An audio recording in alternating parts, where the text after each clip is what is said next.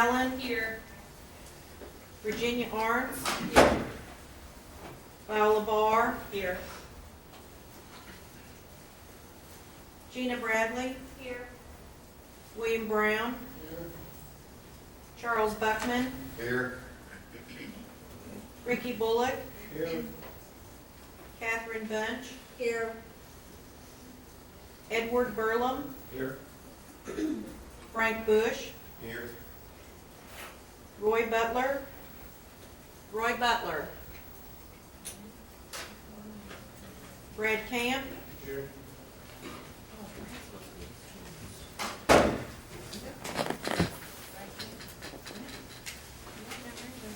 Brad. Here. Oh, you hear Brad? Okay. Okay. Shannon Carnell.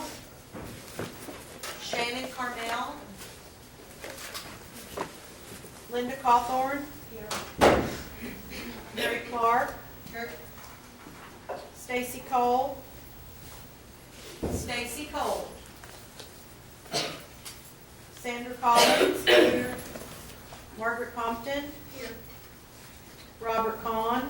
Here. Earl Cook. Here. Rose Ditto. Here. Lowell Eves. Here. Ruthie Fackler. Here. Shannon Bradley. Here. Lisa Fox. Here. Roberto Garcia. Here. Cheryl Gibson. Here. Lester Greenacre. Here. Benita Gorder. Here. Frank Gullidge. Here. Don Hayes. Here. Scott Hodge. Here. Jenny Johnson. Jenny Johnson. John Jones. Here. Harold Klein. Here. Beth Newt. Here. Joseph Lasley. Here. Evelyn Lawson. Here. Robert Lawson. Robert Lawson.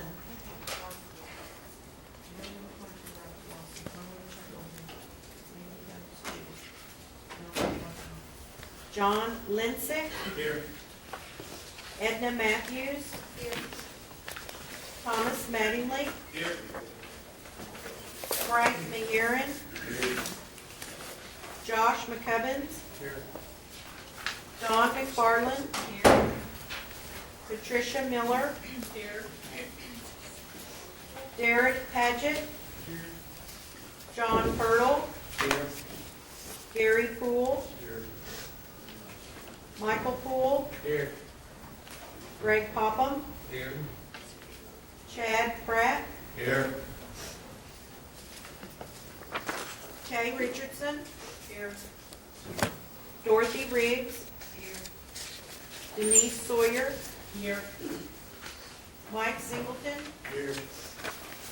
Connie Sereno. Here. Sonia Skeens. Sonia Skeens. Maynard Spurlock. Here. Stacy Stringer. Here. Patty Sweeten. Here. Natalie Thacker. Natalie Thacker. Chris Thomas. Here. Mary Todd Hunter. Here. Lucinda Tony. Lucinda Tony. Matthew Barney. Here. Doug Vowles. Here. Lisa Walker. Kathy Wilkins. Here. Tricia Wright. Here.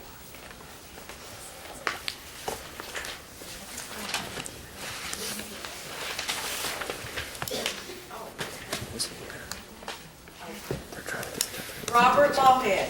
Here. Okay, that's fine.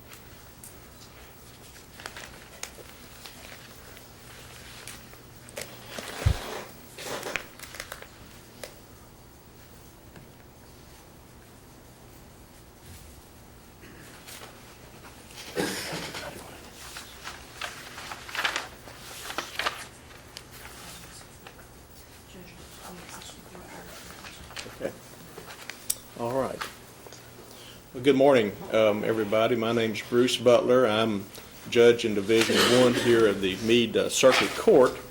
We're here today on a case that we'll explain more in detail to you. Of course, the first step that we must take is to select a jury. And how I normally do this, I'll ask all of you to raise your hand. I'll put you under oath so you can answer questions under oath for the attorneys and for me. When we get that finished, then we'll call 31 of you up here. It'll be the initial pool because there's certain strikes and so forth that the attorneys are entitled to have. But first I want to ask all of you to raise your... First of all, can you all hear me? Is there anyone here that has trouble with hearing? We do have some hearing assistance earphones. Someone was pointing to somebody a while ago. Can everyone hear? Okay, if you can't, we've got some headsets that really help a lot. Matter of fact, they work so good, people want to take them home with them. But they won't work outside the courtroom because I think these amplifiers help you up here. Okay, if you would all raise your right hand, please. Do each of you swear or affirm that you will make true and correct answers to the questions asked of you pertaining to your qualifications to sit as a juror in the case of Commonwealth, Kentucky versus Mason L. Meade? I do would be the appropriate response. Thank you. I'm going to ask the clerk now to draw 31 names, and when your name is drawn, the bailiff will direct you to have a seat up here closer to us. That doesn't mean the ones that are not drawn 31 will go home, because we'll probably have to replace some of these up here as time goes on. So Debbie, if you'd call 31, please.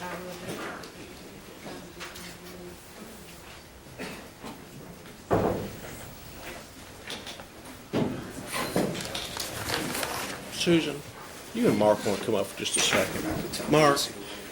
Mark, you don't want to come up for a second? Should we let Doug go? That's what I was thinking. Do I need to tell people what we're doing?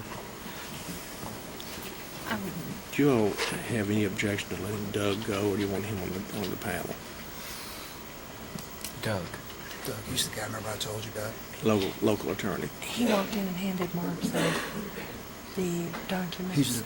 He does a lot of criminal defense work in He town, and and Mark I shared an shared office space for 10 years. Oh, No. Let him go.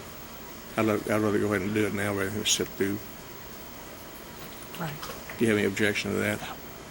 Okay, I'm going to tell the jury why we're letting him go so they don't think he's... Okay. Okay, thank you all. I got one announcement to make. Doug Valls, one of the local attorneys here in Meade County, is on the jury panel. And as you can see, just because he's an attorney, he's not exempt from jury service. In essence, he is, though, because he usually is either involved with cases or knows the cases. In this case, he and Mark Scott, who is one of the attorneys in the case, used to share office space together. But I've asked Doug to come because now there are some cases he may sit on, but there's just no way that he'll be allowed to sit on this case today. So I wanted y'all to know that, Doug, I'm going to excuse you for today only. Yes, sir. Thank you, Your Honor. You're welcome. Thank you for coming. I was chosen, before I became judge, I was chosen on a jury, and I'm from Breckinridge County, and I never got to sit on any either. But, you know, we all have to serve, and if we expect you all to serve, we serve too. But I wanted you to know that's why he's leaving early, because he could sit here all morning through this, and he's going to get stricken one way or the other, I guarantee you. Okay, Mr. Medley, if you'd call 31. You want me to wait on Susan, Judge? Oh, Susan out there? Okay, yeah. Step out. We'll wait for Susan to get back.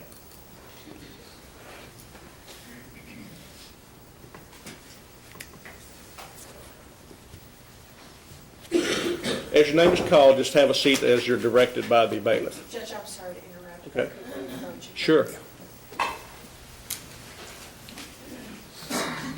Okay. Mr. Crum put it on the wrong day of his calendar. He thought it was next Monday, and he was supposed to be here. My office has reached him. He is on his way from Louisville. He'll be here in about an hour. He's a witness for you? He is a witness. He is the person that hired. Okay. So he's coming? Yes, sir. Okay. He's on his way. Just All right. so you Very know. good. Thank you. Okay, Debbie.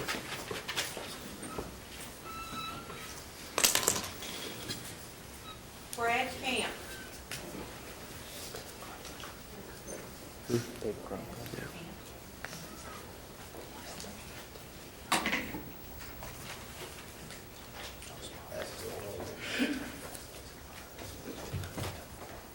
Margaret Compton.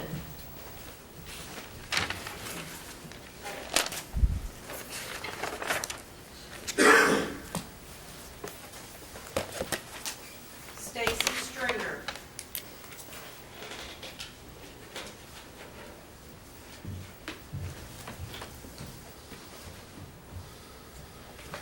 Viola Barr.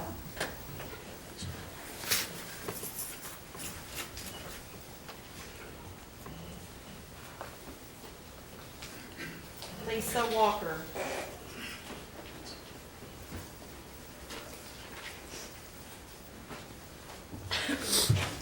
Dawn McFarland.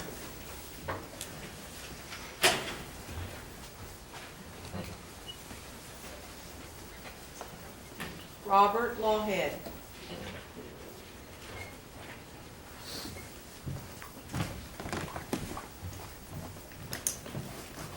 Josh McCubbins.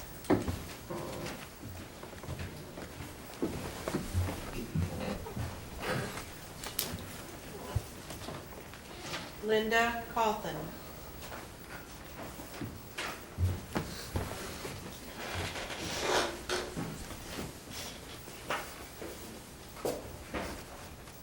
John Jones.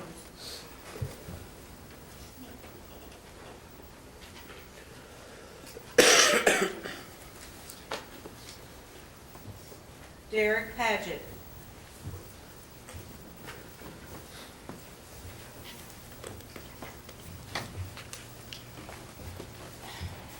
Patty Sweeten.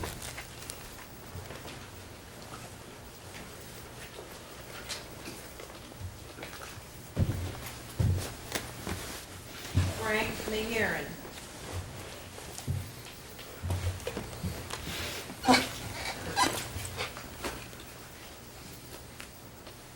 Anita Order.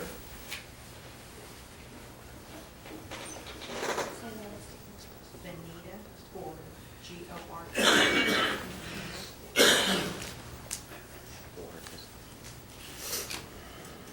Mary Clark.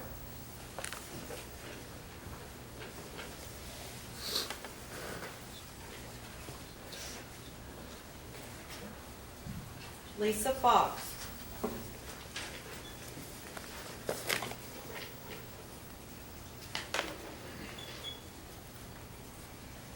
Virginia Arts.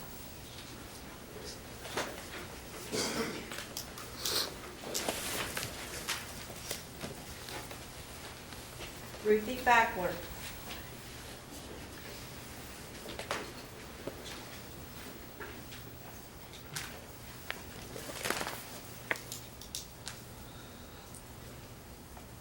Lowell Eads.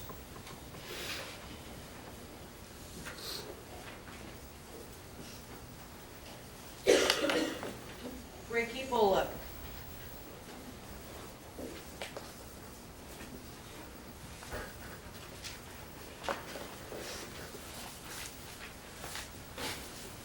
Edna Matthews.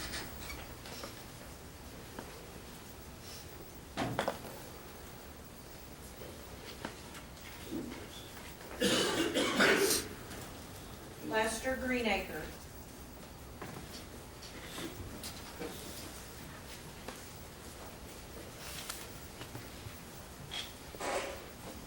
Connie Sereno.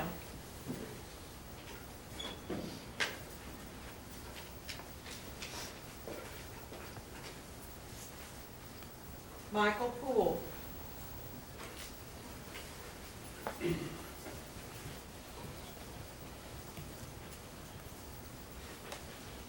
Robert Kahn.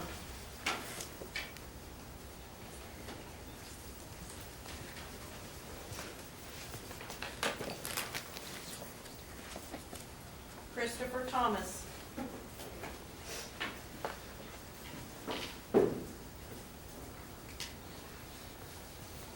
Shannon Bradley.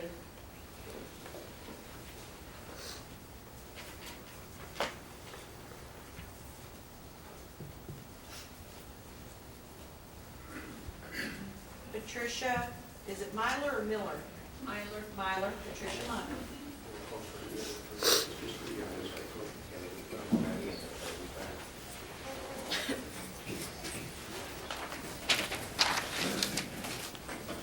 Don Hayes.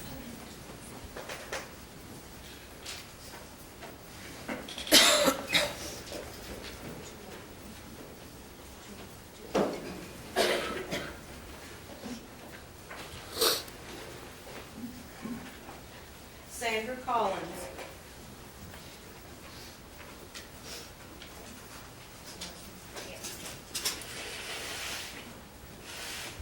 Frank Bush.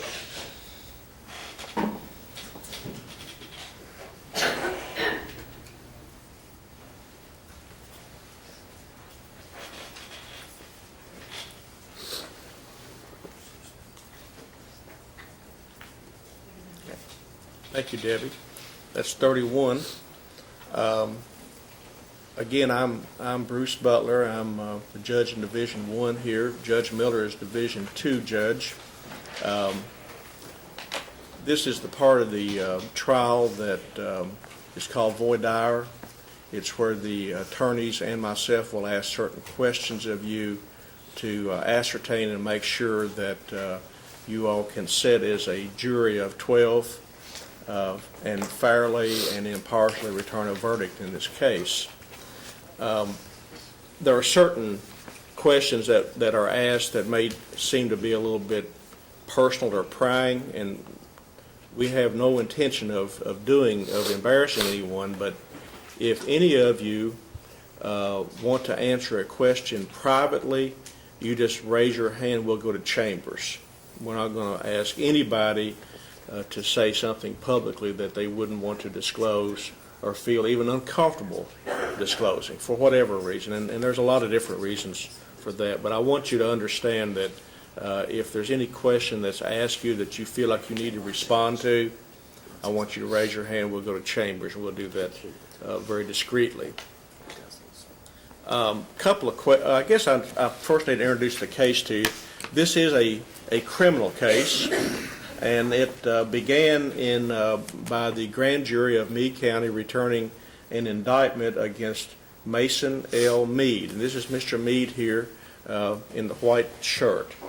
I'm going to read that indictment to you as the grand jury returned it. It's for receiving stolen property valued at $300 or more.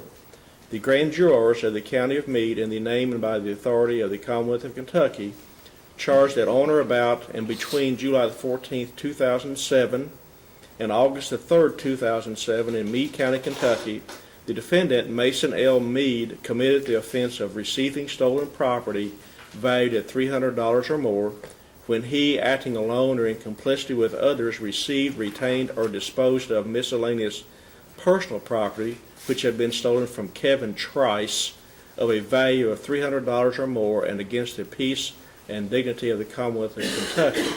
It was signed by the foreperson on September the 10th, 2007. Now, I read that to you, and I want to caution you that that's just the charging document. Those are allegations only, and you should give no weight to those allegations whatsoever. That's just the way that criminal cases begin in our system. So can all of you agree that just because a grand jury has returned an indictment against Mr. Meade, that doesn't mean he's any more likely to be guilty than not? Can you all agree with that at this point? Okay. Mr. Meade has entered a plea of not guilty and has requested a trial by jury. That's what you're here for today. He has a constitutional right to a trial by jury. There's a couple of very strong principles of law involved in criminal cases. One is that a defendant is presumed to be innocent until the Commonwealth or the state of Kentucky proves beyond a reasonable doubt that he's guilty. Can all of you agree that right now you can presume that Mr. Meade is not guilty? In other words, if I were to ask you to vote right now Mr. Meade, guilty or not guilty, would all of you vote not guilty? Everybody agrees with that. Okay. Do any of you, or maybe I should introduce the attorneys also. Mr. Meade is represented by Mark Scott. Mark, would you stand, please? And Brendan McLeod. Mr. McLeod, would you stand? Good morning. Do Mr. Scott has an office here in Meade County.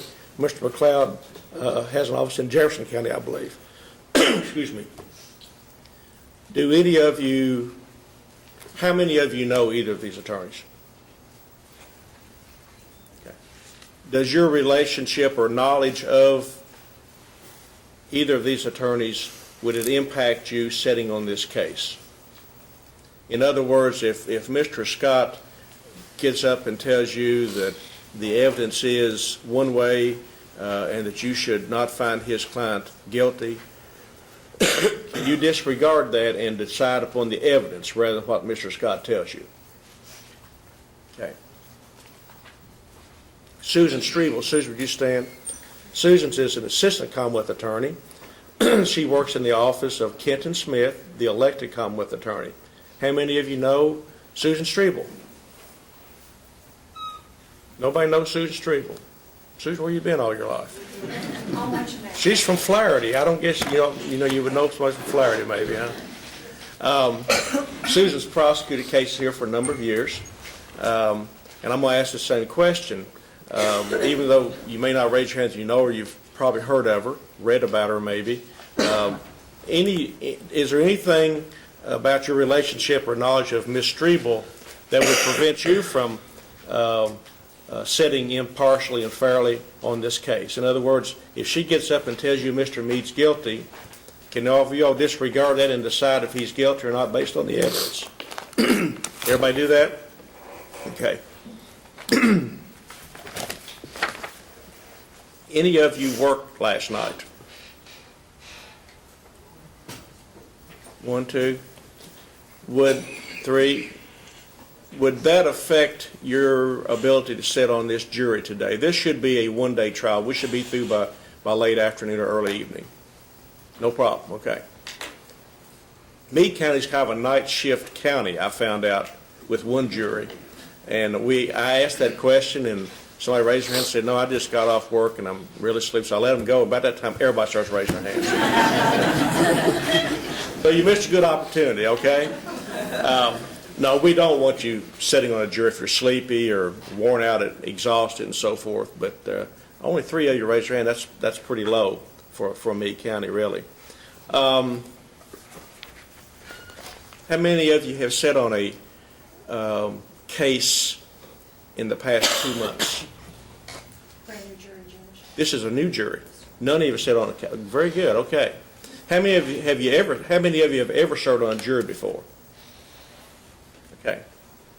Have you actually heard a case and went to verdict with it? Okay. This is as I mentioned earlier, this is a criminal case. There's 2 broad types of cases in our country: criminal case and a civil case. A criminal case is where someone has been accused of violating a criminal law, and the punishment is jail, prison, or a fine, or both. Civil case is where, and we always give this as an example, a car wreck. We call them car wreck cases. It's where you sue someone for money. If you have an accident with someone and you can't settle it, you sue them, and a jury will decide how much damage you have. Do all of you understand the difference between a civil and a criminal case? Okay. A criminal case requires a unanimous verdict, whereas a civil case only requires 9 of 12. Do all of you understand that? Okay.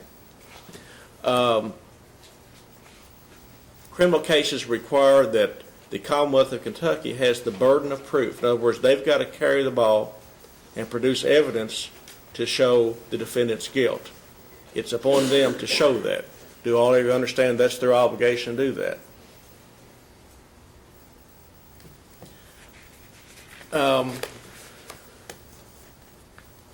In Kentucky, in felony cases, which this is a felony case, we have what's called bifurcated trials.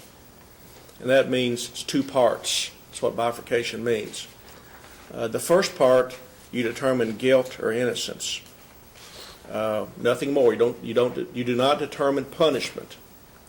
If you return a verdict of not guilty, you go home. If you return a verdict of guilty, then we immediately start the second phase of the trial. It's kind of like a mini trial within a trial. And that's where you would be asked to determine the punishment for the violation. Do all of you understand that? Last thing I want to do is for you all to sit here all day and return a verdict, and if it is guilty, I keep you longer. And you say, well, I wish I'd known that I could have made arrangements for dinner or for my babysitter or so forth. This happens occasionally. Sometimes we'll have someone say, I just don't want to make judgment against someone else. I just don't believe, the Bible tells me you shouldn't judge others. Do any of you have a problem with that concept? Do you understand that you're not being asked to really judge the value of someone? You're being asked to determine the facts and whether this man committed this act or not. Do all of you understand that? Any of you have any problem with that? Okay. I suppose the officer in charge of this case is Deputy Mike Robinson, right? Mike, stand up. How many of you know Mike, Deputy Robinson? A lot of you do. Has he given you tickets or anything? He's the lead officer on the case, apparently. Regardless of what you think of him, good or bad, and we all have our friends and enemies, probably. If we do our job, we do. I know that. Can you sit here impartially and decide this case on the facts and not on what Mr. Robinson says or agrees to? And can you also, if you decide that to go against Mr. Robinson's view, can you do that? In other words, can you be independent? Will you feel like that you're afraid he may harass you if you disagree with him? Any of you feel that way? You wouldn't admit it anyway, would you? Probably. No, sir. Okay. Let me see. Oh, another thing. We get a lot of our information from TV, unfortunately, anymore, and our trials are really not very much like they show them on TV. Usually on TV, a case comes in, it's a very complicated case, and they're at trial the next morning, and it's over, and a lot of grandstanding. In this case, in all cases here, do all of you understand that the attorneys are by their nature required to make objections to things sometimes in a trial? If something's not going the way that they feel like it should be according to law, they're required to do their job properly to make objections. You all need to understand that attorneys do those kind of things. Will you hold it against the attorney if they make objections? Even if it seems excessive, can you promise not to let that interfere with determining what the facts are of this case? And do all of you understand that anytime an objection is made, I have to make a decision? I have to decide either to sustain the objection or overrule it. Do you understand that just because an attorney makes an objection and I don't agree with it, that doesn't mean his client's guilty or not guilty, or doesn't mean the other way for the Commonwealth? Do you understand that there's a ruling that has to be made on every issue? And just because an attorney maybe seems like he or she gets their objections overruled a lot, can you get that out of your mind and give this person a fair trial? You understand those things happen in trials. Do you also understand that sometimes there'll be a motion that has to be heard out of your presence? I know that irritates juries sometimes because you think, well, what are they back there talking about? Are they talking about me? Are they talking about basketball games? We're not talking about anything but what that motion is, okay?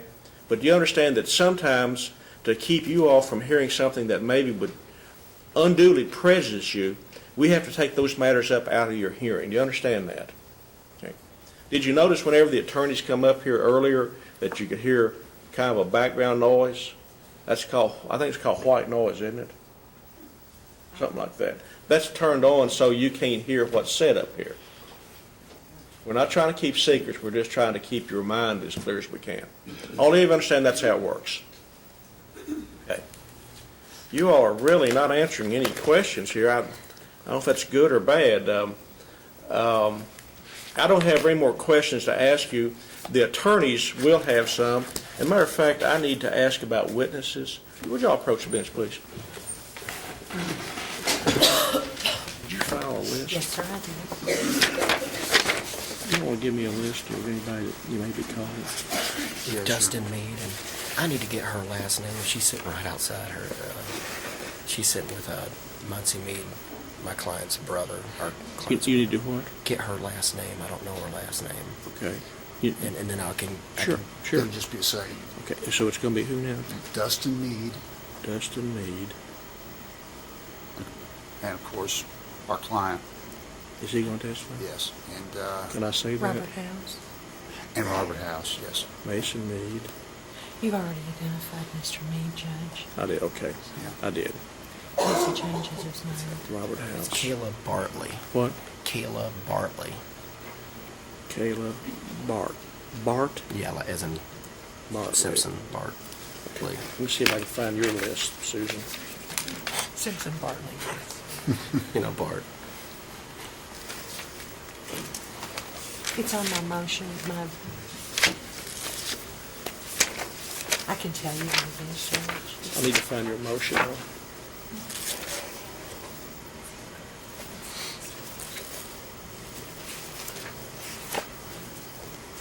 Maybe you can find it for me. It'll be easier. I'm about to ask some questions. I'm going to turn it over to you guys. I've never had anybody not respond like this before. It's a Monday. It's It's a Monday. Good day. Some big Judge, it games on should the be right weekend. here. I filed it Friday, Oh, you start Friday? but here they are.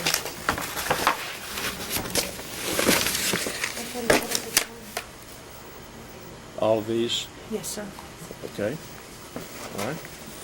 All There's right. no hints, just single stuff. I'm sorry? It's all early discovery. Correct. It's Oh, okay. except Judge, Sheriff Carrick may testify. You don't want to put that down. He may testify in rebuttal, I don't know. I think he'll have to testify just by the report on page 6.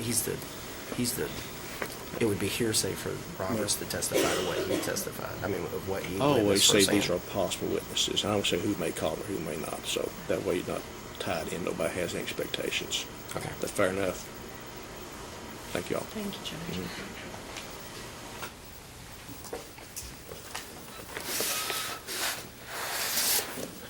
I want to read you the names of possible witnesses. Now, this doesn't mean they will definitely testify, but they possibly may testify, and I want to know if any of you have any relationship with any of these witnesses that would cause you some problems as far as sitting on the trial. Dustin Meade, Robert House, Kayla Bartley. I've already mentioned Mike Robinson, Michelle House, also is called Missy House, David Crum, C-R-U-M, Sarah Gish, and Dr. Kevin Trice, T-R-I-C-E, and possibly Sheriff Carrick, Butch Carrick, Meade County Sheriff. Do any of you have a relationship with any of these people that would cause you to not be able to sit objectively on this jury and render a fair and impartial verdict? In other words, do any of you have a real close social relationship? Thank you, Becky. Social relationship or related by blood or marriage, so that if you see these people at a reunion or or church or something that you would feel compelled to apologize to them or explain to them what you did? Nobody. Okay.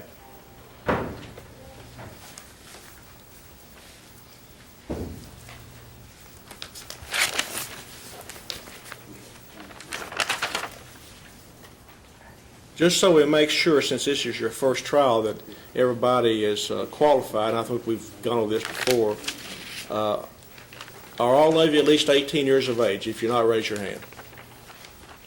All of you U.S. citizens? Are any of you not a resident of Meade County, Kentucky? Do any of you have difficulty speaking or writing the English language? Have any of you been previously convicted of a felony and have not been pardoned by the governor or your civil rights restored? Any of you presently under indictment? Have any of you served within the past 2 years on a jury? Folks, I don't think I've ever gone through this part without somebody raising their hand for something. Yes.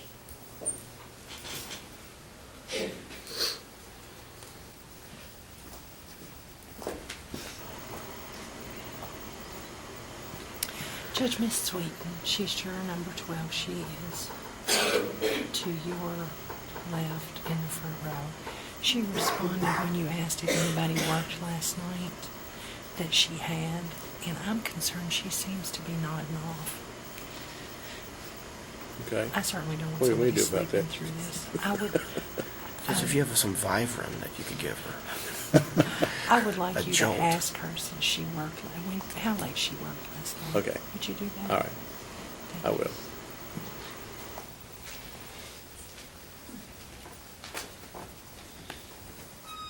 Maybe I'm just trying to get a response. Who worked last night? Raise your hand. Did you raise your hand last time? I didn't work last night, the night before last. Are you Got sleepy? my nights confused. Are you sleepy this morning? Yes, I'm not gonna lie, yes. Okay. Are you, I'm sunburnt, I'm miserable. you got sunburn? You been in Florida? No, I went to tanning bed. Oh, okay. I wasn't going to be sympathetic to being to Florida. Are you so tired that you don't feel like you can sell in this case? No, I'm miserable, I'm sunburnt. You're My miserable eyes are because you're swollen. sunburned? Would that prevent you from sitting here and No, I'm fine. being able to listen to we'll take appropriate breaks and so forth. And by the way, we'll take a break. If someone needs a break, you let me know. I try not to keep you here more than an hour and a half at a time because everybody's got different needs. So you're okay? Yeah, I'm fine. How about the other two that worked? You okay with that? Yes, sir. I drove 15 hours last night. You drove 15 hours last night. I'm going to drive you. You feel like that would affect your staying all day today? Because this could be a long day. Yes, sir. I'm going to excuse you. Thank you for your candor. Would you give us your name, please? Maynard Spurlock. Mr. Spurlock, thank you very much. I'm not trying to get rid of you. I just want to, Judge, he's not on the panel. That's right, he's not on the panel, that's right. Okay, anybody else? That's all. One other thing. We're going to select 13 of you. It takes 12, but we're going to select 13 because even though this should be just a one-day trial, someone could get ill. You could have an emergency, and we wouldn't want to have to redo the trial at the last moment like that. So, and I say that to say this: the 13 of you will hear the case, and just before it's submitted to you for decision, the clerk will draw one out of the hat, and that person will go home, and the other 12 will stay and deliberate and return a verdict, hopefully. So that's kind of how it'll go. After we get the 13 selected, we'll go into more detail about the steps of the trial. I think jurors need to know what's coming so you can kind of get oriented to know what stage we're at and who you're going to hear and so forth. So we will be doing that. I guess there's just one other question I need to ask you. We all have different things going on in our lives. Some of us have families to care for, older parents or young children or spouses that are ill. Is there anything, and I know everyone has that going on. We all do. Just like the gentleman, he drove 15 hours. I thought that was commendable. He drove 15 hours and made it here. That speaks very well of him.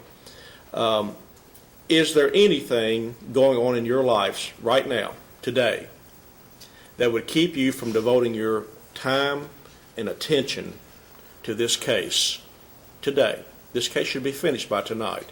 But is there anything that would prevent you from doing that? Because this is a very important case for everybody involved here. This man's accused of violating the criminal law. Commonwealth says he's done it. He says he hasn't, and everyone's entitled to a fair trial on this. Is there anything that keeps you, in other words, I guess the way to put it, you may be here in body, but your mind's somewhere else. Is there something just pressing you so bad that you couldn't concentrate on this? No? Okay, that's all the questions I had at this time. I'm going to allow the attorneys to ask you questions. And Ms. Cleveland, I guess you're first, aren't you? You may ask. Your Honor, Mr. Scott, Mr. It's McLeod. That's okay.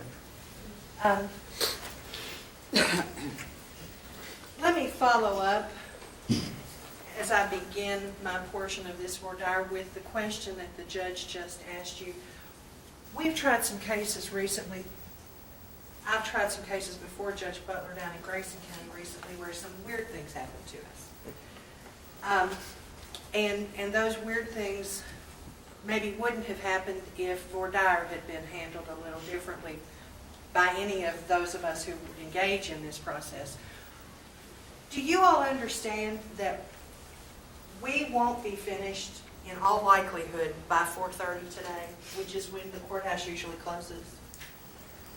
We ran into childcare. Actually, we ran into a dairy farmer's issue. We had a dairy farmer on one of our juries who, about 3:30 in the afternoon, told the bailiff, "I have got to leave here at 4. I've got 60 cattle that have to be milked, and I'm the only one that can do it."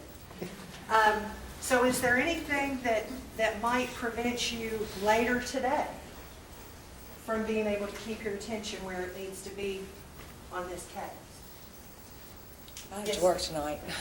You have to work tonight. Do you understand, Ms. Sweeten, that you would be excused from working tonight because you're on the jury? Well, after 8 o'clock, or Yes, I go in ma'am. at 8 I mean, o'clock. by being on the jury today, you would be, am I correct about that, Judge? You would be excused from working tonight. Okay. Okay? And your employer can't take action against you. Okay. I'm actually more worried about your sunburn. Me too. And really and truly, I've done that, not in tanning beds, but I've done that to myself. I imagine we all have a time or two. You can be pretty miserable from a sunburn. You get itchy, you get achy. It can be as distracting as maybe chickenpox or something. So, in fairness to Mr. Meade and the victims, the Commonwealth of Kentucky, all of the people that are represented here today, there can be plenty more trials during the course of your term. Are you comfortable enough physically to pay attention today? I'd rather go home, I'm not gonna lie. I really would. And I imagine everybody'd like to get back to their lives. Yeah, but But from your physical condition, I mean, only you can judge that. Can you? I mean, I can do whatever I have to do. But I mean, as far as being sick and not feeling good, no, I do not feel good. Am I worried Would about it my work distract you that from day? your normal routine? Are you uncomfortable enough that it would be a problem that way? Probably. I'm not gonna pay Judge, attention I'm real going to good. ask you for today. You won't go to jail again before another trial, right? Okay, I'm going to excuse you for today. thank you. I ask the clerk to call another person to replace her.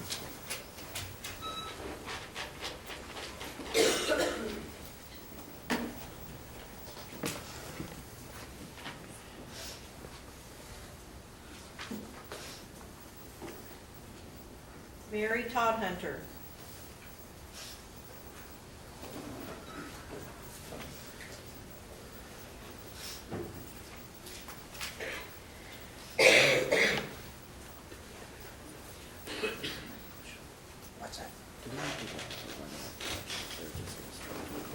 Ms. Todd Hunter, have you been following along all the questions that we've Yes. asked up to this point? Would you have responded to any of them if you'd been saying this number in No. 31? Okay, thank you.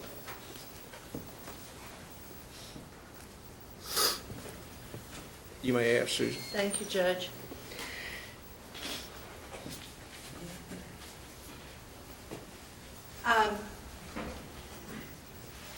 Something else, in our last jury, we actually got a jury seated. We had been through most of the first day. It was a multi-day trial.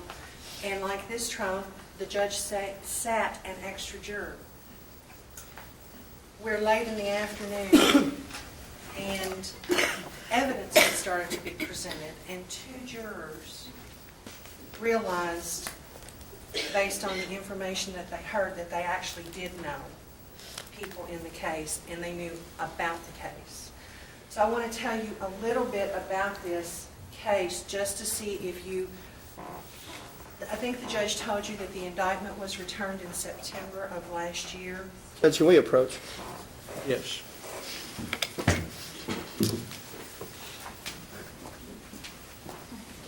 I've got several issues. One is, we'd like to have a running objection if they're... We'd like to have a running objection if they're going to strike for, if you're going to strike for cause on the fly without our ability to rehabilitate. Okay. And second of all, I'd like the prosecutor to ask questions as opposed to lay foundations for stories, which the questions are few and far between, and it's more of a lecture as opposed to polling the jury on what is, I think, substantive and their ability to sit on the trial. Okay. It's not about living vicariously through an old jury. It's about who's sitting here today, and can you please tell me if at 4:30 you're going to have a problem, at 5:30 you're going to have a problem, 6:30, there's a proper way to go through that through the jury selection and the questioning process. Respond. Judge, first of all, I don't think I've done anything improper. This is the first time this I'm jury not alleging has ever met. It is not experienced with voir dire. They have need of a context, and that's what I'm trying to provide them for why I'm asking questions. And they have need to have a comfort level to respond to those questions, to know that, for example, with Miss Sweden, Judge, it's a little bit embarrassing to have to say that you need to be excused because you were silly enough to get sunburned in a tanning bed. But there's nothing insignificant about her sitting there all day distracted because she's physically uncomfortable. That needed to be drawn out from her. I'm explaining this situation to the jury so that they know that it's all right for them to express knowledge or to express, maybe I do. And they have to have a base to know what this case is about. So I'm trying to give them a time frame. I think I have to lay a foundation. And I also think that what I'm doing is the way that in the 15 years I've been trying cases on this circuit, I've always done voir dire, and that I anticipate other people to perform their voir dire. I don't think that I've been excessive. Well, this honorable court did lay the foundation initially to give them a guideline of how the case would proceed. But she absolutely did the right thing, asked her questions, but it's about asking questions and not lecturing the jury about prior experiences and building rapport with prior juries. Okay, I'll note your running objection, and I should have let you guys rehabilitate her. I didn't. I should have done that for you guys. I didn't really. That just slipped my mind. I'll note your objection there, but I'll overrule your objection to her, the way she questions. Thank you, sir.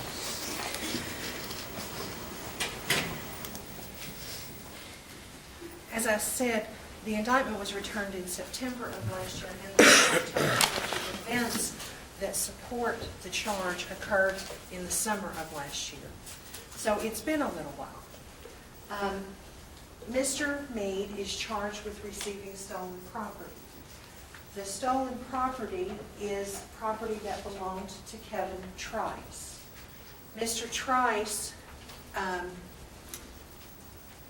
was moving, and he he lost property. That property was then turned over by other parties to the sheriff's office. These events all occurred in the summer and fall of last year. Did anybody read anything in the newspaper or hear anything on the radio about this case? Has anyone ever been the victim of a property crime? Ever had anything stolen from? Quite a few. I would ask for you, I'm going to start with Mr. Camp, and I'm going to ask you all to listen to my questions, because they're going to be basically the same questions for each of you as we proceed. Okay? Mr. Camp, when was property taken from you? When I was a child. Okay, so it's been a little while. Yeah. Was that activity responded to by the bringing of criminal charges? No, what happened was they had stole my motorcycle and we ended up recovering it on the Okay. fall day. Was anybody ever charged with that? Did you know who took it? But it was recovered. Ma'am, did you raise your hand? Yes. Okay. When was your property taken? How long has it been? 1996. Okay. My purse was stolen. Your purse was stolen? Yeah. Were you mugged and it was stolen? No. It was in my home. I had went down the street a couple blocks, and when I came back, somebody broke into the house and took my purse. Was anybody, were any charges brought? No, never knew who did it. And your property was not recovered? No. How did that, where was that? That was in Jefferson County. Did you report the break-in and the theft to the police? Yes, because I had a lot of personal papers, such as driver's license, social security card, and everything in the purse. I did report it, and they made a report, but it never came of it. Having been,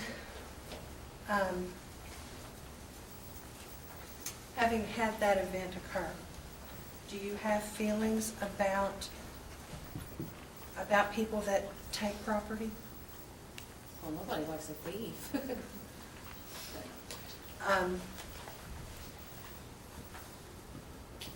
Are you, it was your home? Yeah. It was in your home? Did anything happen with your identification or your credit No. cards or your checkbook? No, nothing ever came of that, no. Mr. Bullock, did you raise your hand? How long has it been since your property was taken? Yeah, probably the last one of 5 or 6 months. Happened more than once to you? Probably 7 or 8 times in the last 10 years. Okay, and you live here in Meade County, you have, for that period of time, am I correct about Yes, that? ma'am. Have you reported that to the police? Yes, ma'am. Has anything been done about it? No, ma'am. Has anybody been identified? No, ma'am. Has your property been recovered? No, ma'am. How do you feel about serving on this sort of case with that sort of history? Well, as many times as it's happened to me, it's sort of going to be hard to sit here and judge this. I sort of look down on people who do this. As many times as it's happened to me, and nobody's been convicted of nothing. Of course, when you live in Wolf Creek, you call the law, it takes them an hour and a half to get there. Anybody you're going to catch is they're gone. So it will be hard for me.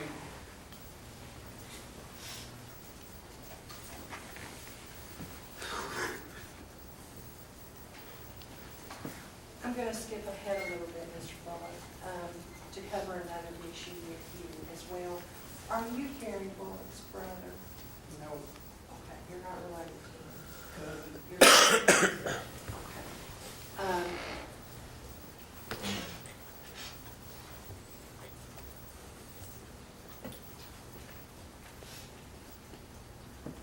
Mr. Bullock, you understand that in this case, somebody has been identified to be in possession possession of property that was stolen? Have you already formed any sort of opinion about Mason Meade? Not 100%. Something less than 100%? Yes, ma'am. Something more than 50%? It's pushing 50% close. Judge, I'm going to ask for Mr. Bullock to be excused.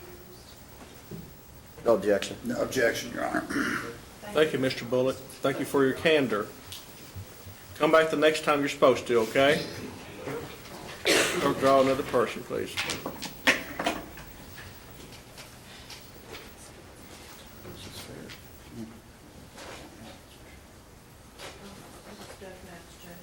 Yeah, that was Doug Vales. He's already gone.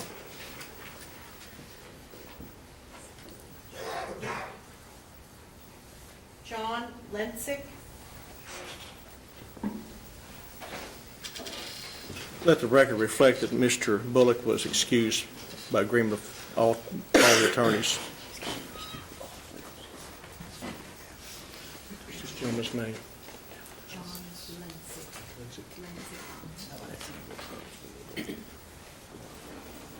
Mr. Lensick, did you listen to all the questions that have been asked? Yes. Would you, Hard to hear her. hard to hear her? Yes. Did you hear all the questions I asked of you?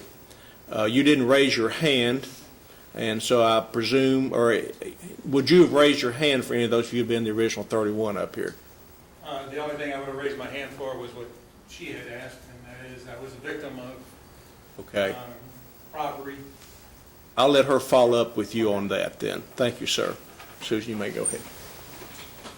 And I will try to speak up. If I don't speak loudly enough, somebody throw up a hand or throw something at me. Mr. Lensick, did you say that you were the victim of a robbery? Well, I lost money. My wallet was taken 3 times. Was it like a mugging where it was taken personally from you? No. Okay. My wallet was laying there, somebody took it, took the money out of it. In some cases, they just threw the wallet on the ground, and I found the wallet later, but And you said 3 times? 3 times in 10 years. Is that within the last 10 years? Yeah. Did any of those incidents occur here in Meade County? Yes, one.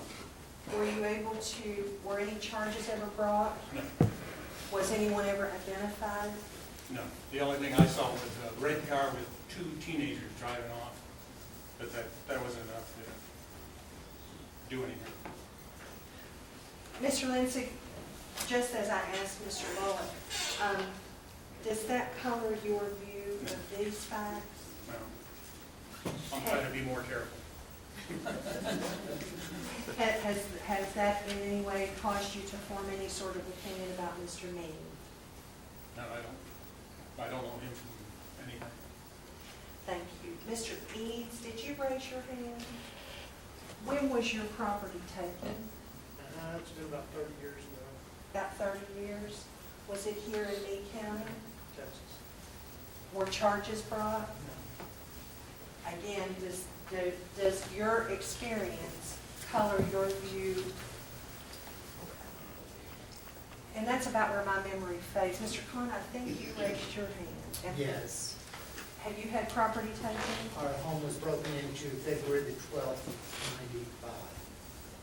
And we had numerous things taken. It was ransacked. Was anyone identified? And so no There was charges? no one at the time. Does that color your view of Mr. No. Meade? And Mr. Kahn, I don't want to make you uncomfortable, but I want to follow up on another issue with you. You're Robin and Graveston, right? That's correct. Okay.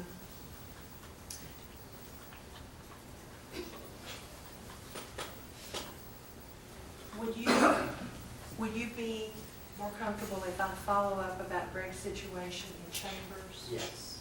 Judge, could we go to chambers? Yes. Yeah, come on, sir.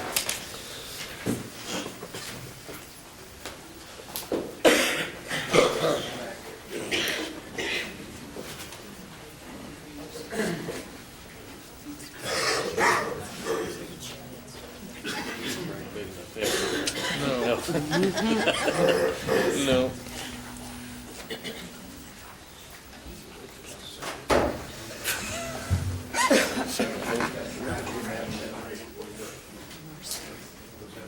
Not my idea. Good enough.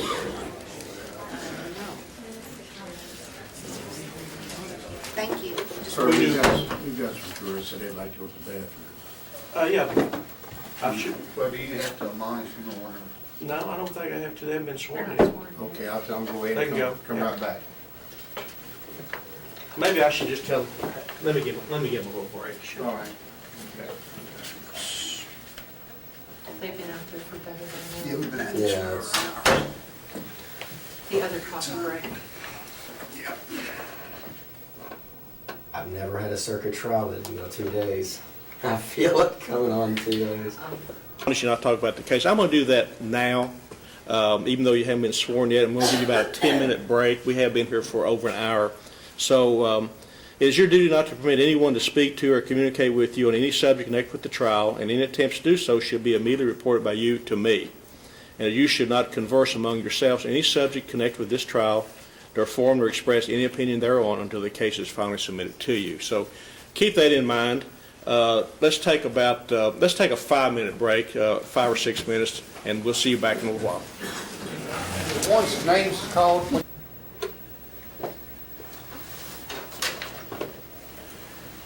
I went ahead and admonish me anyway. It won't hurt anything. I don't think I had to, but. No harm in it. All right. We are on the record. Are we? Yes, sir. Okay.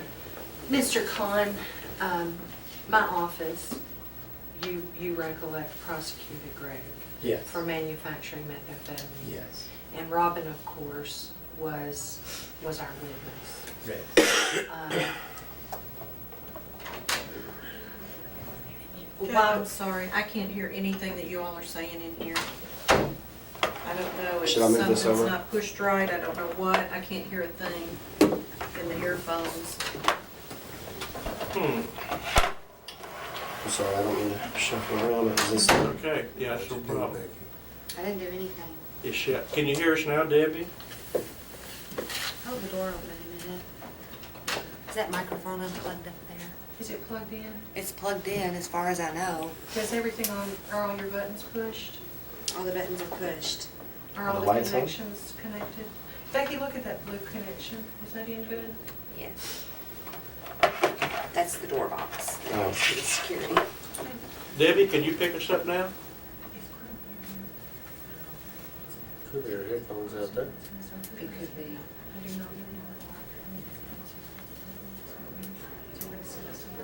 Saturday Night Live used to have Garrett, did the hearing impaired. It's just he'd be yelling down in the bottom of the screen for the hearing impaired.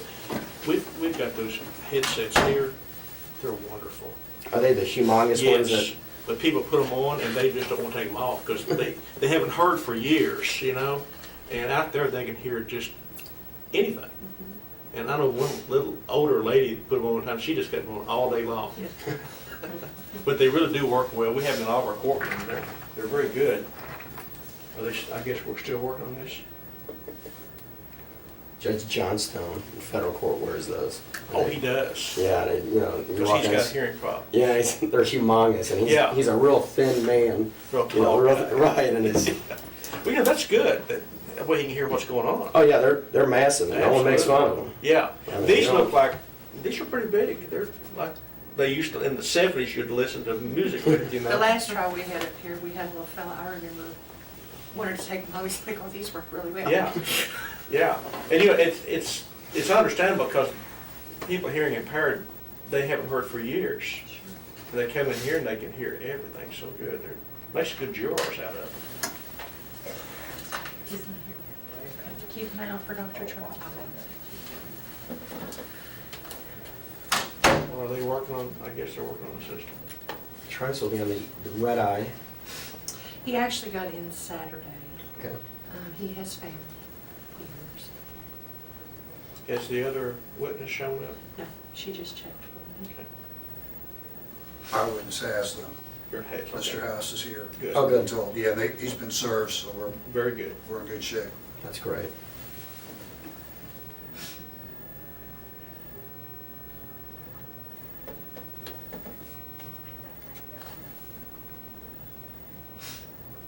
which will make moving to suppress, I think, traces, but I would move in limine. We had no, Yeah, wait.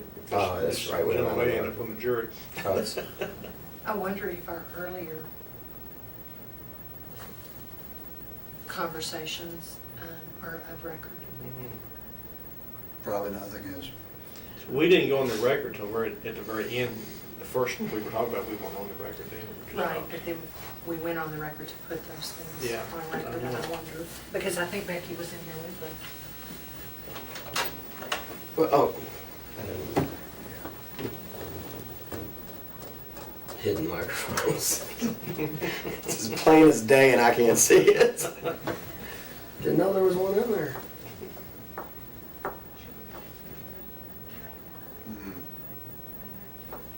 Judge, what say we go into the hearing? Okay. We can do that.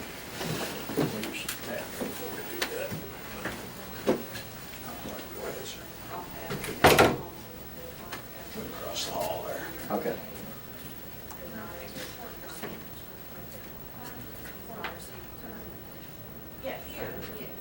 We're just not picking up what's going on.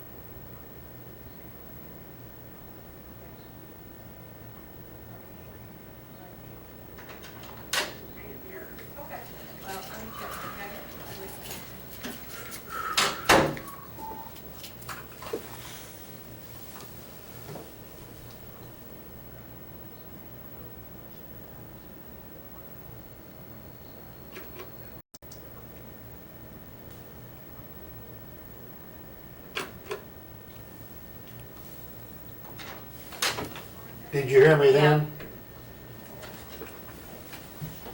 I'm gonna go on public and see if you can hear it out there. Okay. Stephanie, can you hear me out now on public? Yeah, but you're in the courtroom. I know Yeah, it. that's what we're trying to do. I We're was trying to just- see if I was something's just trying to wrong. see if it was So just you in can this. hear it when it went out in the courtroom. That's what I was But we can't trying. hear it on the microphones. Can't hear anything on the microphones. Okay, now can you hear anything on the microphones?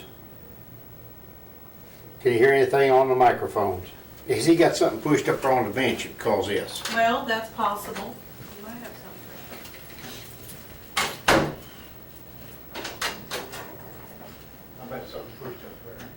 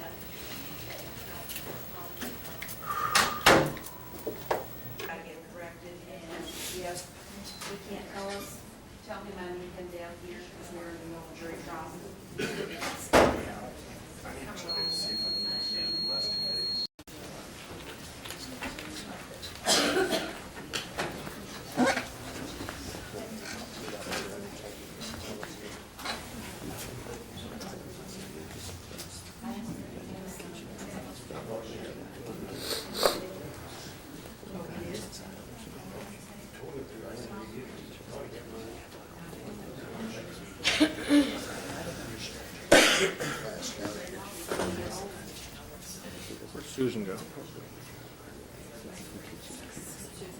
teach crucial? Yeah. Oh, I see. Okay. All right. Remember, it's a little side.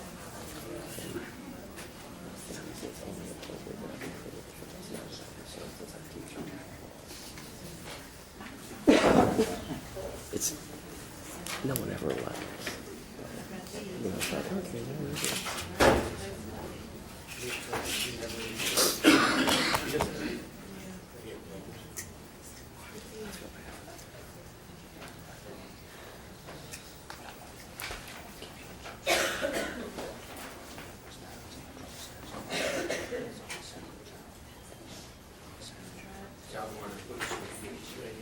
Right, she told me that.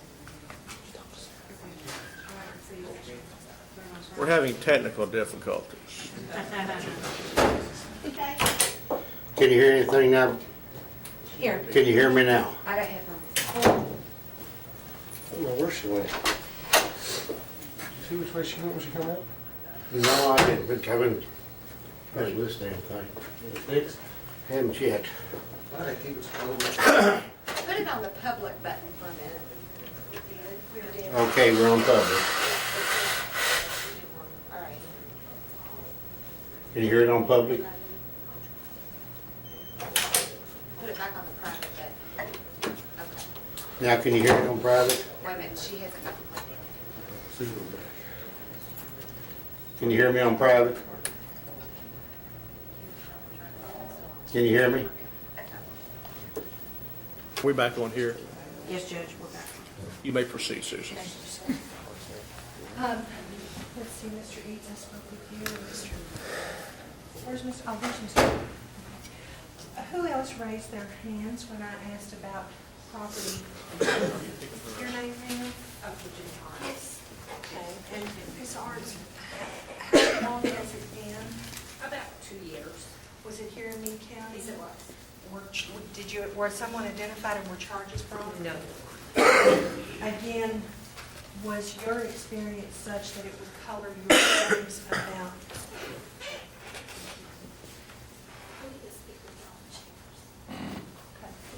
Chambers?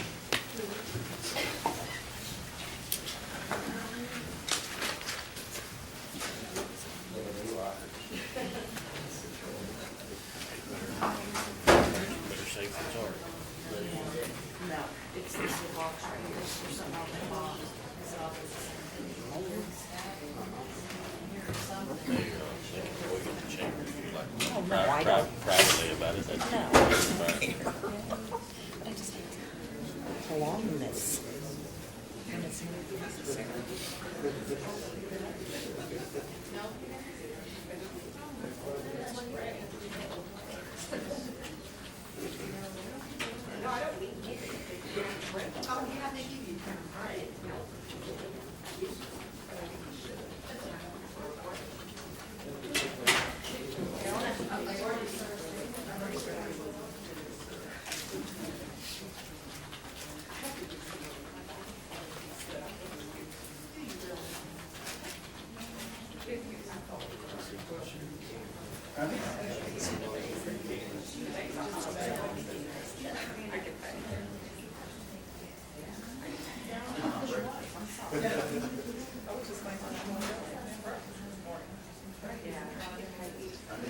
I'm here at 7, and I'm always up.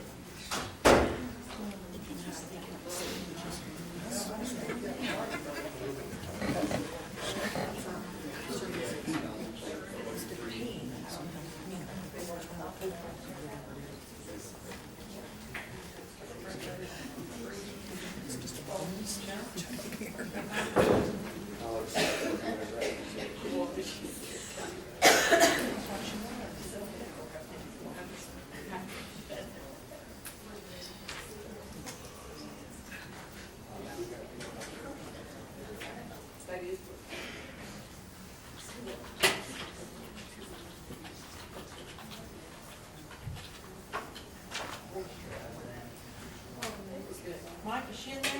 No. I got it, Debbie. You want it? I'll go with it. I thought she was in there. No, she's staying. I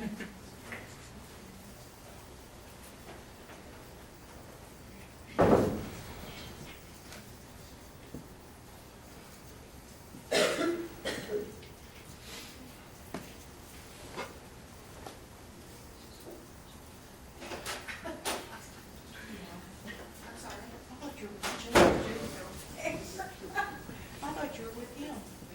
Mike's looking for you. It's a Monday. I thought you were in there with him.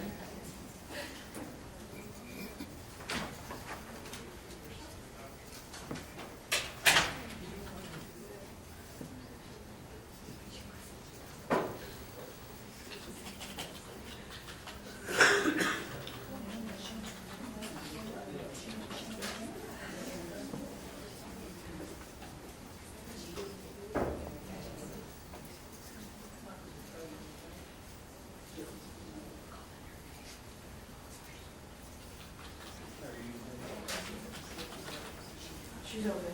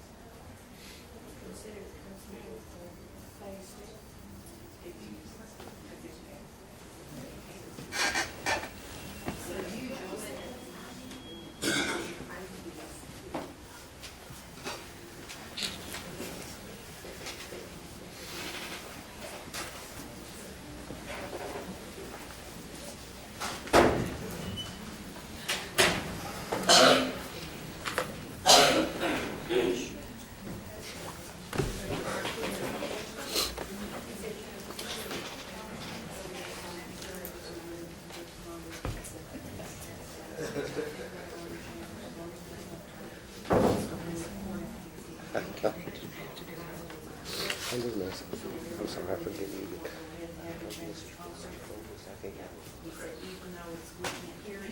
I'm afraid of it. Okay, we're back on the record. We've been told that we can use this room over here now. Even though you can't hear it out here, it's recording, so that's good news for us. Okay, Susan, I believe you are... We need to replace Need another Ms. juror. Clark. We do need, exactly right. I've excused Ms. Clark. Clerk would call another one, please.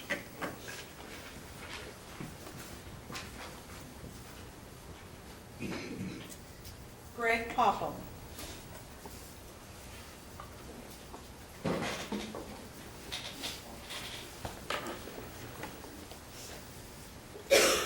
Mr. Popham, have you been able to hear all the questions that have been asked this morning? Yes, Your Honor. Would you have responded to any of them by raising your hand? No. Thank you. Ms. Strebe, you may question. Thank you, sir. Was there anyone else that raised their hand in response to my question about?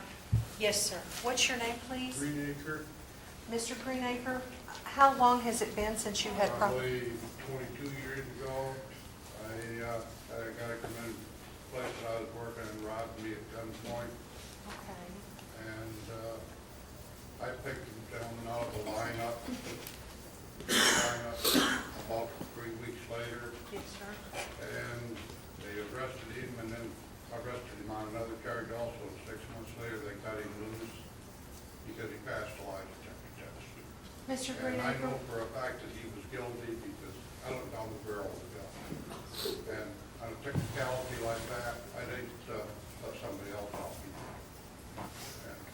Does that I'm not affect? sure if I could be honest or not with the deal.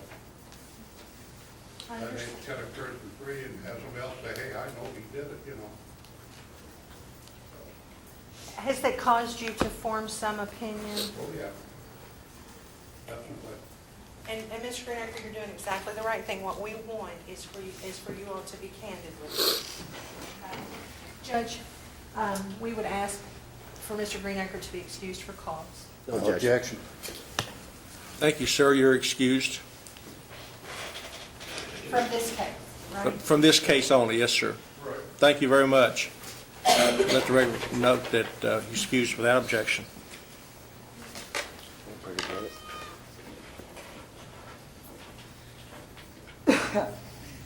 Frank Gullidge.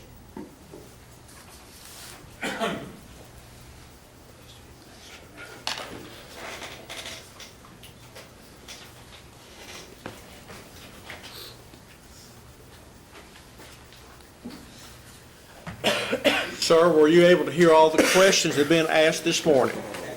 Would you respond in any way to any question? Thank you. Ms. Strebe, you may ask. I think I have one more hand. Yes, ma'am. Your name? I'm sorry? Ms. Bradley. Ms. Bradley, how long has it been since your... Was it here? No, it's a new one. Was anyone identified and charged? Does that experience, you think you will be fine? Okay. Anyone else on that question? Yes, ma'am. I had a robbery in our house. Ma'am, say your name for me, Ruthie please. Fackler, Miss Fackler, go ahead. but it's fine. I'll be all right. How long ago was your... Oh, probably 15 years. Okay, and you can set that aside. Yes, it'll be all right. Ma'am, your name? Oh, I'm sorry.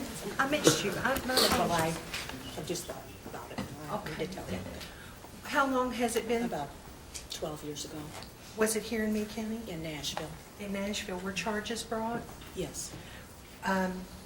Was that experience such, does it affect your ability to, No. you can be fair? Okay. And anyone else? Yes, sir. I personally had 8 people rob this afternoon. I work for a company that gets robbed just about every day. What company do you work I for? work for Rent Center. Okay, in Radcliffe? Yeah, How long have you been with them? almost 2 years. Were you involved in the Robert Wheaton case? I may have. What's your, My name is Frank Marin.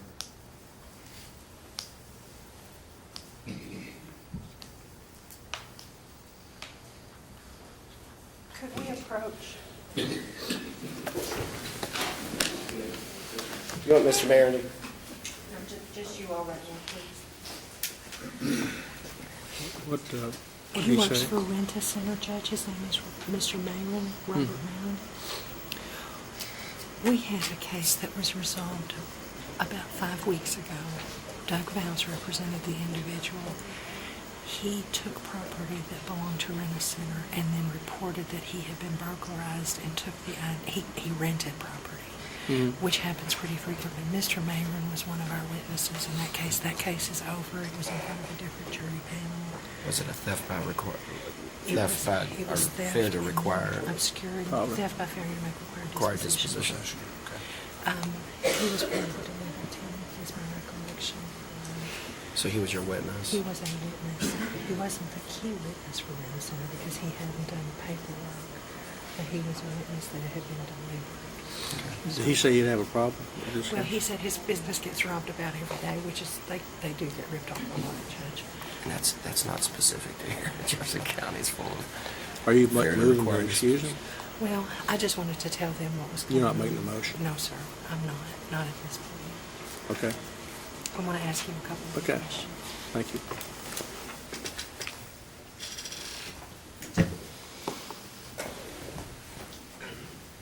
Mr. Mayor, does your experience with Rent Center color the way that you look at this case? That I don't know. Because, especially, I don't know what's gonna happen in the case, questions may be happening, you guys let me know. Ask a question, you know what I'm saying? I just don't know. Let me ask a question a little bit related to that, but a little different. Do you have strong feelings about what happens on a regular basis with your employee? Yes. Are those feelings negative toward individuals who act that way toward your employee? Like I said, depends on the situation. I mean, like in this case, you see what's going with you guys. You see everything. In certain circumstances, it's understandable. But like I said, I don't know anything about the case, so I can't really say yay or nay. I know if something happens, questions happen, or something comes up in the case that may arise, and I might be judgmental about it, Right. Mr. Mayor, there are times when you hear the excuse for somebody who has received and you think to yourself, anybody would have known better. Or I've heard that before. Mr. Mayor, out of an abundance of caution, I'm going to ask the court to excuse you from cause. No objection. Excused without objection, then draw another name, please. Thank you, sir. That's just for today, though, remember? Okay. That's right here, correct, Judge? What's your name, sir? Thanks, Mayor. Thank you.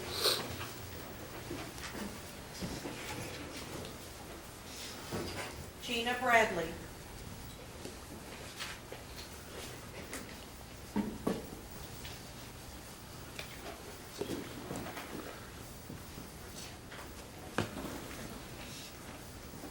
Ms. Bradley, have you heard all the questions that have been asked this morning?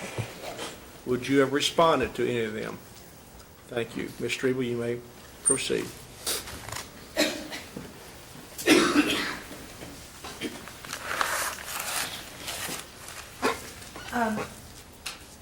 Anybody else on the staff? People who are part of the veneer right now?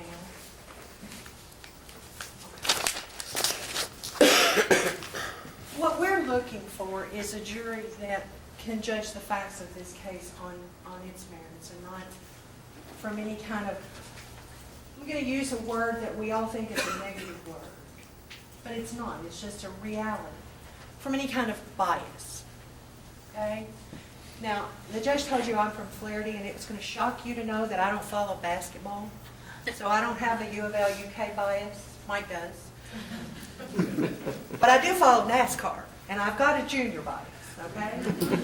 It's not a bad thing. It's just a reality. So I want to ask the question of you,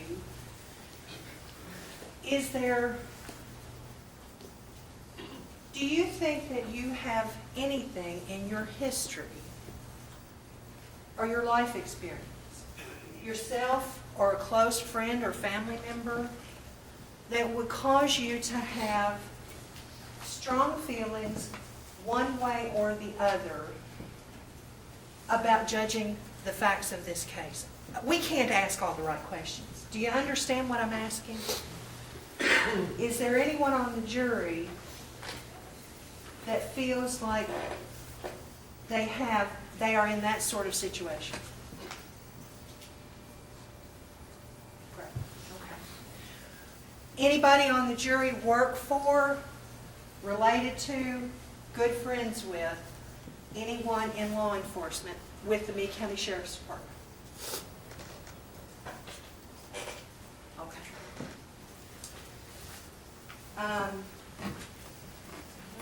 Yeah. Are you saying now or just whatever?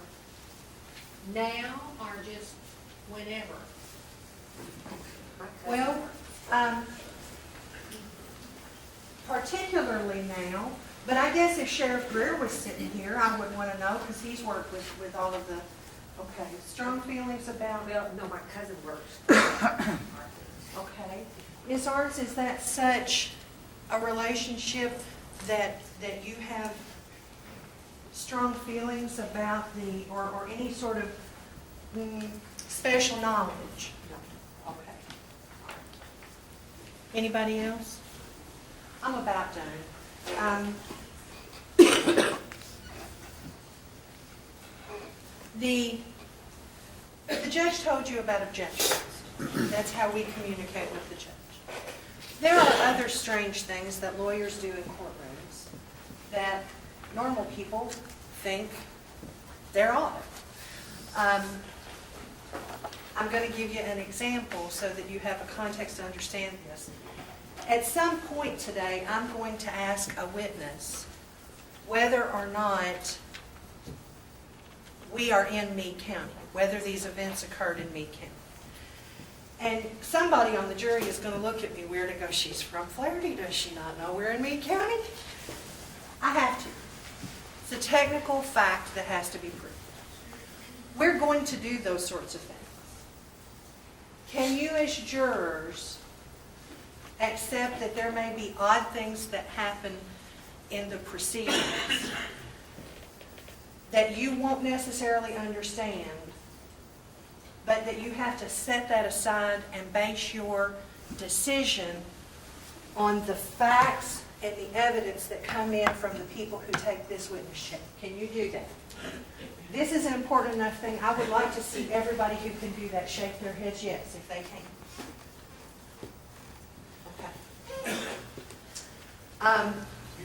Okay. One last thing, and then I shut up and sit down. You will not see, before they come in the room to testify, you won't see witnesses in the courtroom because of a rule called the separation of witnesses. That the person that you might think of as a victim is not here, present. Does that cause you to be less, if I don't want anybody sitting on a jury who has the mindset, if they don't care, I don't care. Is there anybody like that? Do you understand why witnesses won't be in the room? Everybody? Okay. Pass the panel, Judge. Thank you. Mr. Scott? Please, the court, Ms. Struble. Good morning, everybody. As the judge told you earlier, my name's Mark Scott, and along with Brendan McLeod here, we're attorneys representing Mason Meade. Now, Mr. McLeod, as you heard from Jefferson County, he told me it's kind of interesting that he did practice criminal law because he teaches a course in commercial law at the University of Louisville. So there's a connection there somewhere I haven't quite figured out yet. The court and Ms. Struble have asked a lot of the important questions, but I wanted to hit on a few more. First of all, of course, I've been practicing law here for 15 years, and looking around the jury panel here, I know a lot of you. Mr. Gullidge and I were next door neighbors for about, 7 years? 7 or 8 years. Ms. Bradley and I go to church together. Hopefully she won't tell the pastor on me if things don't go the right way today. It's not, of course, John and I know each other from political days pretty well too. It's nothing personal, okay? As the judge said, when you do this job, you make some friends, you make some enemies. That's just the way it goes. You know, no way around it. But is there anybody here who feels I've ever done anything for or to who feels like they would take it out against or hold it against my client? If you have, raise your hand. I believe me, I won't take it personally. Okay, good. Now, I want to talk about some of the witnesses who may testify here today. One of them is the Sheriff of Meade County, Butch Carrick. Now, how many of you voted in the election that Sheriff Carrick got voted into? Okay, pretty good turnout. How many of you voted for Sheriff Carrick? You know, generally speaking, if you pull the lever for somebody, you must think pretty well of them. Now, as I said, of course, he is the sheriff. Does anybody feel that his testimony, because of his position, because of the fact that you may have supported him, that you would give that more weight and more credibility than any other witness? Can you all agree that if you're selected, your job is to judge his credibility the same as everybody else who gets up there to testify? Another one of the witnesses probably is going to be the Commonwealth's representative, Captain Mike Robinson. Same question about Mr. Robinson. He sits here today wearing a uniform. Can all of you agree that your job is to weigh his testimony the same as you would any other witness? Okay. Let me give you an absurd example, because sometimes I think absurd examples are a good way to make a point. Let's say that the sheriff or Deputy Robinson got up here and testified that the sun rises in the west. Can you all agree that, something like that comes out, you're going to weigh his credibility carefully? Can we all agree on that? Okay. Have any of you ever used a mover, a moving company to move somewhere? How many of you have? Okay. Those of you who raised your hands, did you get a chance to observe the way moving companies work? They tend to work in teams. One team comes in and does one thing, one team comes in and does something else. Any of you ever had a bad experience with a mover? Everybody was satisfied with the outcome. All right, well, that's good. As the judge told you, this is a criminal case. And criminal cases, by their very nature, are much different to handle than civil cases. This was a civil case. We would have taken all the witnesses' depositions. We'd have exchanged interrogatories. In other words, we would know everything they were going to say before they got up and said it. Criminal cases, by their nature, are different. This would be our first opportunity to hear what the Commonwealth's witnesses had to say. Can all of you agree that you'd be patient with us? In other words, if we seem to be belaboring points, it's because we're trying to bore down in here and get facts. And it may take us a little repetition and a few extra times to do it. So can all of you agree to be patient with us, Mr. McLeod and myself, as we go through this process? Okay, thank you. I think that's all the questions I have. Thank you.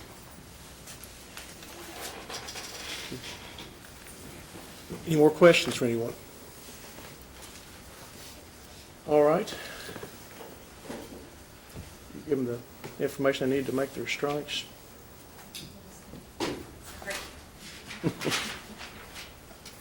What will happen now is the attorneys will be given an opportunity to review the jury list, and if they want to strike anyone, they've got so many numbers they can. They don't have to, and they'll return that to me, and then we'll end up with 13 of you. Do you all need 5 or 10 minutes to do this? Do you want some time to talk about it, or? Yes. Why don't we give you another recess then? And I'm going to admonish you again, even though you haven't been sworn. I'm going to give you about 5 minutes, 10 minutes to let them make their strikes. Then we'll get on with our work here. Let me admonish you, though, that it's your duty not to permit anyone to speak to or communicate with you on any subject connected with this trial, and any attempts to do so should immediately be reported by you to me, and that you should not converse among yourselves on any subject connected with this trial, nor form nor express any opinion thereon until the case is finally submitted to you. Let's do that. Let's come back in about 5 minutes to 11, according to that clock. It's about 7 minutes.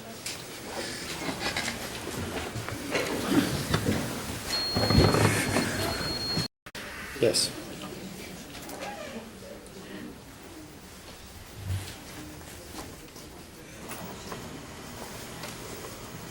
Dr. Tracy is here, Judge, just for planning purposes.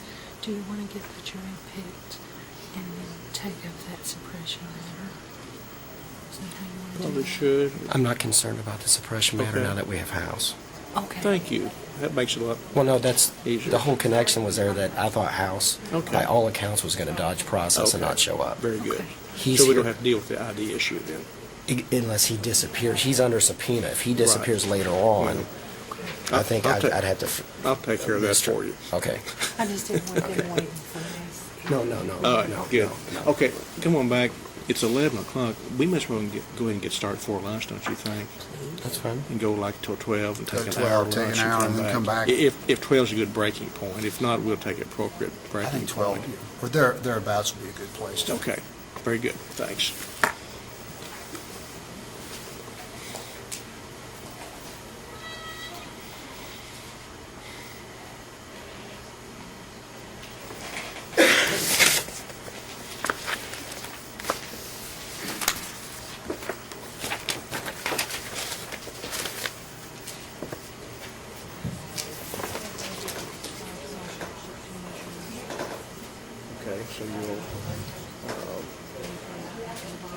put them up, yeah, and I'll tell them you're gonna drive 13, I'll tell the 13 to stand, and then they'll be seated in before they all leave us. You know what happened? You can guess what happened. Right, okay. The clerk is going to select 13 names at random from her old worn-out box. These clerks always use old boxes. One in Grayson County's got tape all over it, and is it good luck, or what is it? I think it's good luck. Was that Bill's box? Yes, it was. Okay, kind of tradition here, a $2 box. But anyway, she's going to draw out 13. I'm going to ask you 13 to stand. Then I'll have you be seated up here, and then I'm going to let all others leave, but I want to talk to you before you leave just for a moment, so we'll know when to come back. So when she calls your name, stand, and you are going to be part of the jury. Fox. Dawn Hayes.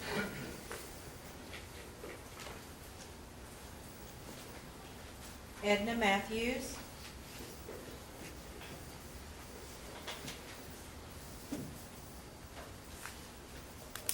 Dawn McFarland.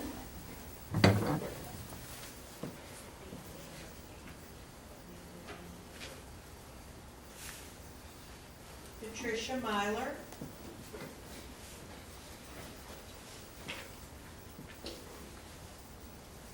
Connie Sereno.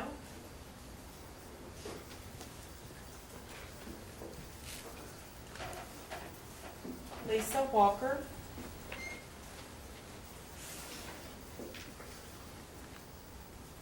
Chris Thomas.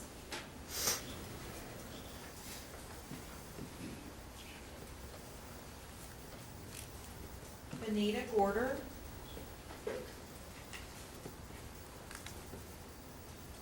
Viola Barr.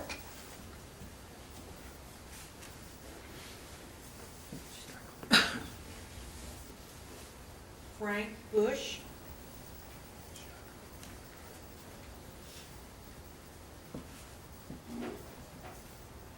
Robert Kahn.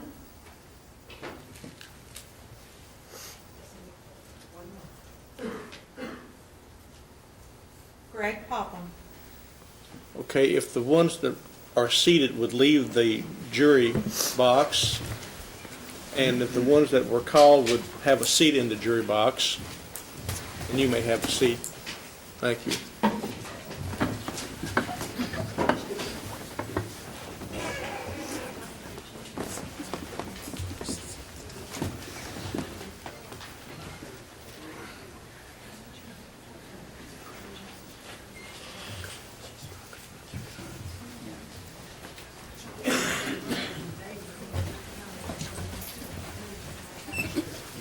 I thought we were going to have an all-female jury there for a while. It's surprising. It almost always is equal numbers. It's just amazing how the numbers work, but this is a little bit more women than we normally have. 1, 2, 3, 4, 5, 6, 7, 8, 9. 13. All right. I'm going to excuse the rest of you and thank you for being here. Remind you that we have another date set Friday. But the routine is you call in Thursday night after 4:30, and Debbie's number here at the courthouse. And if the case has been resolved, you'll be told not to come in that morning, the next morning, and it'll tell you when to come in the next time. But unless that answering machine tells you don't come in, come on back Friday morning, okay? Pardon me? If you need work excuses, go by Debbie's office to get them for you today or any other excuse, okay? Thank you very much. You're excused.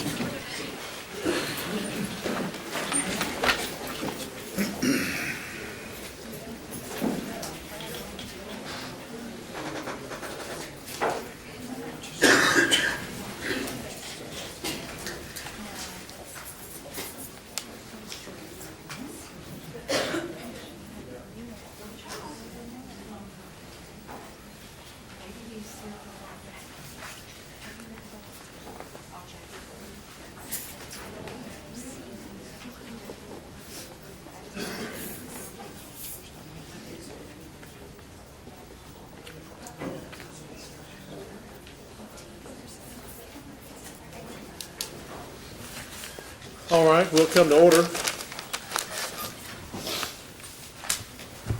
You are the 13. The first thing I need to do is to administer the oath to you now. It's a different oath than I gave you earlier. So if you'd each raise your right hand, do each of you swear or affirm that you will impartially try the case between the Commonwealth of Kentucky and Mason L. Meade and render a true and correct verdict according to the evidence and the law unless dismissed by the court? I do. Thank you. You may place your hand down. A couple of housekeeping matters that I want to take up first.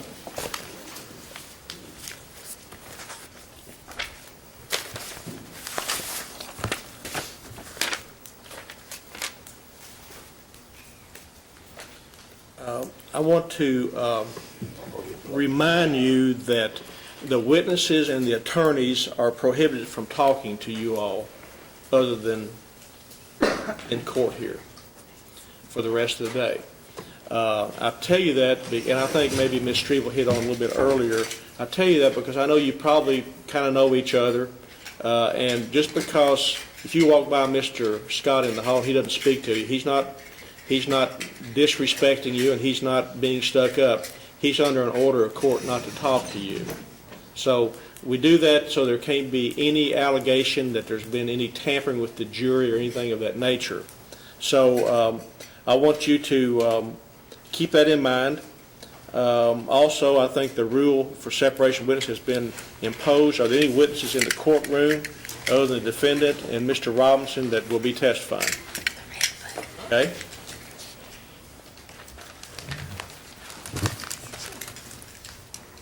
Ashton was giving you the okay. Very good. You got says you're a juror. In case you forget, that'll remind you are a jury. I never will forget. Years ago, Tony Curtis, I believe, had quit smoking tobacco, and he was really proud of that. He wore a big IQ button. I quit. Then he got caught smoking marijuana. So I guess he should have said IQT. I quit tobacco, maybe. But anyway, let me give you just a thumbnail sketch of how this is going to go today. We're going to get started before lunch, which is good. Getting a jury selected takes a good while sometimes. It's a very important part of the trial. The Commonwealth will start by giving you an opening statement about what they intend to prove. Then the defendant or his attorneys can, if they desire, they don't have to, they can withhold their opening for later or not give it all, their opening statement. And those are statements, they're not arguments. They're statements as to what they intend to prove. Argument comes later. Get through that portion of it, the Commonwealth, since they have the burden of proof, will present witnesses from this witness chair here in attempting to prove the allegations of the indictment. Each witness, they'll what's called direct examination them, and then when the Commonwealth gets through with their direct examination, the defense has the right to cross-examine the witnesses. That's to test their memory and their perception and things of that nature. It's a constitutional right that we all have. However many witnesses the Commonwealth calls, when they feel like they've put their case on, they'll announce close or they'll rest their case. Then the defense, if they desire, can put witnesses on. They don't have to. The defendant does not have to testify. He has the right to remain silent. You shouldn't read anything into that if he elects to remain silent. He doesn't have to testify. That's a constitutional right. You should draw no conclusions from that at all. But if they do present witnesses, it's same in reverse. They ask direct questions, and then the prosecution has the right to cross-examine them. When that's completed, I will give you written jury instructions. And that will be basically what the law is, what the elements have to be proved in order to make a conviction and so forth. I'll read those to you, and you'll each have a copy with you to take to the jury room with you. But after you're instructed, then the defense will have the right to make a closing argument where they will sum up their case, make certain arguments to you as to how the facts fit or doesn't fit. They're finished with that. The Commonwealth will have the same right. At that point, we will draw one of you out of the box to go home. The other 12 will then retire to the jury room. You'll elect a fourth person from among your 12 back there, and you'll deliberate on the verdict. And hopefully you'll reach a verdict. If you don't reach a verdict, you don't reach a verdict. But the goal here today is for you to hear all the evidence and you return a verdict of either guilty or not guilty. That's a real brief summation, but that's kind of a roadmap so you'll kind of know where we're going. It's 11:10. We hope to take a break around lunchtime. We'll take an hour lunch so everybody can have an opportunity to get something, some nourishment, because we're going to have a fairly long afternoon. Depending on how the case goes, we'll have dinner, or to me it's supper. I don't know what you call it. It's always been supper where I'm from. Hopefully you'll have, we don't know, maybe you'll get finished before then, but if not, we'll make sure everybody's fed. Hopefully you'll have the case, if the case isn't submitted to you, you can go out and have supper or dinner on your own and come back and deliberate, but we'll see how that goes. We'll take appropriate breaks, but I do want any of you that, and this goes for the attorneys also, or any of the clerks, that anytime we need a break, you let me know, we'll take a break. We all have different needs and physical conditions, and I don't want anyone to be uncomfortable, but if no one requests it, we'll take a break every hour and a half, something like that, to move the case. So I think we all would rather go ahead and move along with it and get this taken care of today rather than take a lot longer than we need to. That being said, I think that's got all of my housekeeping chores done, and I'm going to ask the Commonwealth if they would care to present an opening statement at this time.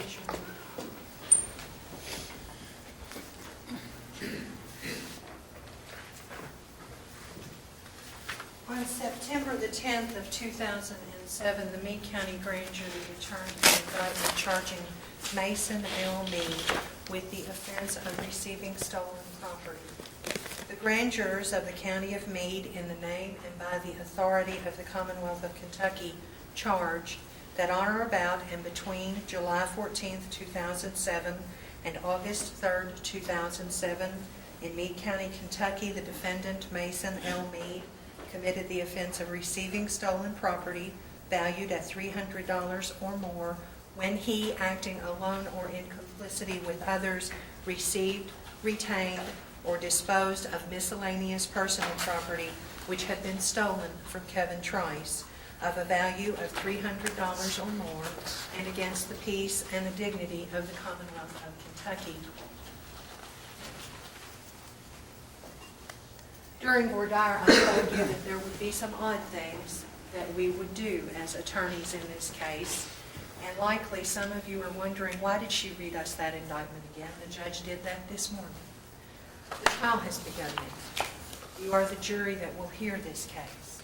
It is my obligation as the prosecutor of this case to formally advise you, the jury, of the charge. And for that reason, I have told you what the grand jurors returned as a criminal charge against Mason Meade. Now let me tell you, I will present certain witnesses to you today. Dr. Kevin Trice is the first of those witnesses. Dr. Trice is a medical doctor. In July of 2007, he moved. He was practicing at the University Hospital in Louisville. He moved to Washington State. He had Berger Moving transport his household goods. Mason Meade was in his home packing his goods, and Dr. Trice saw him there. Sometime thereafter, Mason Meade's girlfriend's parents brought property to the Meade County Sheriff's Department and delivered that property because it didn't belong to them. It didn't belong to Sarah, and Mason had left it in their home. Mr. Meade was involved in a relationship with Sarah Gish. They have a child together. Mr. Meade, Miss Gish, and that child lived with Missy, Michelle, Missy, and Robert House in their home here in Meade County. When Miss Gish and Mr. Meade ended their relationship, Mr. Meade left property in their home. They were uncomfortable with certain parts of that property, and that's why they brought it to the sheriff's department. Captain Mike Robinson with the Meade County Sheriff's Department was set upon the task of trying to identify the owner of that property. One item was a camera, a digital camera. Captain Robinson is going to tell you that he looked at the pictures on that camera and saw a schedule, a work schedule. From that, he was able to identify that the owner of the camera is Dr. Kevin Trice. Dr. Trice then came in and looked at the various property that the houses had brought in. And Dr. Trice is going to tell you that he picked out the camera, a watch, a ring, and a gold chain as being his property. Property that was taken, was lost by him. He hadn't seen it since before he moved. Mr. Meade is not charged with theft. Mr. Meade is charged with receiving stolen property, having in his possession, having in his control, property that Kevin Trice will tell you was stolen from him. That's the charge. Those are the witnesses. It is your responsibility now to listen to the evidence and to weigh whether or not it is proper for Mason Meade to be convicted of the offense for which the grand jury has charged him. Thank you, Ms. Strebel. Mr. Scott or Mr. McLeod? If it may please the court, Yes. Mr. Scott, Mr. Meade, Commonwealth, Judge. Judge, is it okay if I move this out? Whatever you need to do. Ladies and gentlemen of the jury, my name is Brendan McLeod. And Brendan, if you need to use the podium, that's portable, whatever, if you Okay, like great. that, that's Thank you, fine Judge. too. I think I'll be okay here. Okay.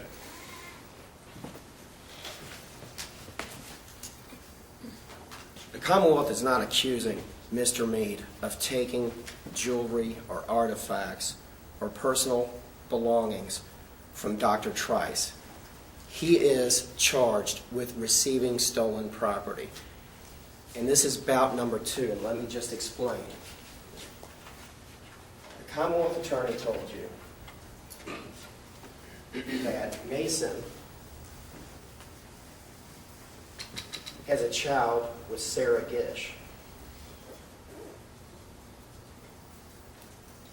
Sarah Gish's mother is Michelle House. She is married to Robert House.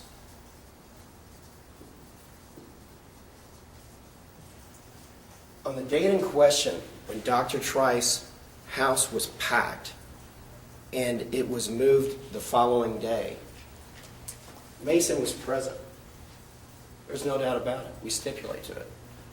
But you know who else is present? Robert House. He's a mover, and he's either the head, and again, you're going to have to, I'm not sure yet, but I'll get to the bottom of it. He's either the straight truck driver, but there is no doubt he's not a peer to Mason. He heads the crew that goes in and packs up the belongings. He leads then the crew that shows up the next day or is with the crew that takes the packaged articles and places them on a truck. Now, what I don't know yet either is when they put it on this truck, and I'm not the UPS guy that gets up on, you've seen those fancy, I can't do that. But here's this truck, and Mason was not there loading that truck.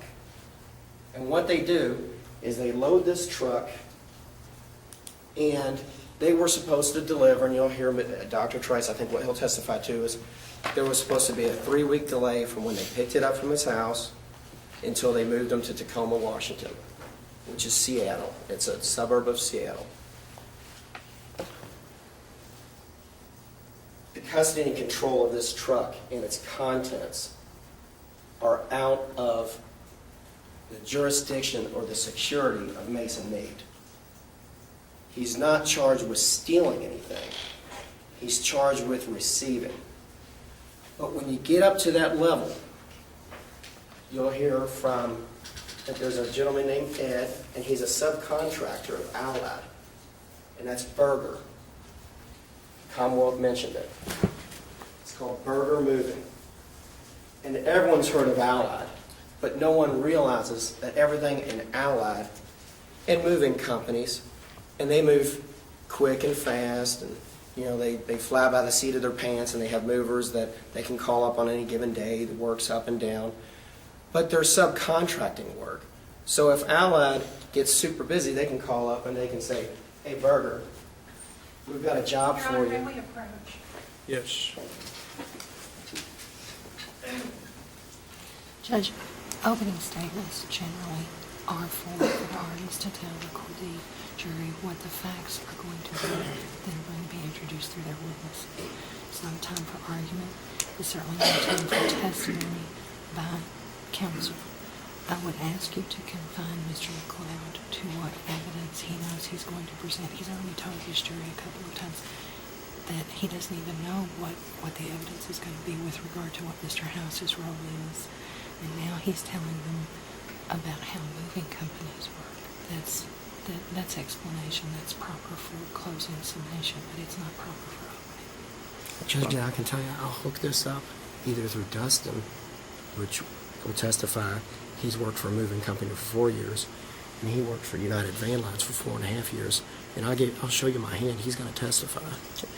As long as you're just telling what the evidence is going to be. Exactly. Okay. I am not. Overruled.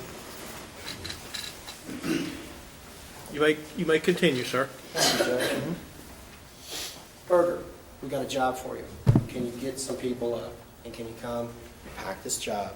And can you come and load it up the next day and move it? Once it's packed on this truck, and again, we're not charged with stealing. We're charged with receiving.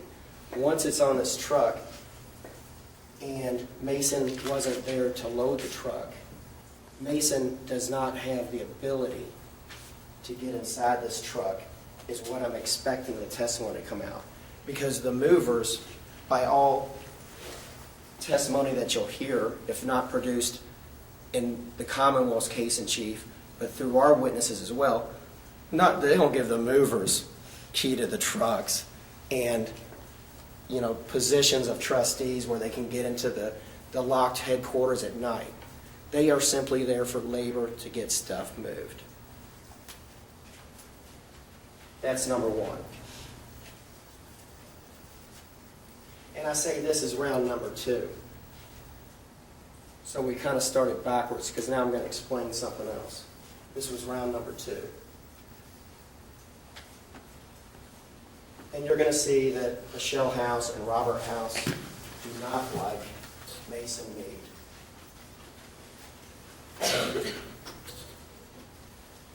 Now let me take you back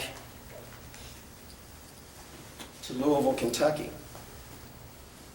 And I say that's round number 1.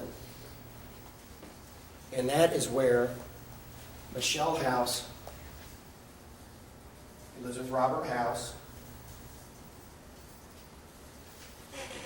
She owns a beauty salon. She does hair.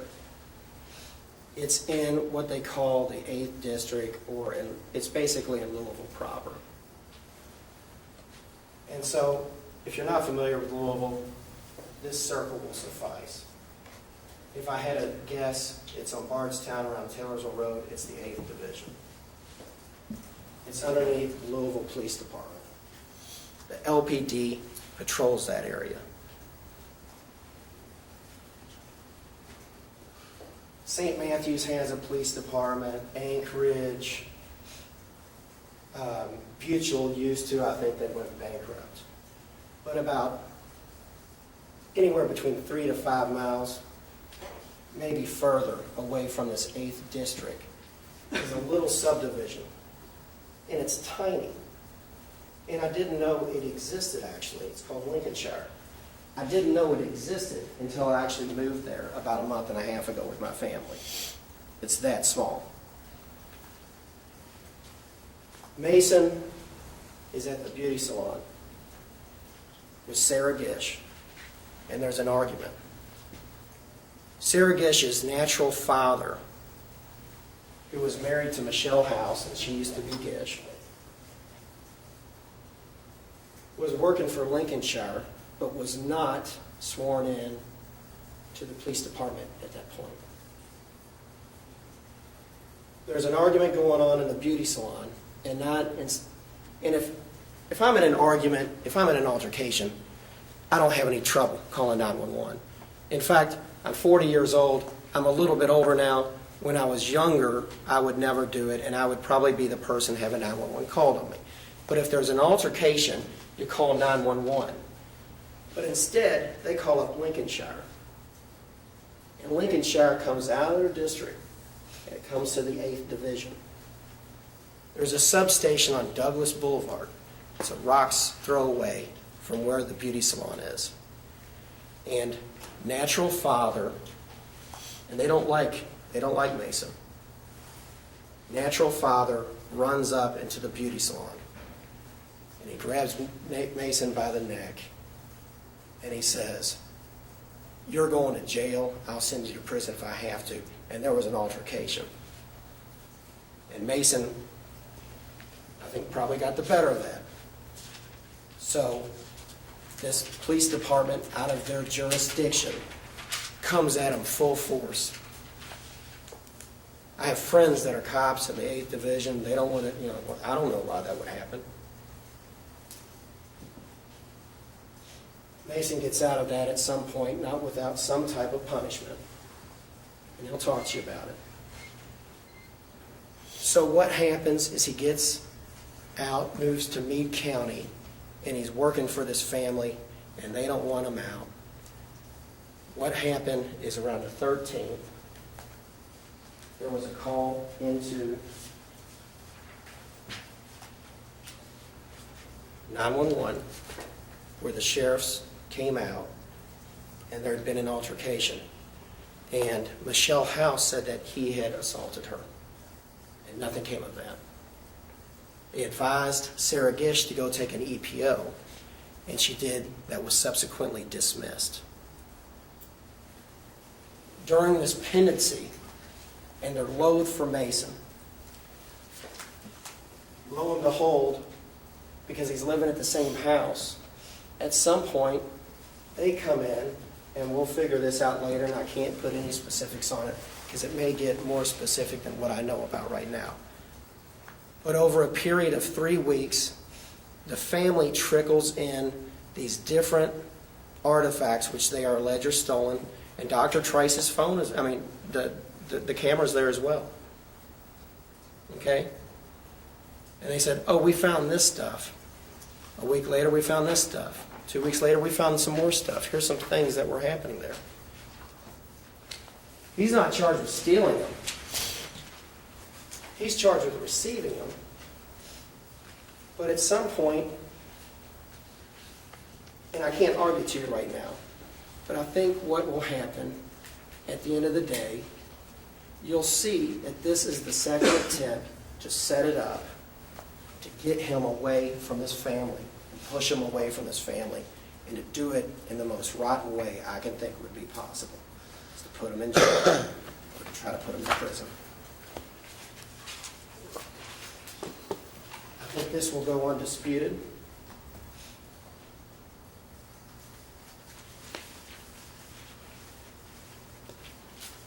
I think it'll come out unequivocal with some little glitches here and there.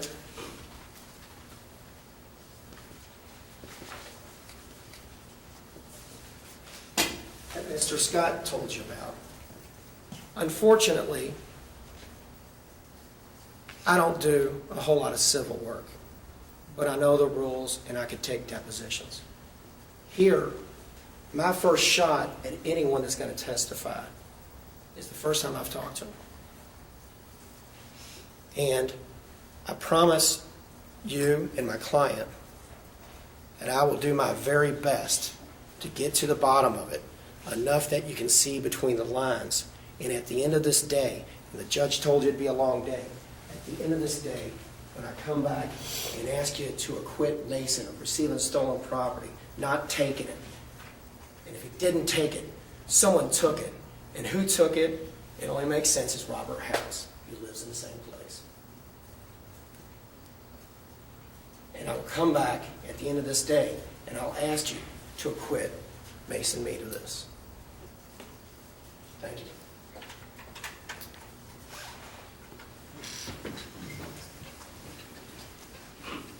Okay, would the bailiff move this back against the wall, please, so I can see the jury? Commonwealth, may call your first witness. Commonwealth calls Dr. Kevin Trice, Judge. All right.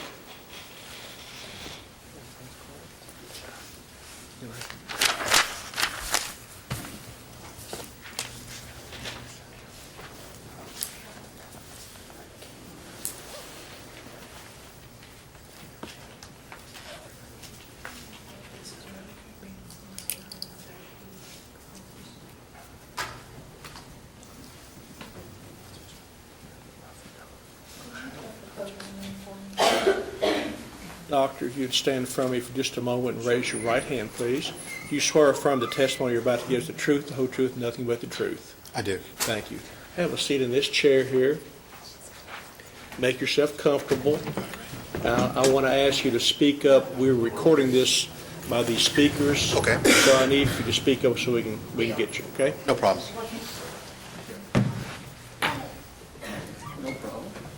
And doctor, would you state your name for the jury, please? My name is Kevin Carnan Trice. Thank you. You may ask. I thought she wanted to go with. No, she just wants to play.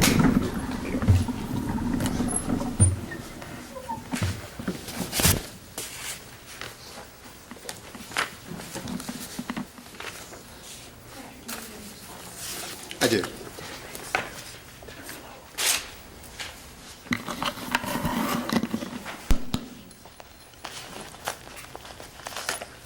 I have one of them all.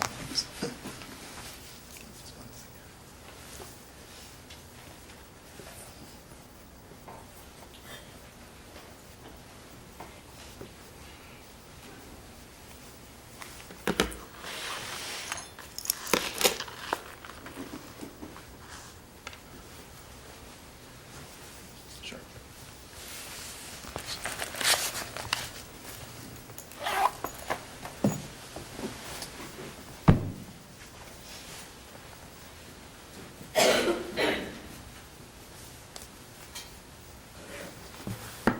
Dr. Trice, what is your occupation?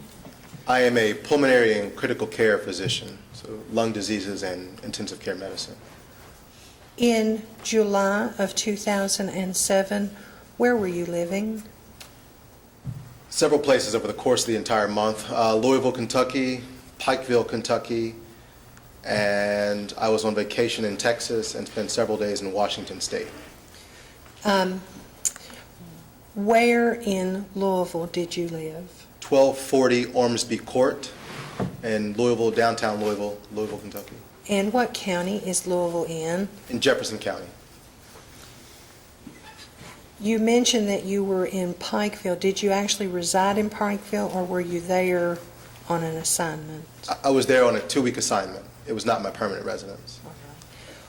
Did your residence, your permanent residence change in that time period? It did. I was in the process of moving from Louisville, Kentucky to Tacoma, Washington to start a new job. When you moved, did you have assistance with your move? I did. I hired a professional moving company. What company was that, please? That was Berger Company. It was a division, or I guess a certified mover of Allied Van Lines. What did you hire Berger to do? To both pack and move all of my furniture, all of my belongings, with the exception of my car, including my motorcycle. And what did the packing of your belongings entail with regard to Berger?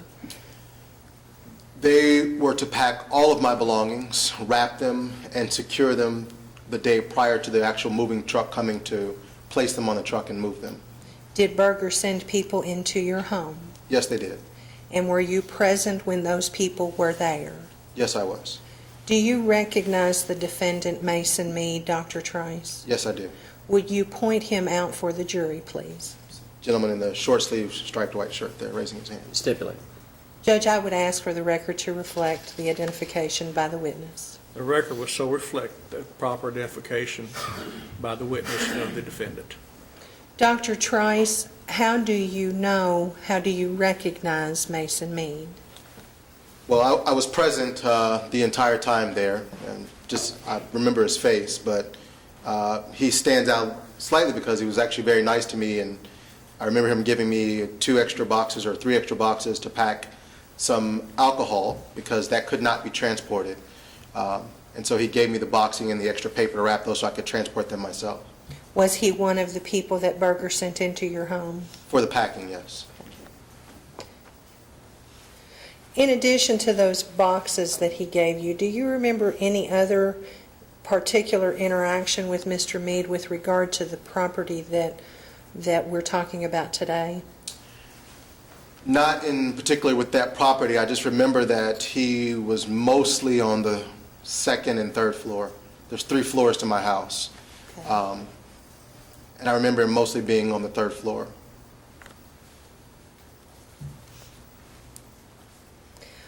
When your property was packed up, put on trucks, moved to Tacoma, correct? Correct. When your property arrived in Tacoma, was there anything notable about its condition? Nothing extraordinary. There were a few items that were broken, glass vase, another small vase, candle holder. There were a few items that were scratched, the edge of a wooden mirror. One of my piano legs did not fit appropriately in. Those were the major things I noticed when I met the truck when they brought my stuff to Tacoma. Did you later realize anything else about the condition of the property that had been packed? At that time, there was not much more. There were a few small items that were missing, but I had already been informed that other things were missing prior to my move, or me being in Tacoma. How long was it from when your property was packed in Louisville until you saw it again in Tacoma? I believe 8 days. It was packed on the 10th of July, which was a Tuesday, and the following week, I believe the 17th or 18th, I'm not sure the exact date, I saw it in Tacoma. In that interim period, did you learn about something that had happened to your property? Actually, it was not in the interim period. It was after I had returned. Like I said, it was packed on the 10th. It was moved on the 11th, or the day they picked it up. The following week, I met them in Tacoma for 1 day to unload. I went to vacation to Texas for a cousin's wedding, left Texas and went to Pikeville for a 2-week assignment. And while in Pikeville, I was informed that some of it was missing, or had been, actually not missing, confiscated. And from whom did you learn that? I believe that was Deputy Mike Robinson that I spoke to. When you spoke with Deputy Robinson, did he ask you to make yourself available to identify property? He did. Did you do that? I did, the following day. Were you able to identify property that belonged to you, Dr. Trice? Yes, I was. When you saw that property at Deputy Robinson's request, where did you see it then? It was on a desk in the sheriff's office here. So that was here in Meade County? Yes, ma'am. Prior to that day, when was the last time that you had seen that property? July the 9th, which would have been the day before the Packers came. Was the property that you identified returned to you? Yes, it was. Have you maintained it in the same condition that it was in at the time that it was returned to you? Yes, I have. Did you bring that with you today? Yes, I have.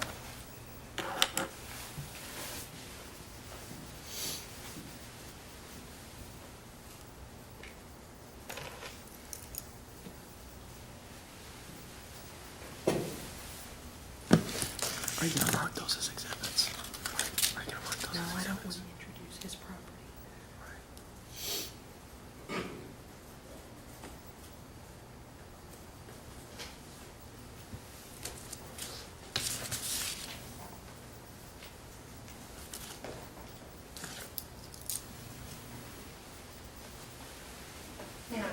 Yes.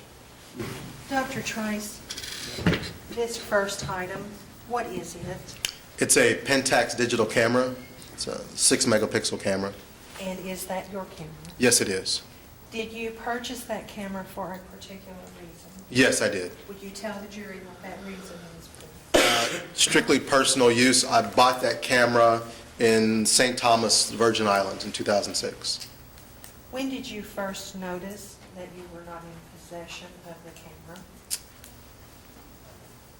July the 12th, the day after the movers left. And what caused you to notice that? I always have my digital camera. Did you have any particular need of your digital camera in that time period? I wanted it mostly for the wedding. And when I was going to Tacoma to meet the movers, I wanted to take pictures of my new place because my father hadn't seen it. What did you have any thoughts about where it might be? I didn't know. I don't lose things very often. It's very odd for me to misplace something. If I lose it, I usually remember that I've left it someplace and know that it's gone. So it was odd, especially the camera, because I usually kept it in the console of my car, or it was on my computer desk being downloaded, because I take quite a bit of pictures. Dr. Trice, when did you recover the camera? That would have been the end of July, early August. I don't know the date when I saw it again in the sheriff's office. Is this some of the property that you recovered from the shooting? Yes, it is. Are you sure that it's the same camera? Yes, I am. Did it have photographs on it that you had taken? It did.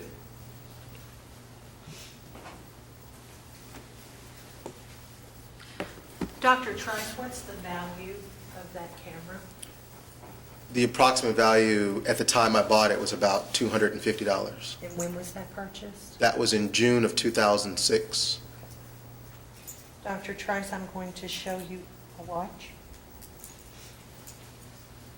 Do you recognize that item? Yes, I do. And what is that? This is my imitation Rolex watch. You have a little smile on your face. Is there a story that goes with your watch? I collect certain things. One of them is watches. I'm laughing because the approximate value of this watch is exactly what I paid for it, which is $40. Do you know that's your watch? Yes, I do. How do you know that, sir? It's got scars on it in certain places, and I've had it for several years. Even an imitation Rolex, does it have a serial number? That I do not know. Okay.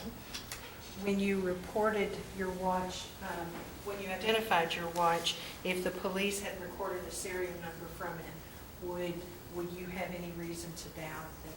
No, I'd have no your reason. watch? No, I know it by the scars on it and the fact that it no longer functions.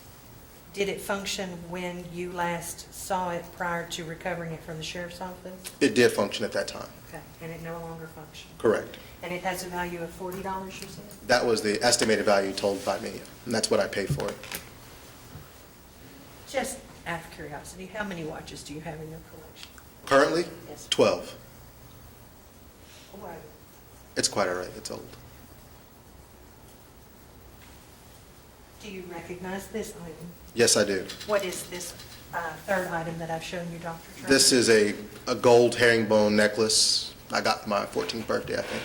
Oh, okay. And when did you recover this item? The same time I recovered the camera and the watch in Deputy Robinson's office. How do you distinguish that particular necklace?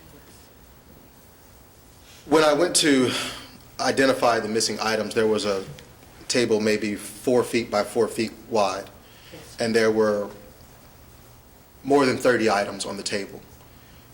So I did not immediately notice that my mother was with me, and there were, I'm going to guess maybe 60 items, and maybe 30 of them were necklaces, and they were all right next to each other. And so I looked over it and didn't see it at first, and she said, "Isn't that your necklace?" I looked at it again and recognized it. It absolutely is. Does it have the same weight and feel and appearance as the necklace that you had in your possession prior? Yes, it does. And did you, in fact, have a necklace exactly like that missing? Correct. Dr. Trice, what is the value of that particular item? I'm not certain. I know it was over $150 at the time it was bought. I don't know how much it is worth now. Do you know what gold weight it is, what carat it is? It's 14 karat.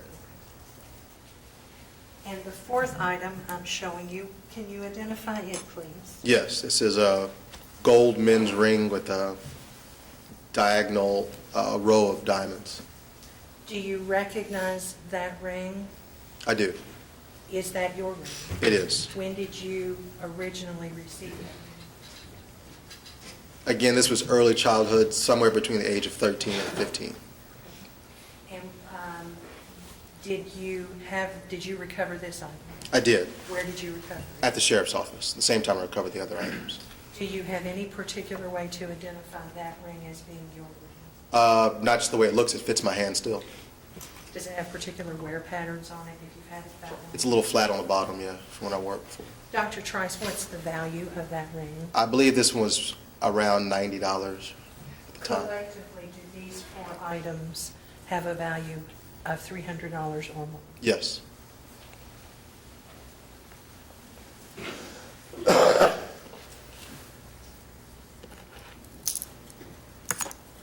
Dr. Trice, I'm going to return these to you because maybe something that the defense wants to see later. Sure. I'm sorry about that. That's okay.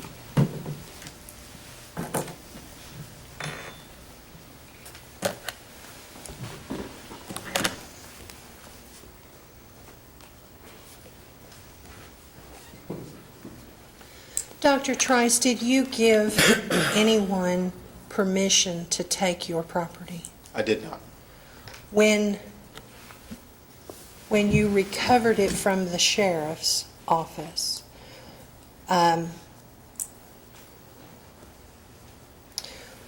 was it stolen from you? It was.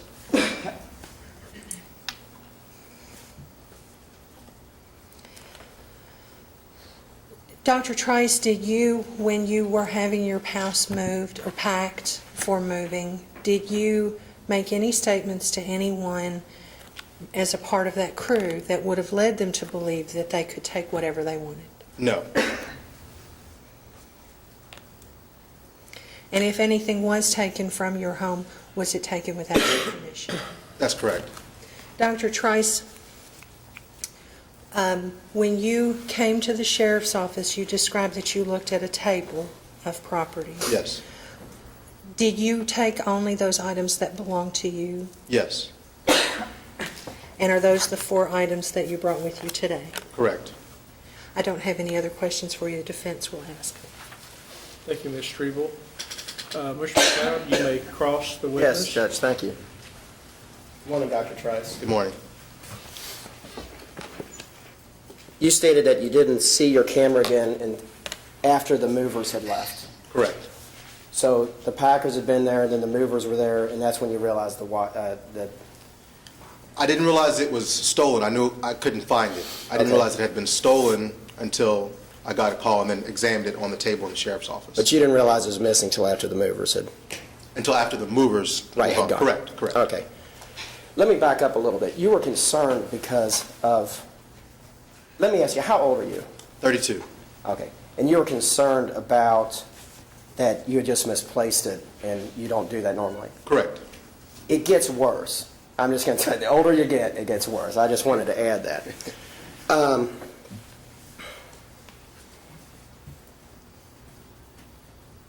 Mason Meade, you positively identified through a photo. Is that correct? That is correct. Okay, and he stands out in your mind because he did something nice for you. And I said, I usually remember most faces I see. Okay, and he's a personal young man, and he helped you out. Absolutely. But there were more people there that day, is that correct? Correct. Okay, and if I told you there was 5 people that day, would that seem correct? On the day of the Packers, Yes. I distinctly remember 3 people there. There were no more than 5 for sure. Okay. But 3 of the faces stand out for sure. But no other pictures whatsoever were presented to you other than Mason Meade's? That is correct. And they were not presented to you with any other pictures around Mr. Meade, just simply... I was asked, could I identify this gentleman? And you identified him? That is correct.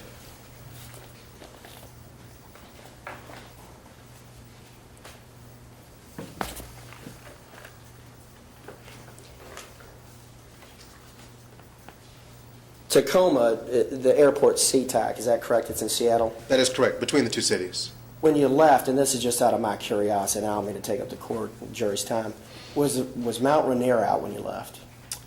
It was out, I'm not sure. I was there twice in a very short amount of time. Okay, and I'm just curious because that was a term that I'd never heard of until my brother moved to Seattle, and they say the mountain was out today, and it's completely irrelevant, but Seattle is cloudy the majority of the time except the summer. The majority of the summer it almost never rains, so it's almost always out. I remember it being out the week of July the 4th because I was there with my family trying to find an apartment, and I remember seeing the mountain then. When I flew back, it was frustrating times. I don't remember much of it. I was there for about 36 hours to meet the Packers, unload my stuff, and fly to Texas. I apologize for you being violated, your property being taken, and I have no more questions. Any redirect, Ms. Strebel?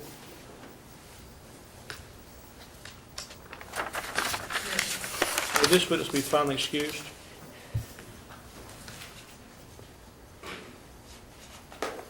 Judge, I would like for him to be released, subject to recall. Okay. Doctor, can you hang around with us for the day? I can. All right. You may step off the witness chair and go back outside the courtroom, please. Doctor, before you leave, if you would step out, I'd like to see you for just a moment. I'd like to speak to the judge. Sure.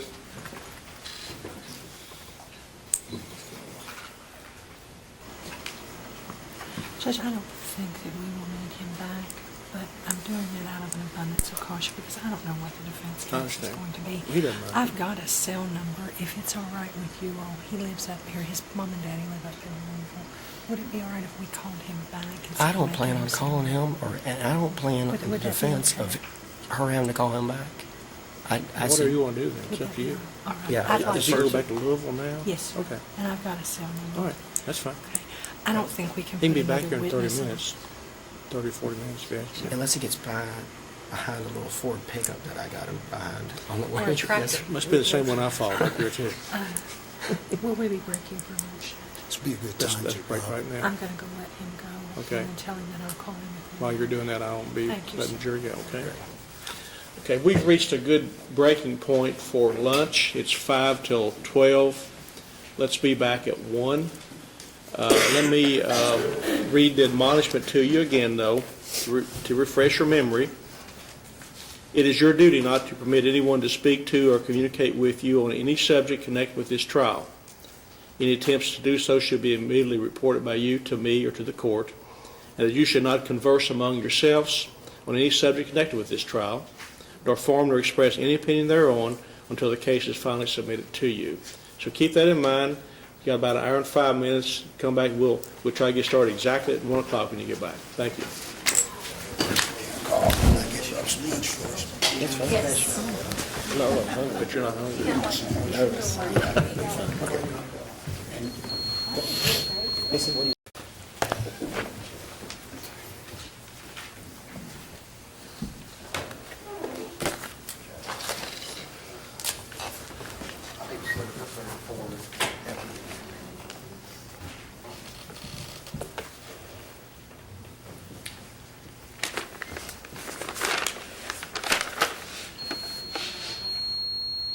Got one, okay. Guess we don't get started, they get back.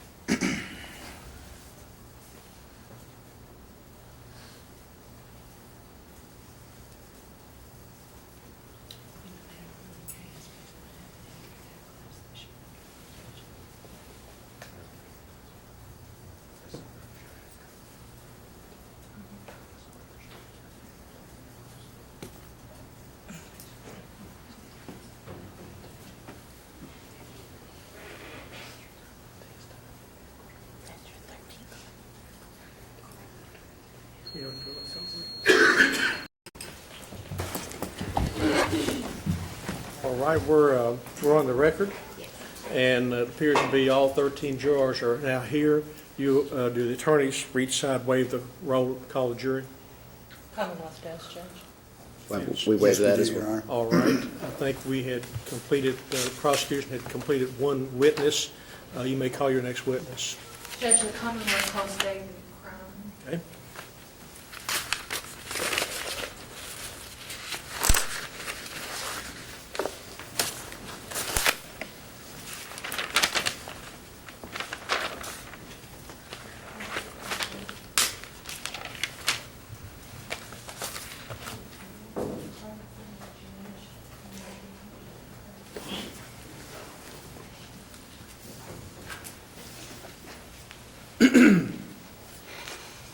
Mr. Crumb, if you'll stand in front of me, please. You can take your jacket off if you want. Raise your right hand. Do you swear or affirm the testimony you're about to give is the truth, the whole truth, and nothing but the truth? I do. Thank you. Place your hand down and make yourself comfortable in this chair. If you need to remove your coat, you certainly can do that. I want to ask you to speak up so the jury and everyone in the room can hear you. Ms. Striegel will be asking you some questions. State your full name for the record, please. David Crumb. I think a little bit more than that, okay? David Crumb. Thank you. You may ask, Ms. Striegel. Mr. Crumb, we are asking these questions and soliciting the answers for the jury, and I think if you will turn and face the jury so that the microphone is beside you, we can all hear better. Okay. What is your occupation, sir? Operations Manager, Burger Transfer. I want you to speak up. Operations Manager at Burger Transfer.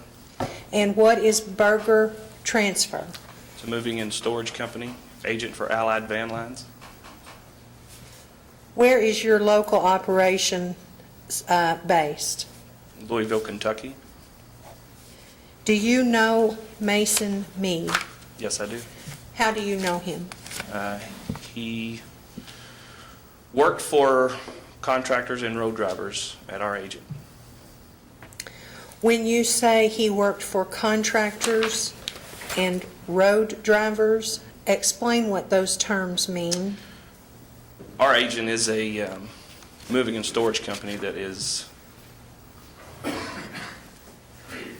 contracted out to local contractors and over-the-road interstate drivers who relocate people who are moving from state to state or locally in Louisville, Kentucky. What do your contractors do? The same thing. Local moves. What do they do? They pick up household goods, bring it either into storage or locate it from point A to point B. When the contractor goes to is it proper to call those clients? Sure. Customers. Okay. When a contractor for Burger goes to a client's home, what do the personnel for that contractor physically do at the home? Depends on the job, but basically pack items up in the home in boxes, physically remove it from the house, load it on the truck, drive it from that house to the new house or into the storage agent, and unload it. As professional packers, are there particular standards of packing that you expect those contractors to meet? Yes. Okay. Would you describe how a packer would pack up a residential client? Well, we'd go into the home, find out what's going to be packed. Once we know that, we bring our material in, start packing. What sort of material? Packing material, boxes, paper, tape, markers. Okay. So as the packers are packing the material for the client, material that can be boxed, is it cushioned within the box? It is. And once it's inside a box, how is the box itself secured? Well, you put together the box, you tape it, you pad the bottom of the box, you wrap whatever you're putting in it, you fill your box up to the top, you seal the top, Then you mark what room and what the items are inside that box.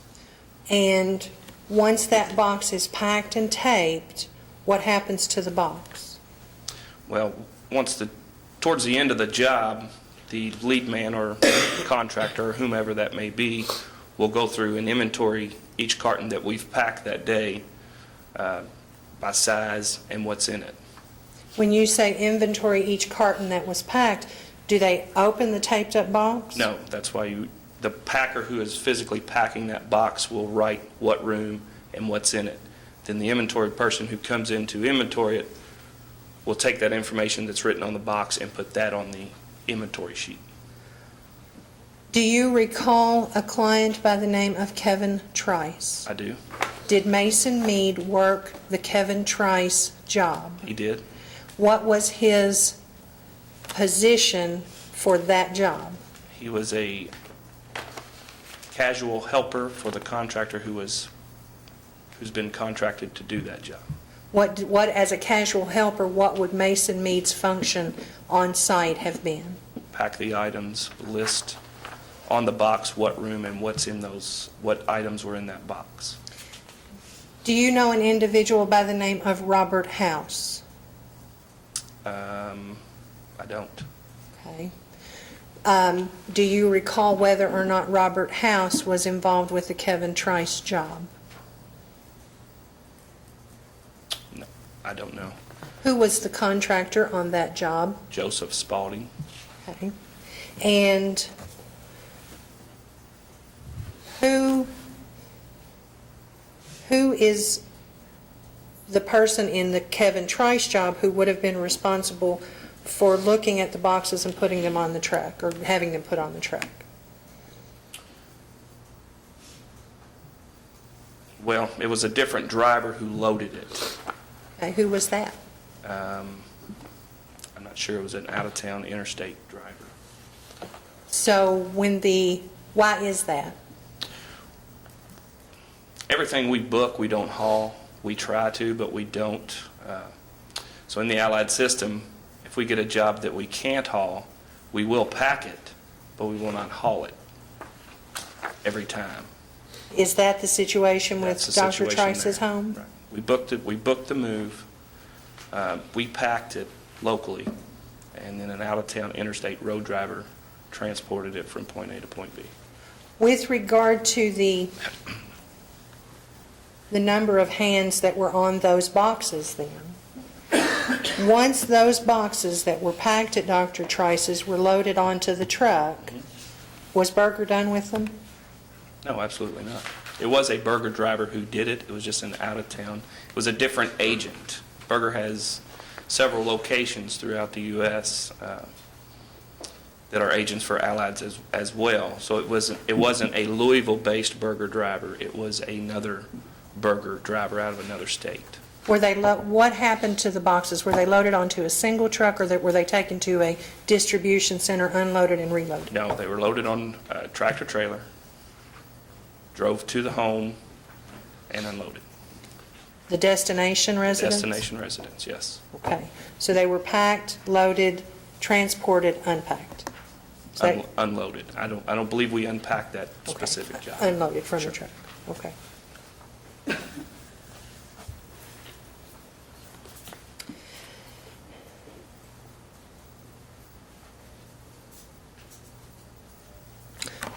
I have no further questions the defense may ask. McLeod, you may ask. Yes, Judge, I would.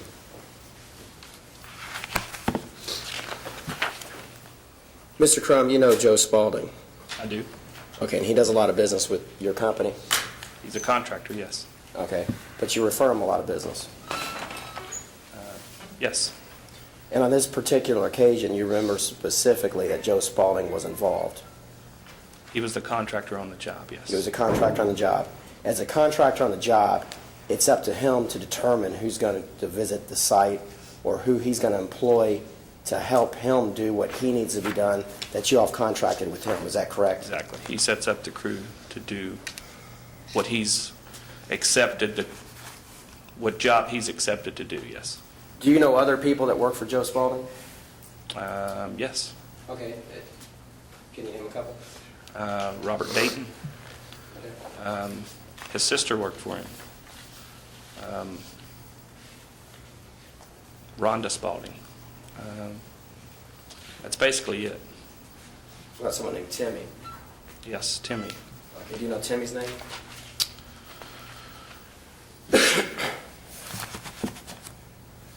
Timmy, I don't know his last name. Let me ask you this. How many cases or how many subcontracts go through your company weekly? Everyone. And let's say, let me back up a little bit. You're going to have busy seasons and you're going to have slow seasons. Is that correct? That's correct. Is the winter slower? Winter slower, yes. And this is in the middle of summer. Yes. Okay. Why does this one stick out in your head? Just what, this move? Well, because we had issues with it. Okay. Did you bring any documentation to figure out who else was there to help Joe Spalding? I didn't bring any documentation, no, but I know. But there is documentation. As far as who was on the job, You tell me. I don't know. I'm sure there is somewhere, yes. Okay, somewhere in your control and custody? At our office, yes. Somewhere in a file, there should be who was out there. Okay. So somewhere in a file, there's probably a list of the people that effectively packed Mr. Trice. Is that correct? Correct. Now, you talk about an out-of-state burger over-the-road truck driver. Is that correct? Correct. They could have local people help them pack that truck and then head over the road? Yeah, they normally, either they carry their help or they set up help at the origin or destination agent to help them load or unload, yes. So you don't know whether Joe Spalding, at that point, had gone out there the next day and helped them actually take the packed Joe Spalding- house appliances and put them onto a truck, Joe Spalding himself? or anyone that that worked for him? Yes, neither one was there. Joe Spalding nor any of Joe Spalding's current helpers at that time helped load the truck, no. And how do you know that? Because that particular driver had his own help. Do you remember who that driver is? I don't know. Do you remember what state his truck originates from? I don't know. Do you have any idea why he was coming through Louisville at the time? I don't specifically. I assume that he had another shipment on his truck, or he was just unloaded a shipment close to Louisville and was getting reloaded. So you remember Mason Meade as a casual helper that day, Yes. but you don't remember anyone else who would have been on that job? Rhonda Spalding was on that job. And I do believe either Robert Dayton or Timmy. Okay, but you don't know who. I don't specifically know who, no. And you don't know that Robert House wasn't there. I'm not sure I know Robert House. If you saw him, might you know him? Probably. If he was an old friend of Joe Spalding's, is there a chance you probably would have run into him? Probably. Okay. So you're not saying that you don't know him by a physical feature. You're saying you don't know Robert House by name. I don't know the name, no. Okay. It doesn't ring a bell. Can you think of anyone else, an older gentleman who'd helped Joe Spalding or is a friend of Joe Spalding by nickname? An older gentleman? The only other I don't older know, gentleman. 40 years old, 50 years old, I don't know. 60 years old. The only 70. older man that I know that helped Joe Spalding was Bill Stewart. And I'm 40, I don't mean to insult anyone. Sure. 40, I feel old. There's documentation, though, but that documentation that you would have in your possession would be up to Joe Spalding to have supplied it to you to figure out who was on that move that day. No, he supplied that documentation to get paid for the job that he'd done. I have that documentation in the office in a file somewhere. But it's up to Joe Spalding to tell you what helpers he had helping him that day. Yes. And the reason that's so is because you don't go to the specific sites. Myself? Right. No, I don't. You're not an eyewitness to any move. Typically, no. You're not an eyewitness to this move, No, I wasn't there physically, no. and you didn't bring any documentation today to help refresh your memory, is that correct? No. I have no more questions. Any redirect, Ms. Strebel? No, sir. May this witness be finally excused. I'm sorry, Judge. You want to keep this witness for further testimony, or he may be finally excused? So far as the Commonwealth is concerned, Judge, he may be finally excused. Mr. McLeod? I don't think I'm going to recall him. Mr. Crum, thank you for your testimony. You're free to leave. Thanks. Ms. Strebel, you may call your next witness. Thank you, sir. Commonwealth calls Michelle Missy House.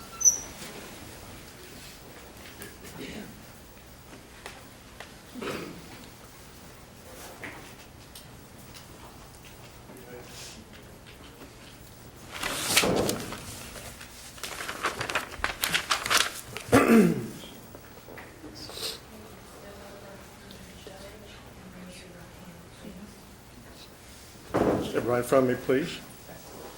Raise your right hand. You swear affirm the testimony you're about to give is the truth, the whole truth, and nothing but the truth. Yes, I do. Thank you. Have a seat in this chair here.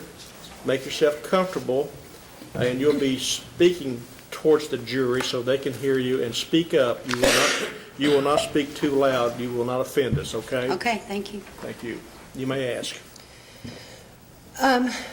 Ms. House, I want you to move so that you're facing the jury and you're kind of to the side of that microphone. Thank you. Where do you reside? 2010 Big Bend Road in Battletown, Kentucky. Is that in Meade County? Yes, ma'am. And do you know Mason Meade? I do. How do you know Mr. Meade?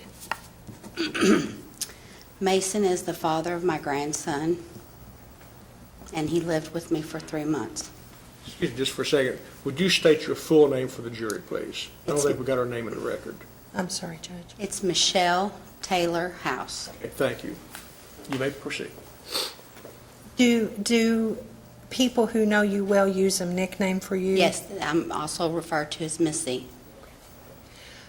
Ms. House, you stated that Mason Meade is the father of your grandchild.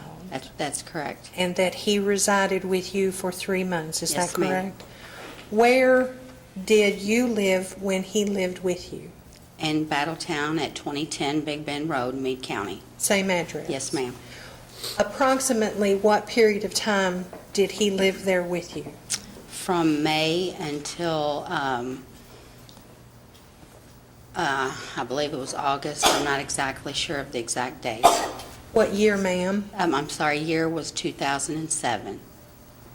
And when he was living there, had your grandchild been born yet? Yes, ma'am. And that is your daughter's child also? Yes, ma'am.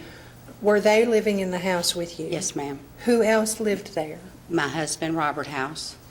Where does Robert House work? He is a painter, and I'm sorry, I don't know the name of the company. He works at Fort Knox.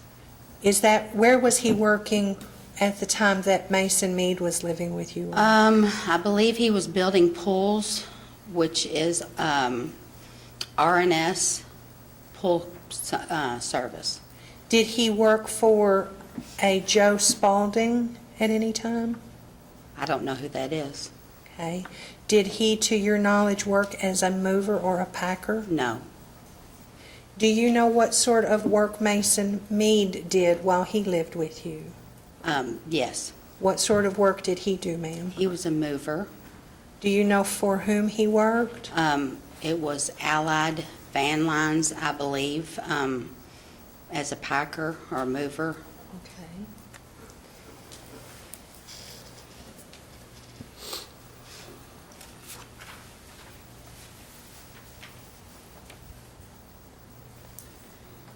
I don't know what that is. What is it? It's a picture. Can you tell me what?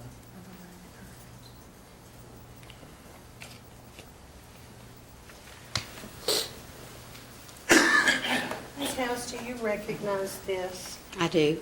What do you recognize that to be? It's my daughter, it was my daughter's room in my house when she lived with me. Is that how it appeared when Mason Meade lived there? Yes, I put those stars on myself.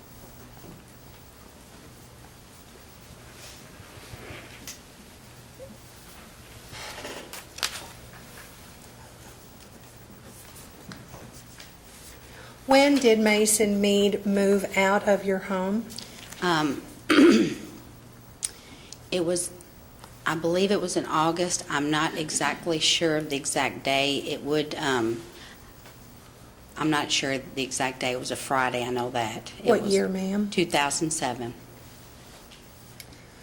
When he left, did he leave property at your residence? Yes, he did. Did you deliver some of that property to the Meade County Sheriff's Department? Yes, I did. Why did you deliver the property to the Meade County Sheriff's Department? To the Sheriff's Department because I believed it to be stolen, and I did not want it on my property. Okay.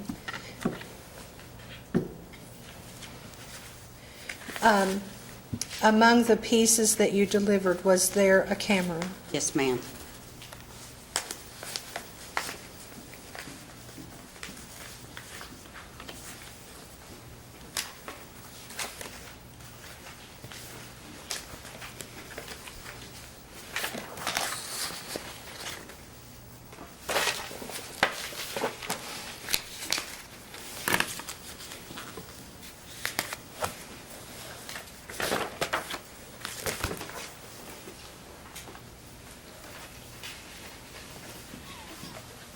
Do you recognize this one? It looks like a camera. It looks like the same camera that I dropped off. Ms. House, I was standing next to you when you said that, and I could hardly hear you, so just so we know we have a good record. I believe it's the camera that I dropped off at the Sheriff's Department. Do you recall a man's gold ring with a diagonal diamond pattern on the front of it being among that property? There was many items, but yes, I do remember that particular ring. Do you remember a gold chain, a man's gold herringbone chain? Yes. And were there watches? Yes. Was there what appeared on its face to be a Rolex, a silver Rolex? Yes. Was all of that property delivered to the sheriff? Yes, ma'am. We've identified 4 items, Ms. House. Were there other items? There were. Okay. Could you identify any of those items as belonging to yourself? No. Or any other member of your household? No. Where did you find the property that you brought from your home to the sheriff? My shed. What do you mean by your shed, please, ma'am? It's an outdoor building that I was storing some of Sarah and Mason's property from when they lived together prior to moving in with me. And it was kind of, it's just a shed that we use for storage. And those items were in that shed. Is that, at the time that Mr. Meade lived with you, was that accessible to anyone in the household? Yes. Did you put the property that was in the shed that was taken to the sheriff in that shed? No, I did not. Did your husband? No. Did your daughter? No. Was there any other adult person living in that house? Judge, I'm going to object to speculation. If she knows, Judge. She doesn't, unless she's there the 24 hours a day, she doesn't know who's in and out of that shed. If she knows, she can answer, but do not speculate. If you don't know, say, I don't know. Were there any other adult people living in your house? No, ma'am.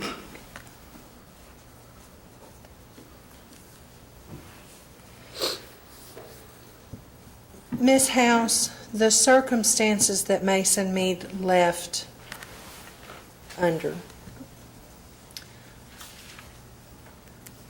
have you fabricated these allegations to cause him a problem because of those circumstances? No, ma'am.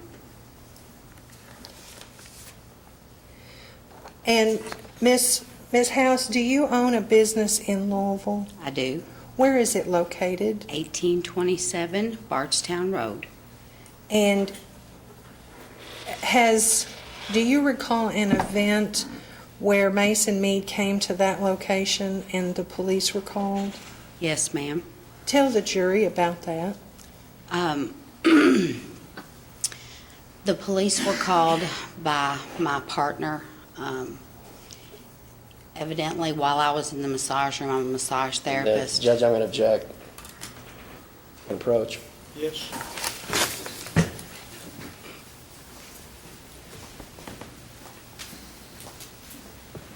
She's not a witness to what transpired, and she also was not the one who called the police, and the police weren't called, the LPD weren't called, the Lincolnshire police were called.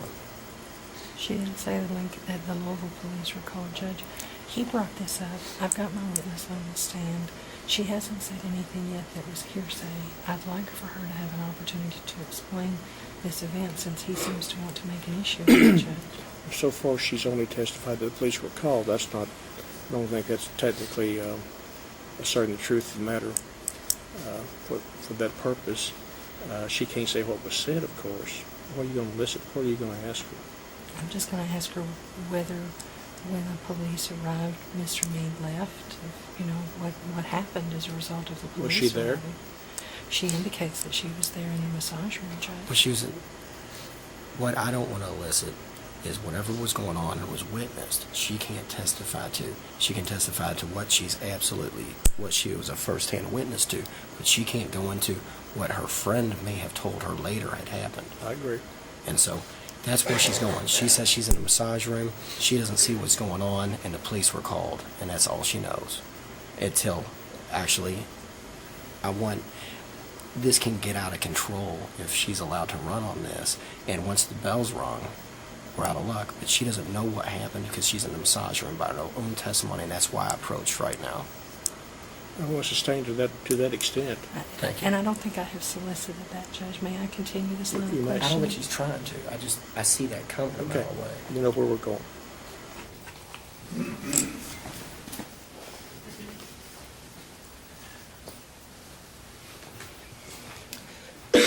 Ms. House, just so we don't get into any territory we're not supposed to get into, I want you to testify about what you observed, okay? Okay. Were you present at your place of business at the time of the event that I've asked you about? Yes. And were you present and observing the situation when the police arrived? Yes. What police agency responded to the call? Lincolnshire. Okay. I'm not familiar with where your business is. Is it in the Lincolnshire? No, it isn't. Okay. When the police arrived, were their vehicles marked? I don't know because I was inside the building and they were outside. I didn't see the police car until later on, and that car was marked. Okay, so the car that you observed was a marked Right. unit. Was the officer or officers who responded, were they in uniform? Yeah. The female police officer that assisted with the other officer who came in was clothed. Uniform? Yes. Okay. Both officers had clothes on. He had a T-shirt, I believe, that said police on the back and a gun, but as far as a uniform like hers, no. Was Mason Meade present at your business when the police arrived? Yes. What action did the police take when they arrived, if you saw it? When they came into the building, Yes, ma'am. they tried to arrest him, serve him with a, warrant and arrest him.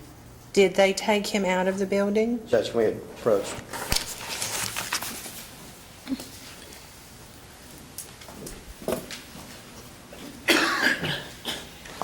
Go ahead, you talked about this in opening. Who talked about it in opening? He did. Okay. I didn't mention anything about a warrant. You mentioned there's arrest, an attempted arrest. Right when they showed up, but not on the basis of a warrant, which shows prior criminal activity. And, the results of this coming down, and the fact that she's now mentioning, and it's tainted that it's a... Judge, he mentioned it. You in his opened the door opening. wide He did open. this. You were talking about they're trying to arrest him. You think What do you want the jury to think? They just were there picking on it for no reason? Well, they're arguing, and this is why, and I'll shore it up. It's my objection on that basis in a mistrial, but it's her ex-husband was the police officer, hadn't been sworn in yet, and that was the whole basis of Lincolnshire being called in. The LPD wasn't called because they call an unsworn officer. Nobody's going to keep you from getting in there on the cross however you want to. I don't really object. I think you opened the door for him being arrested. I don't think it matters whether they had a warrant or not. They tried to arrest him. You told the jury that. Right, but as far as a warrant that's passed. Warrant? You can ask that on cross about the warrant. I don't know what the warrant, why that hurts me more than just being arrested. Well, it shows prior. You think a jury really? You brought Not it up, necessarily. though, Judge. I mean, it's another bad act, and I would have had to have given him notice. I frankly didn't know about it. He brought it up. I'm just trying to make sure this jury doesn't think I'm trying to hide something. Yeah. So I'm asking her what she knows, and I'm trying to be very careful about the way that I Oh, ask really, without Judge. leaving, Judge. You may continue, Ms. Strebel. Thank you, Judge. Ms. House, I think that the question that I asked was whether or not the police did they take Mr. Meade away from your place of business on that date? Yes. Okay. And did you arrange for that to be done out of any sort of animosity? I had no part of that at all. I have no further questions for this witness at this time, Judge. Mr. McLeod, you may question. Sure, Judge.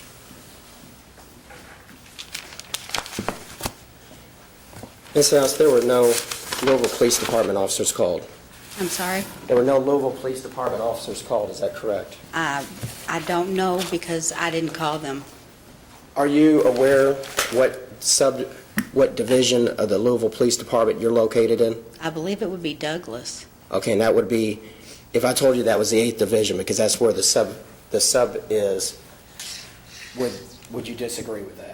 I don't know. I'm assuming it's Douglas, if that's the 8th, if that's what you're telling me. I'll That's the go 8th. along You with go back it. Douglas, and it's back on the left. I believe that's who governs us, yes. Okay. Now, let me ask you something. 3 officers showed up, is that correct? Yes. Actually, but there were only really 2 officers. There were 3 officers to my knowledge. Okay, to your knowledge. But one of them was your ex-husband, is that correct? That is correct. And that was the natural father of Sarah Gish. That is correct. And that is who you testified to has the grandbaby with Mason Meade. That is correct. Okay. Are you aware that he wasn't a sworn officer at that point? I was not. Okay. Why would you call Lincolnshire not the Louisville, or why would someone call Lincolnshire not the Louisville Police Department? Objection, Judge. What's your basis? Judge, Mr. McLeod is asking this witness to speculate why someone else made a choice to make the call that she made. It's. Well, how would they? I'm going to let her answer if she knows the answer. Don't just guess the answer. If you know why they were called, you can answer it that way. You may answer the question. I'm not really sure why, Okay. but. You're not sure, you can't answer. Okay. Did you witness them enter into your beauty salon? 2 of them, yes. Okay. Did you witness your ex-husband approach and accost him as the initial officer is what I should say, in quotes? I wouldn't agree with the word accost. Okay. Would you agree of a grabbing when Mason's sitting on a couch? I would agree with him placing his hands on Mason, not so much a grab. Would you agree that if someone was not a sworn-in police officer, that shouldn't be legal activity? I would have no way of knowing that. Sustained.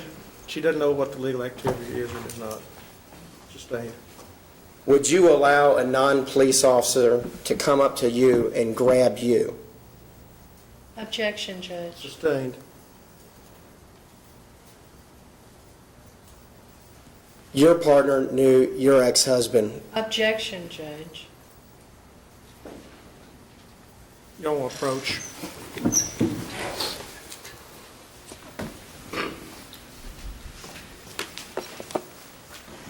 Okay. Judge, the basis of my objection is that he wants her to testify about what someone else knew.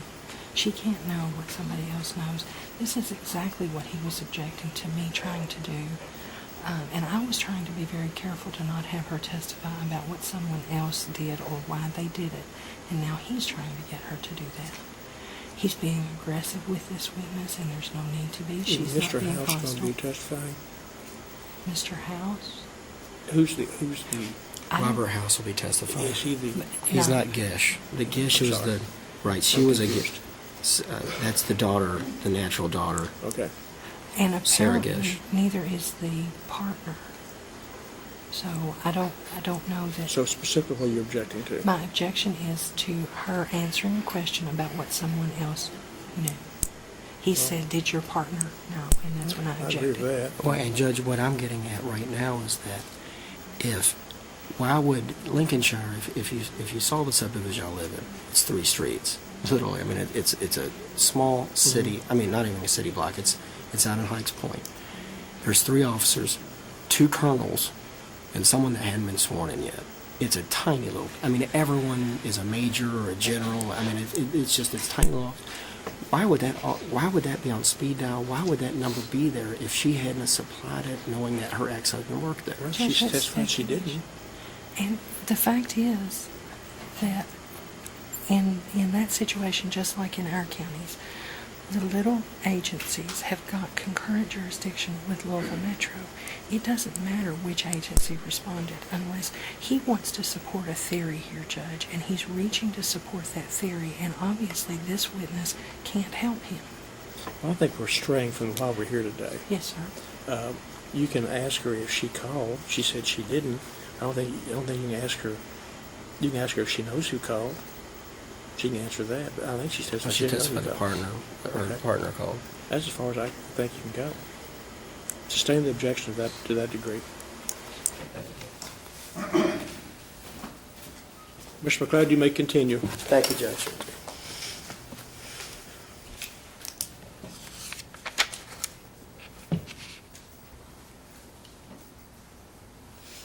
Your husband has had numerous jobs since this event has occurred, is that correct?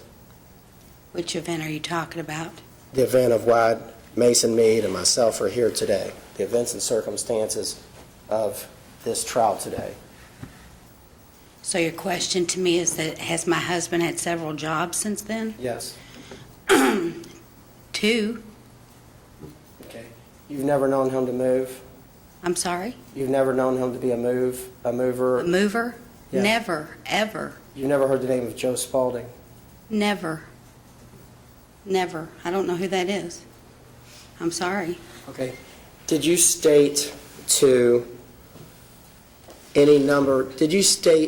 Dustin Meade that you wanted to see Mason go to jail or prison as long as you possibly could? Not as long as he possibly could. I was very angry if I made that kind of a statement, which I could have. I don't remember, but I don't wish that, no. Okay, but you're not denying. Did you or did you not state that you wanted to see Mason in prison? That I wanted to see him in prison? That you were going to make sure that he was going to prison? No. I did not say I wanted to see him or I was going to make sure that he went. No. I said something like that, but not exactly those words, no. Okay, well, can you tell me what you said? I said he deserved to go to prison for what he did, is what I said. Okay. Did you say prison or did you say to jail? Either one. I could have said either one. I'm not really sure which one I said. Okay, you're not sure exactly what you said? That is correct. Judge, can we approach? Yes. I've got a rebuttal witness. I want to make sure that I've elicited enough out of her to have him come in and say this is what she had said to me. Have we met that threshold? And I'll stop beating. Okay. I mean, you can ask her again if you want to. No, but I just want to, it's your court. Well, I'm Judge, not- here's the problem. Without knowing what his rebuttal witness will say that she said, it's impossible for me to know whether or not I should object to that impeachment. which is what he's, what, I don't know. I'm So I gonna reserve allow the it. I right, mean, but she's not going away, so we'll keep her Yeah, for recall. I don't see any problem. Plow on. Thank you. You may continue.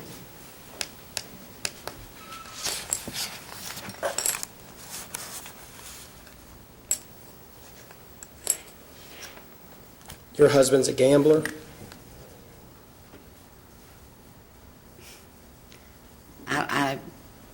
What kind of gambling? Lottery? Does he go to the boat?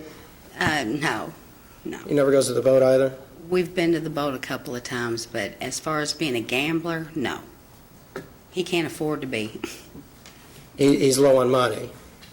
We don't have money to spend on gambling. We don't, neither one of us. And as far as I know, you can have to ask him that, but as far as I know, no.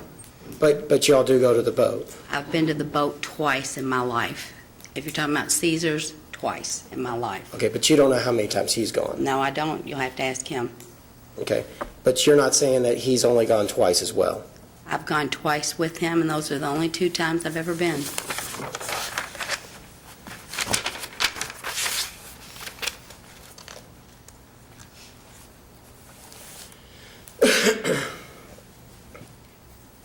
The things that you tendered to the sheriff's office were not found in the bedroom where Mason stayed with your daughter, is that correct? That's not correct.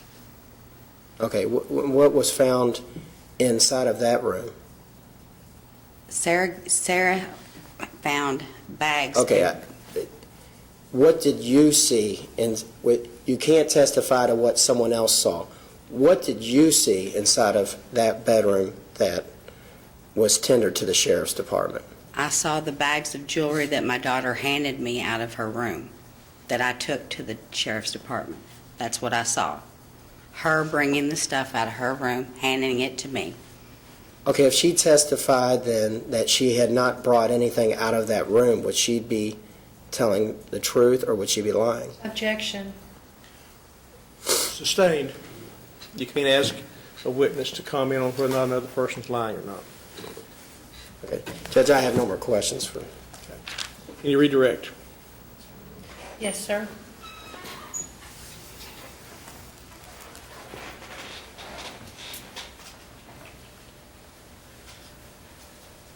Ms. House, Mr.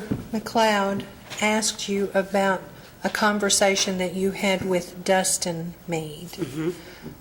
Who is Dustin Meade? He is Mason's brother, twin brother. Twin brother. Mm-hmm. Okay. When did this conversation take place? I believe that it was the Saturday after Mason was removed from my home that Friday. The very next Saturday, his brother kept calling me. And I did get angry. And I probably said some things I probably shouldn't have because I was angry. Did Dustin Meade live in your home? Dustin? Yes, ma'am. No. Okay. I'm sorry. Did you say Dustin to begin with? Yes, ma'am. I'm so sorry. I thought you were talking about Muncie. Dustin is Mason's brother, but it's not his twin brother. It's another brother. Okay. Mr. McLeod was asking you about a conversation that you had with a Dustin Meade. I don't remember talking to Dustin like that. I did talk to another brother. Okay. Do you recall even having a conversation with Dustin? It's possible, but Dustin and I never had words like that. I've always had admiration for Dustin. Ms. House, what I'm trying to figure out is, were you even talking about these facts? Were you angry about these facts, the facts that support the charge of receiving stolen property against Mason? No, not at that time. Were there other circumstances, and I don't want you to speak about those, were there other circumstances about which you were angry? Yes, ma'am. Were those the circumstances that you were discussing his deserving to be in prison or jail? Yes, ma'am. Ms. House, to your mind, is there any difference between the word prison and the word jail? Not really. I don't know. Not to me, no. And I think that Mr. McLeod asked you, my recollection of his question is that he asked whether you wanted Mason to go to jail for a long time. Did you ever say anything like that? If I did, it was out of anger. Was it about these facts? No, I don't think so. What was your, and I think you answered this question before on direct, what was your motivation for carrying the property from your home and your shed to the Meade County Sheriff? I wanted it off of my property. And why was that? Because I believed it to be stolen. I have no further questions. Mr. McLeod, any recross?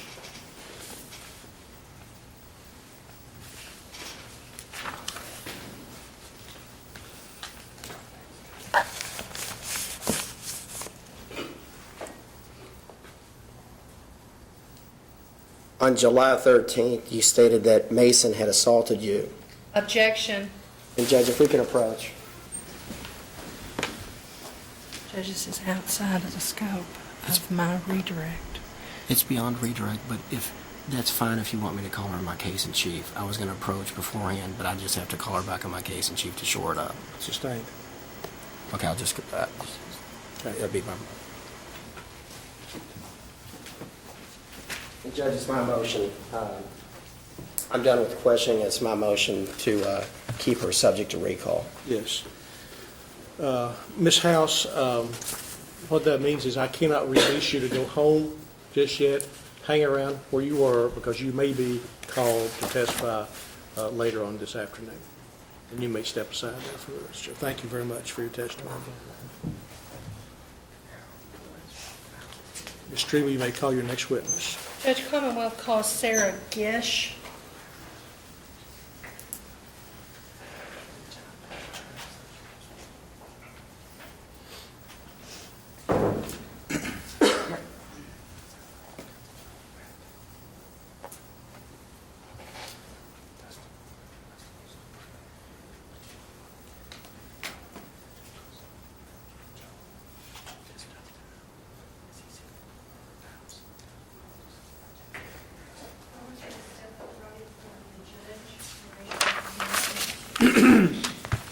Ms. Gish, just stand in front of me, please. Raise your right hand. Do you swear affirm the testimony you're about to give is the truth, the whole truth, and nothing but the truth? Thank you. Have a seat in the witness chair. You sound like you're very soft-spoken, so I want you to speak up loud so we can all hear you. I want you to direct your remarks towards the jury when you're asked a question because they're the ones that really need to hear your testimony very clearly. And speak up. You will not speak too loud. Okay. State your name for the record, please. Sarah Michelle Gish. That's good. Thank you. Ms. Strebe, you may question. Ms. Gish, I would like to ask you to turn your seat so that you're facing the jury and sort of slide over to that microphone so that you're sitting snugged up beside it, okay? Now, as I ask you questions, if you would face this way, it'll be easier for us to hear. Thank you, ma'am. Say your full proper name. Sarah Michelle Gish. Okay. And in July of 2007, what, if any, was your relationship to Mason Meade? He was my boyfriend and he's the father of my son. And in that time period, were you all living together? Yes. Where were you living? With my mother and her husband. Okay. What are their names? Michelle House and Robert House. Where was their home that you were living in? 2010 Big Bend Road. And that's here in Meade County? Yes. What community? Battletown. Miss Gish,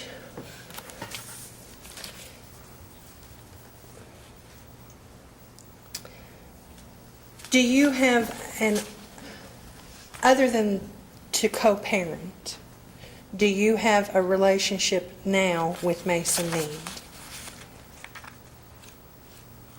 Sort of. Okay. When was the last time that you spoke with him? Saturday. Of this week? Yes. How did you speak with him? Hold on just a second. Will you all approach? You need to be careful. She's going to say she comes to jail and sees him.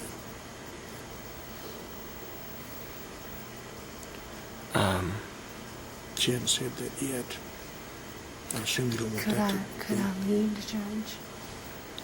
For those purposes, you can. I'm just afraid she's going to say, well, I'm visiting weekly at the jail. My You see what purpose I'm for this saying? line of questioning, Judge, is to establish that she really wishes this wasn't I happening and understand. doesn't want to be the part of the problem for him. Yeah, and I'm not trying to tell you, I'm just concerned. If I could That's lead, good insight. Let me slip out, you know. if I could lead, then I'll be very careful to keep it on I that think it's subject. permissible in a case like this. As far as it pertains to that issue. You got objection? We had thought about this theory and whether that's admissible or not, the jail Jail coming in, relationship. as far as the certainly can motivation, admit it, right? but I But I'm just, if you're going to admit it anyway, I just want to ask her whether or not she would just as soon not have to be the reason he's in this situation. I mean, you know, she's got friendly feelings toward him. That's the subject, and if I can lead, I can keep it on that. I don't mind if you let her run.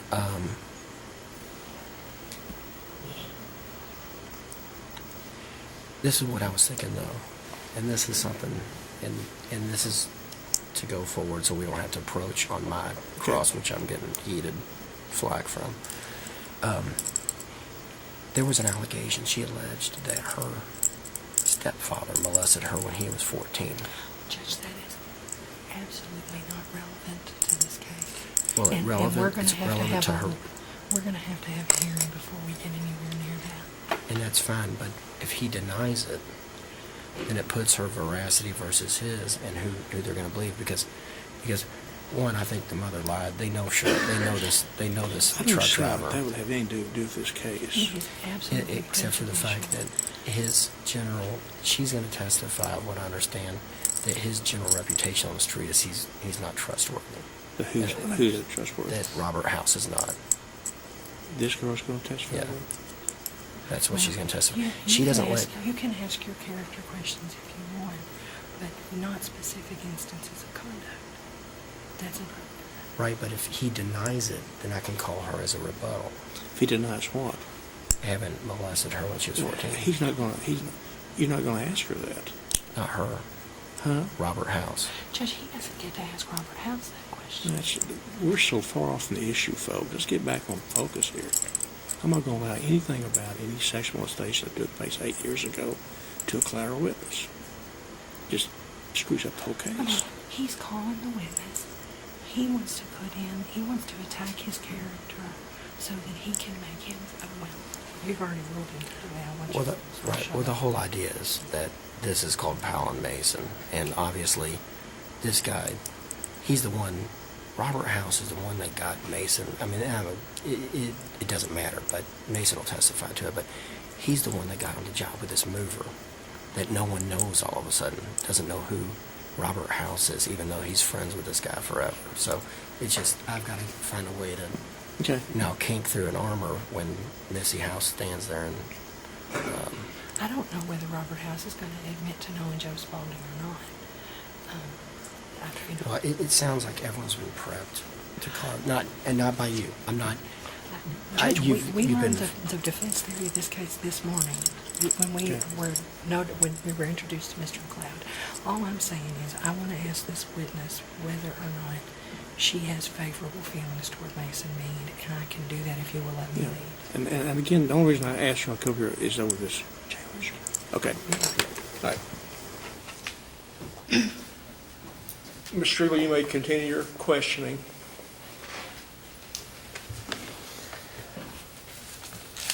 Ms. Gish, at this time, do you have friendly feelings toward Mason Meade? Are you all on good terms? I believe so, yes.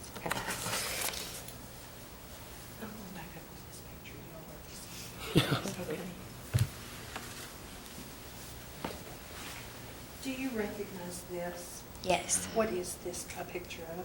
That was a picture of my bedroom when I lived at my mother's.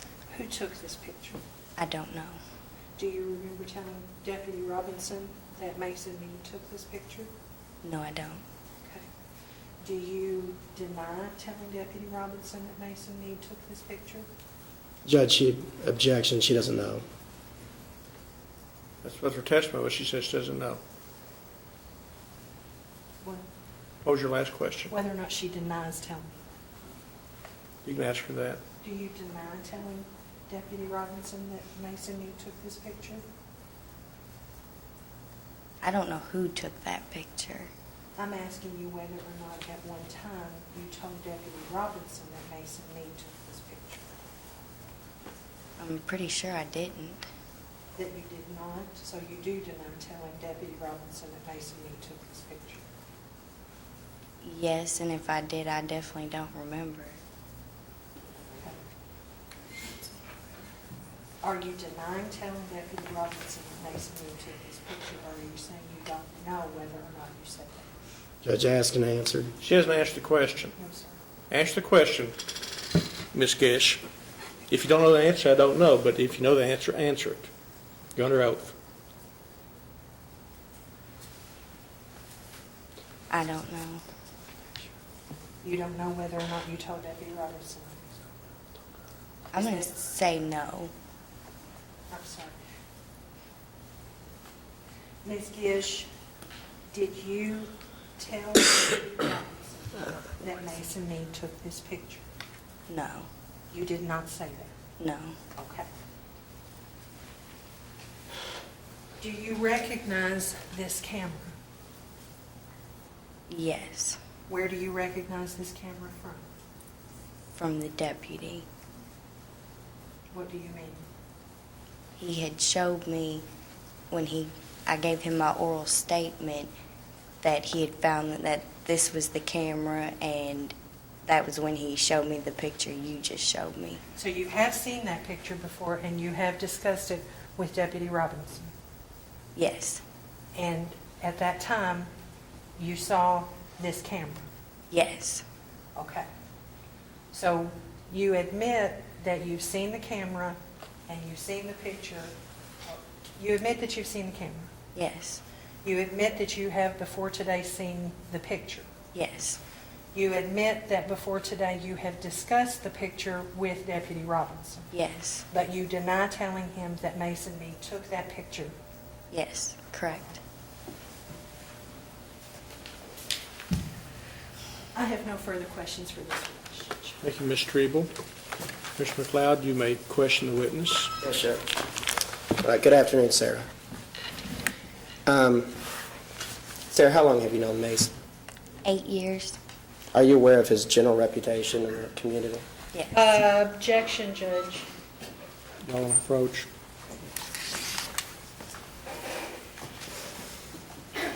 This is going to take a while. This is going to take a while. We should probably take a break and be heard in chambers on this one, Judge. Okay. We're going to go to chambers on this issue, and be a good time to take a break, so let me admonish you. It's your duty not to permit anyone to speak to or communicate with you on any subject connected with the trial. Any attempts to do so should be immediately reported by you to the court, and that you should not converse among yourselves on any subject connected with the trial, nor form nor express any opinion thereon until the case is finally submitted to you. Let's take about a 10-minute break, come back at 2:10.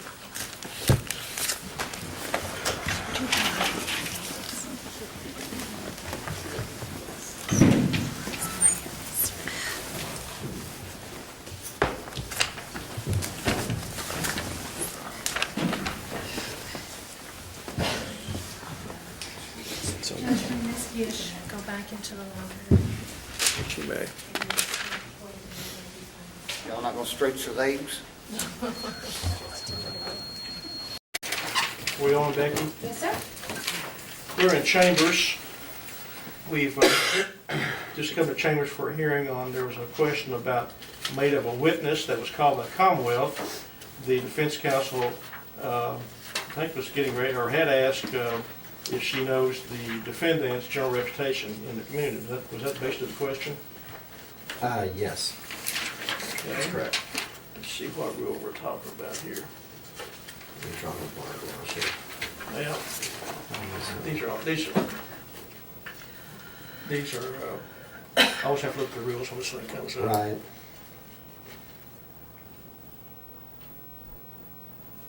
You've asked about the credibility, or not, you've asked about the reputation of the defendant, not of the witness. Or of any other witness. Okay. Let's in here somewhere. It's Rule 405. It's 405? Reputation and opinion. Okay, thank you, This Mark. I don't know why. Yes.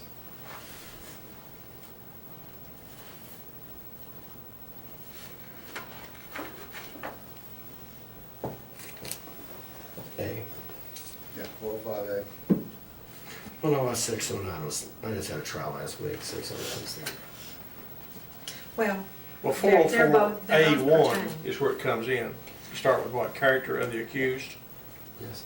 Evidence of a pertinent trait of character or general moral character offered by an accused or by the prosecutor to rebut the same, or if evidence of a trait. Judge, Yes. here's the reason I object. Okay.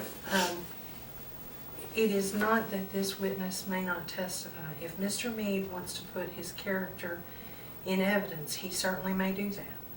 And she's about to answer a question that's going to do that. But when she does, it is my understanding of subsection B of 405 that I then get to ask her if she knows about his conviction in Nelson County, and if she knows about his conviction in January of 2007 in Jefferson County for terroristic threatening and resisting arrest, and in... Okay, we understand. Judge, she's, fleeing and evading the police. It says I get to do that, Judge. well, it's not open season. It is. I think it Well, is. Judge, my understanding is she's going to testify that he's rough and tumble, but his general reputation is that he would not steal and that he's an honest person. And assaultive behavior, young guys get in fights, they get in any number of slew that doesn't go to his veracity. Because someone is assaulted, it does not go to impeach their ability or who they are, at least in regard to that characteristic. They're simply apples and oranges. Judge, in 2006, he was convicted of falsely reporting an incident in Oldham County. In 2006, he was convicted of menacing and wanton endangerment and fleeing and evading. I think that these do go to his character, and they don't get to, once character is put in evidence, Judge, it is character. It is not character for a particular trait of conduct. And I think that's why I want to do this in here and have the court tell us, because he may not want to plow this road. Well, I do want to plow that road, and I simply disagree. When you put someone's character, there's several.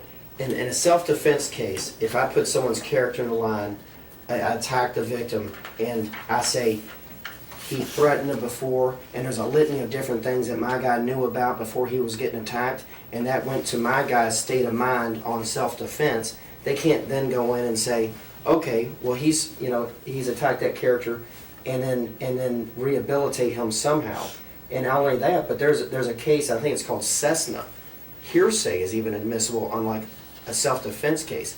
This is simply the only character we're putting into is his veracity, and they've put the character in play by charging him with theft of, with receiving stolen property, which goes directly to his. They've already, by the indictment that she read in her opening statement, they've attacked his veracity. Judge, that absolutely misstates the law. Elsewise, every time that a person is charged with criminal conduct, character is at issue. Okay. He is charged with criminal conduct. They are about to put his good character at issue. I get to refute that with specific instances. All right. Let's go through the rule. Rule of evidence 404, character evidence and evidence of other crimes. Character evidence generally is not admissible, except 1, character of accused, that's us. Evidence of a particular trait or character or of general moral character offered by an accused or by the prosecutor to rebut the same, or if evidence of a trait of character of the alleged victim is offered by an accused. Evidence of the same trait or character, okay. So there's where it comes in. Then you go to how you prove it. 405A, reputation or opinion. In all cases in which evidence of character or a trait of character of a person is admissible, proof may be made by testimony as to general reputation in the community or by testimony in the form of opinion. I'm assuming that you're going to ask this young lady if she knows what his general reputation in the community is. That's correct. And she's going to testify, I presume, it's okay. No, she's going to say, he's rough and tumble. I know he's had assault charges, but he would not steal. He is an honest person. Judge, she cannot, Okay. he cannot. And Then we go into B, inquiry on cross-examination. On the cross-examination of a character witness, it is proper to inquire if the witness has heard of or knows about relevant specific instance of conduct. However, no specific instance of conduct may be the subject of inquiry under this provision unless the cross-examiner has a factual basis for the subject matter of the inquiry. Specific instance of conduct. In case in which character or a trait of character of a person is an essential element of a charge, claim, or defense, proof must be made of specific instance of that person's conduct. Okay? In proving character, in making his good character an issue, Judge, she doesn't get to say, look, he's a little rough around the edges, he might pop somebody every once in a while, but he wouldn't lie to save his life. She doesn't get to do that, Judge. The method of doing that is that she, and Mr. McLeod has done this, he has established that she is acquainted with Mr. Meade. He has established the basis for that acquaintanceship and the duration of it. Now, the inquiry, the proper inquiry, is what is his reputation? And the extent of that is whether or not he is known to be an honest and trustworthy person, not he might do this but he wouldn't do this. That she's then making decisions about specific instances of conduct, and that a character witness is not entitled to do that. They offer general reputation and opinion about the community's feelings, not her personal feelings. Well, I agree with you, Susan. I believe that if you read these rules together, the reason that you can inquire on cross-examination as to specific instances is to test this witness's knowledge to see if she really knows what his reputation is. Right. And I think you have the right to show, or you may think it's good, but If you knew this but would... yeah, how about this? I'm going to let it in.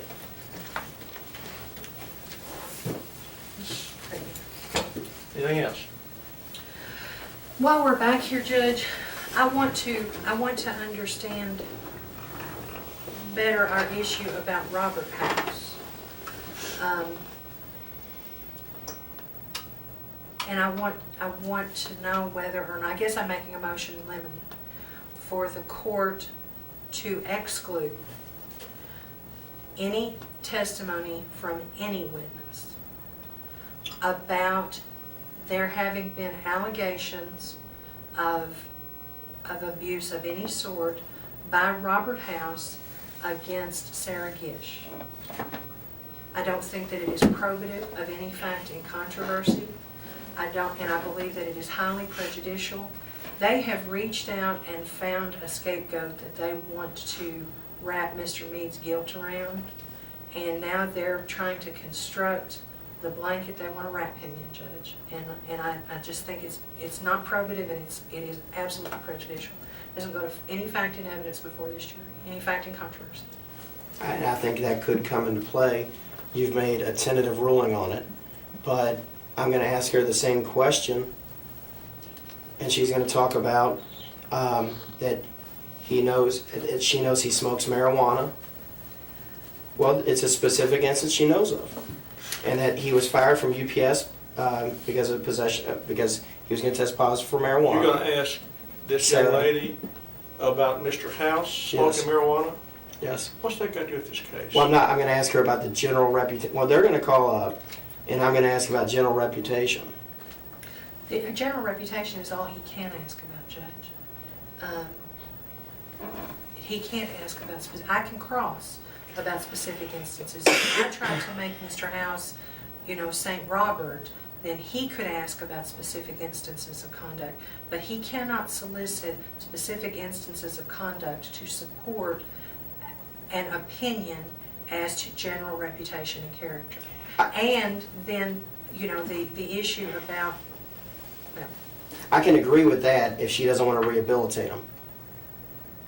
he's I your agree with witness. that if Sarah testifies to what I think she told me she testified to, and I didn't put the words in her mouth. If she testifies to that, if she tries to rehabilitate, then I can go into the specific instances as well. We'll cross that bridge when we get to it. But I think you can ask what his general reputation is, and that's it, As a witness, as a on direct. Yes, sir. Okay? It's his witness. I'm just trying to keep us on point. I know what everybody's trying to accomplish here, but I don't want this jury to go back and say, why do we hear about dope smoking and child molestation? I thought this was about stolen property. I know you got the right to impeach witnesses and you got the right to show motive and so forth, but I think so far we spent more time on that than we have on did this occur. Well, Judge, the defense is, and I'm entitled to a defense, and whatever that defense may be. And the defense that we've laid out so far, and we've laid as best we can when Missy House gets up there and stone cold states she doesn't know someone that Robert House has known forever and got him a job at a moving company. When I'm faced, and I've laid that foundation that this is basically a conspiracy to get this guy out of their lives, separate from Sarah Gish, I have a right to put on that conspiracy trial. And I'm not denying you that right, but you know, you can argue that in your final summation. You've made a good point with the jury about that, but I got to keep us on track here. I understand you're entitled to your defenses, but I still have to keep this trial as close to clean as I can and keep us on point. And I don't think child sexual molestation years ago is very relevant. I think it's more prejudicial than it is relevant in this case right here. That's my ruling on that. Anything else before we go back out? Yes, sir. Okay. Thank you. Well, Judge, I would have one objection. I don't know if she has any certified records as far as what his prior history is. It doesn't say that I have to have certified records. It says I have to have a reasonable basis. Factual basis, and I'm relying on the documentation from the administrative office of the court. Which is inadmissible. I'm not trying to admit proof, Judge. I'm going to ask the witness whether or not she knows about convictions that I know are factual. As long as you've got a factual basis, you can do that. Yes, sir. I have certified records. Thank you, sir. Objection be noted.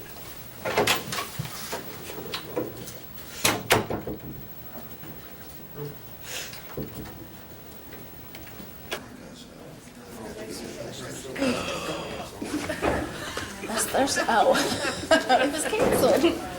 Calm down. You mean the initial day? No, I missed that one too. I missed Thursday. I came in the next day and she gave me a piece of paper. This was the first day.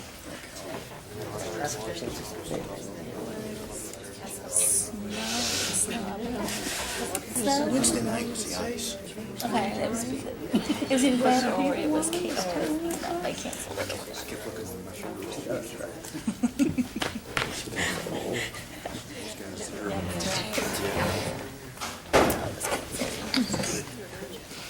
They'd come after you. Huh? They would have come after you. Right. You want her back in? Yes. Turn her back in, Don. Let's get you come back in. I forgot you. Ms. Gish, if you would take your seat again on the witness chair, please. I want to remind you that you're still under oath. And you may resume your questioning, Mr. McLeod.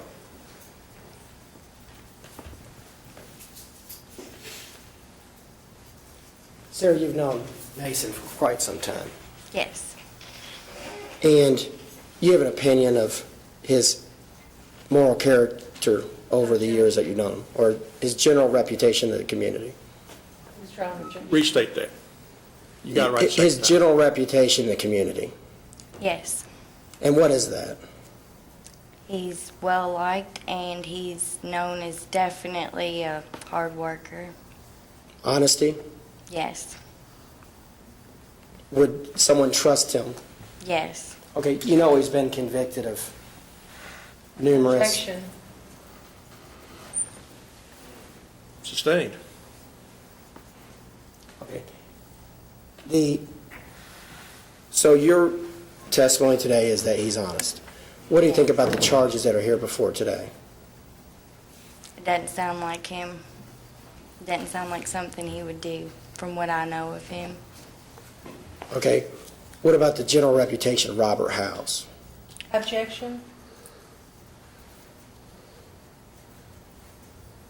Don't answer till the judge. Y'all want to approach? This is not of the accused. This is not of the accused, He's a right? witness, and he, Judge, is he going to call Robert House? I don't know. Neither do I. And I want to know whether or not he's going to call Robert House. If you don't, I promise you, I will call him in my... He'll be on the stand. He'll be on the stand, and I'm going to ask to treat him hostile. And does this witness know not to blurt anything more than whether or not she knows? I don't want her blurting something, Judge, and then, because she's been prepped up to testify a particular way. Okay. I have not prepped her. Okay. I'll, after you ask the question, before she answers, I will admonish her to answer just the questions you've asked it. If she knows the reputation and what it is without being specific. Yes, sir. Is that fair enough? Yes, sir. Do you want to just Tell her bring now. her up here right Yes. now? Sarah? Sarah, would you Can come you around? over? Come around here, please. Sarah, he's going to ask you if you know about the general reputation of Mr. House. And if you testify yes, he's going to ask you what it is. Now, you can't testify as anything specific. You're going to testify like if it's good reputation for truthfulness and so forth, but you can't say, well, I know he did this and this and that. You understand what I'm saying? We're talking in general terms here. Okay, yes. Whether or not a guy's a bad boy or a good boy, basically is what we're talking about here. I understand. Okay, you understand? You can't go into your, like what happened to you when you were 14. Or any other Okay. specific Yeah. instances. No specific conduct, just whether or not that reputation is good or bad. And just so Sarah knows and the court knows, I'm going to keep her subject to recall after I call Robert House if they're not going to Understood. call her in their case in chief. Certainly. Okay. Thank you.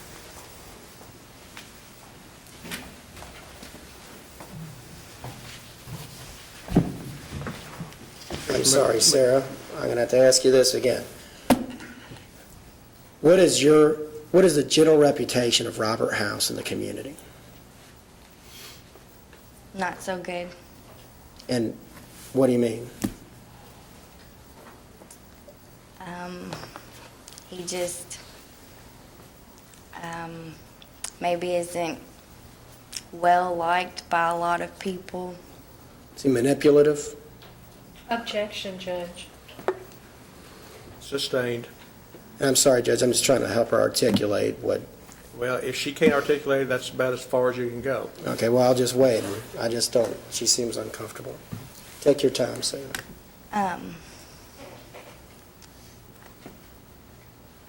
I know a lot of people that don't think highly of him, if that helps. In what way? His character, his morals. He's just his character really probably be the main thing. His Okay, well, character. take your time, because character is a general... Judge, may we approach? Yes.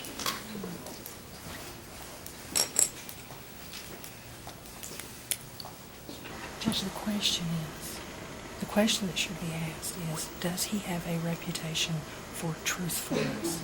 That's the question, honesty and truthfulness. That's fine. That's a yes or no question. You want to ask her that? That's fine. Sarah, does he have a reputation for truthfulness? No. I have no more questions. Ms. Strebel?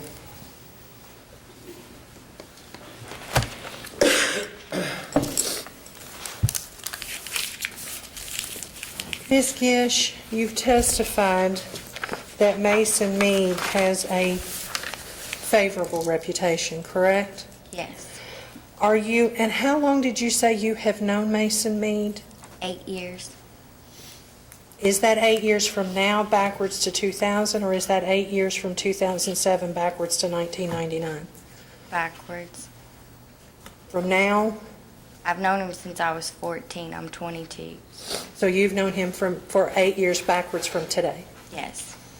And that would be back to 2000? I knew him in the year 2000, yes. Okay. Well, how old is your child?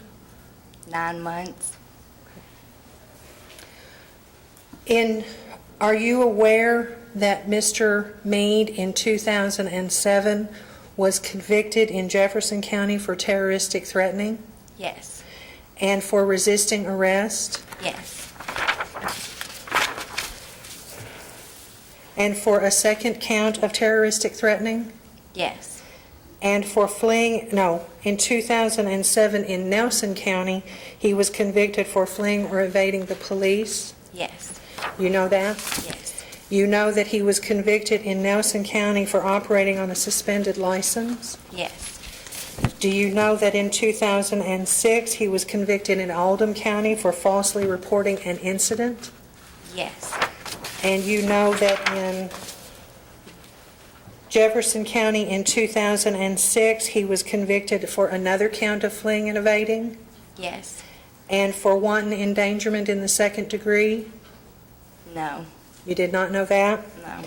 And in Nelson County in 2005 for menacing, did you know about that? Yes.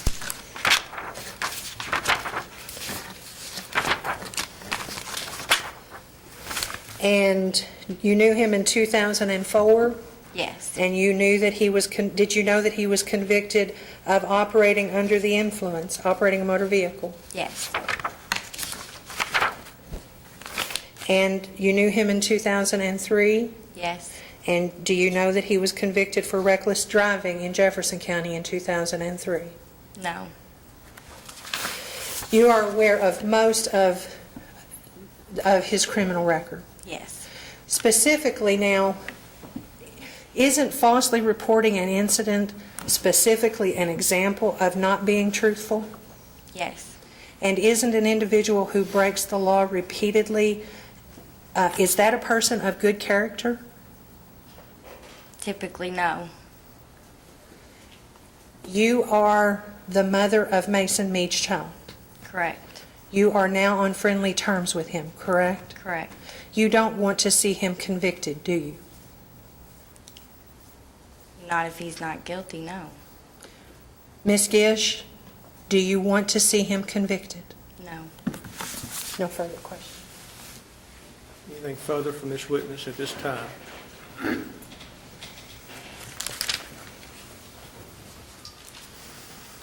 You stated you don't want to see him convicted if he's not guilty, Right. and that's why you're here today, Correct. and that's why you testified. Objection, Judge. Ultimate issue. Sustained. And I appreciate you showing up today, Sarah. And I'm Judge, it's my motion to keep her subject to recall. Motion to be granted. Ms. Gish, do you want her segregated, or? I would. Okay, do we have a place where she can be comfortable? Okay. Ms. Gish, if you go back to where you were immediately before you testified, make yourself comfortable.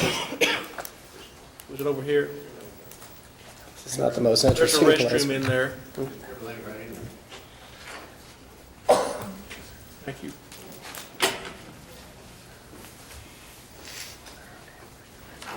Ms. Streel, you may call your next witness. Judge Commonwealth calls Deputy Mike Robinson. Deputy Robinson, if you'd approach the bench, please. You swear or affirm the testimony you're about to give is the truth, the whole truth, and nothing but the truth? I do. Thank you. Have a seat. I don't think I need to tell you to speak up. State your full name and occupation for the jury, please. Mike Robinson, Deputy Sheriff, Meade County. You may ask, Ms. Strebe.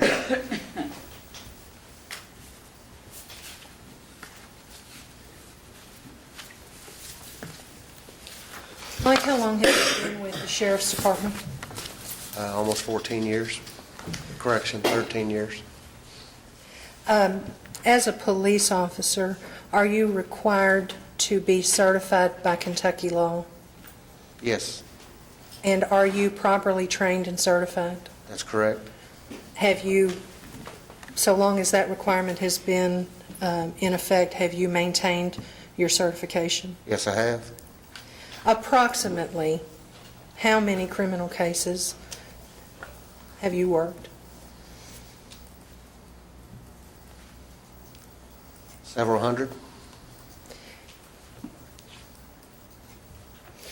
In investigating a criminal case, do you gather facts or do you gather opinion?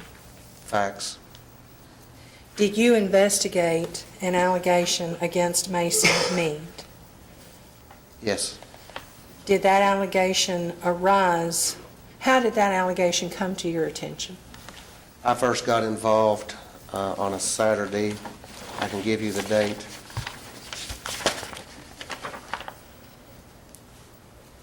July 14th, 2007, to the residence of Robert and Michelle House. What happened that day, it was a Saturday. It was around lunchtime because I was on my way home to take lunch and heard a distress call over the radio that he needed help and needed a police officer. Once we were able to figure out who it was calling for help. Judge, I'd object to him reading from a report. If he needs a refresh. That's not from the report, sir. I just had it open for the date. Okay. Overruled. It is in here that I responded from there, but not in detail. Okay, I can put it up. On that date, I heard a distress call on my way home for lunch. Someone yelling they needed help. They needed the police. It was later determined that it was a unit from the Battletown Fire Department. We were able to get his location. I started en route along with the Brandenburg officer, Scotty Singleton, to back me up. That's how I got involved in this investigation. Was that call for assistance to the house residents? Yes, it was. Okay, and Mike, what road do you live on?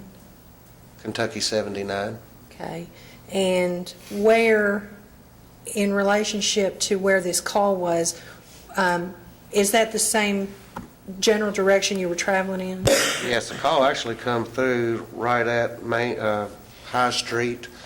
Strange I remember it, but I was at Main Street in Rolling Heights, headed toward the Meade County Bank out of town when I heard the call on the radio, because I heard it and I thought, what did I just hear? And then it came over again. And then we started working on trying to figure out where I needed to go.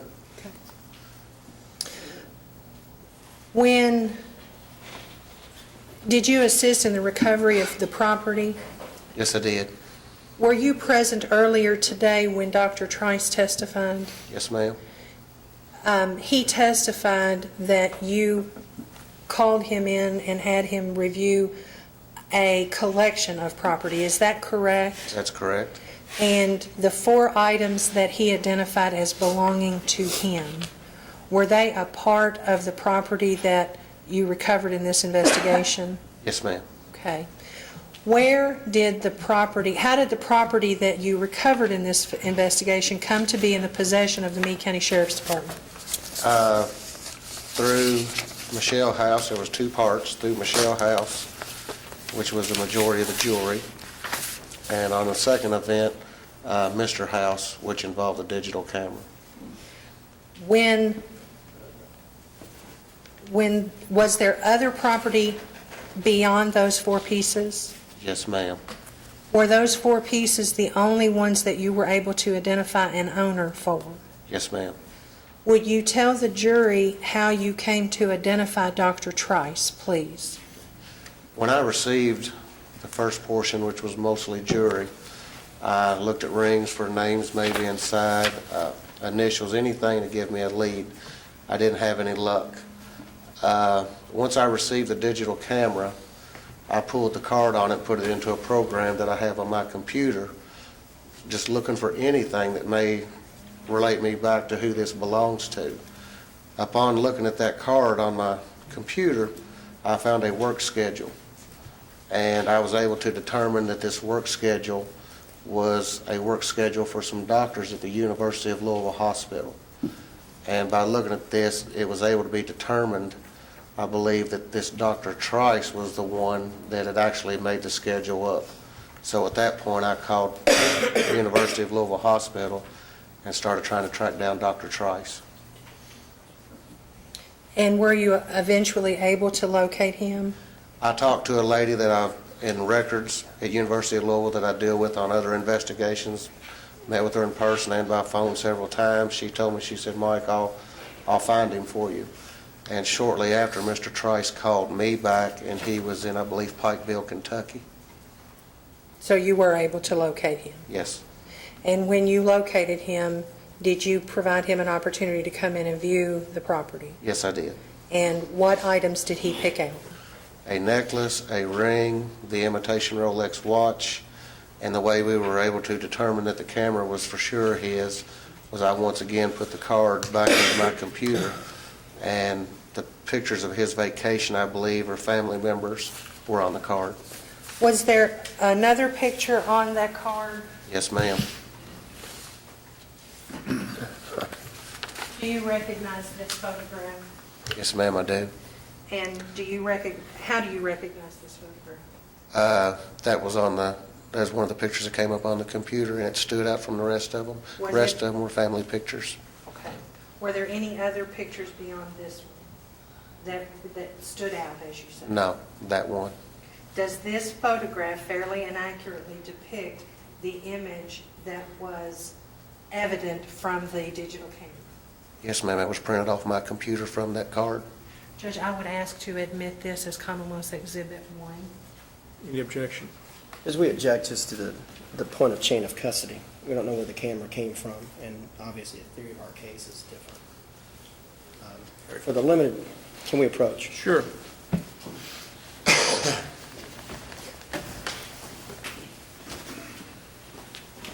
For the limited admissibility that this was taken by someone that they don't know, and it accurately depicts this room of Sarah's, and why anyone would take that picture, I have no idea. But Well, in the test, does it fair and accurately represent of that? And that's what he testified to, isn't it? Yeah. Okay. Missy House has identified it, and Sarah has identified it, and he. Admitted over objection. But we just don't know who took it. I note your objection. Thank you.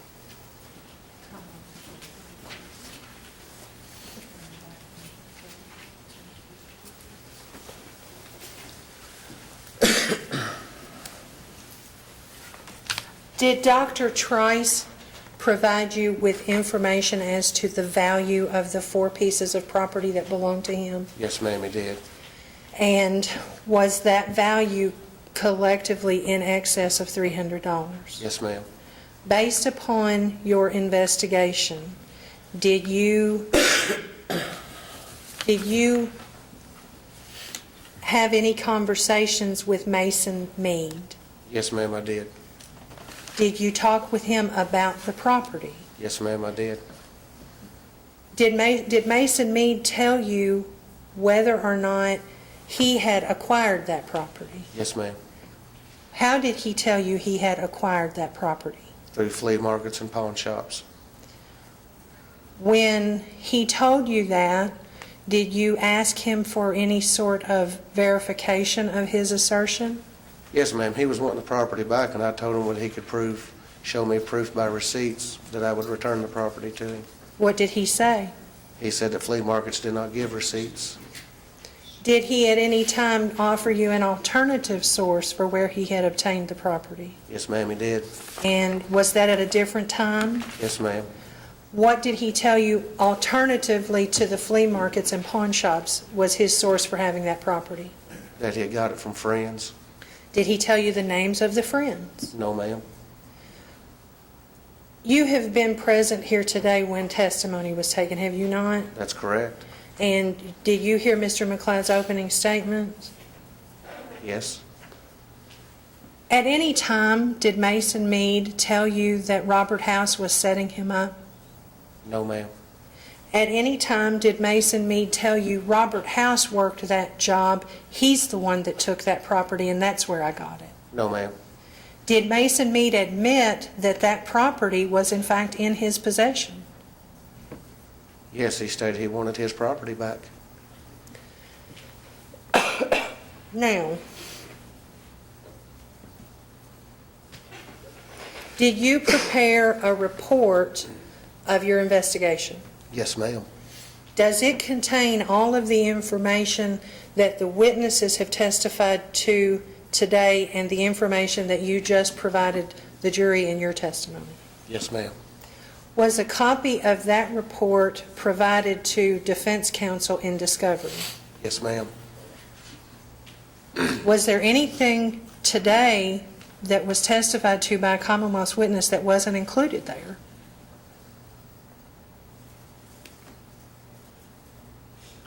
There were some discrepancies on the photo in the bedroom with Sarah Gish. Was there anything that simply was not included? Any witnesses or anything like that? No, ma'am. Okay. And was that report provided to defense counsel soon after the indictment was returned? Yes, during discovery, I assume. Did you present this case to the Meade County Grand Jury? Yes, ma'am. And did the Meade County Grand Jury determine to return the charge against Mason Meade? Objection. It's irrelevant. It's a charging document. Judge, And we all know it may be we're here because of that. You may approach.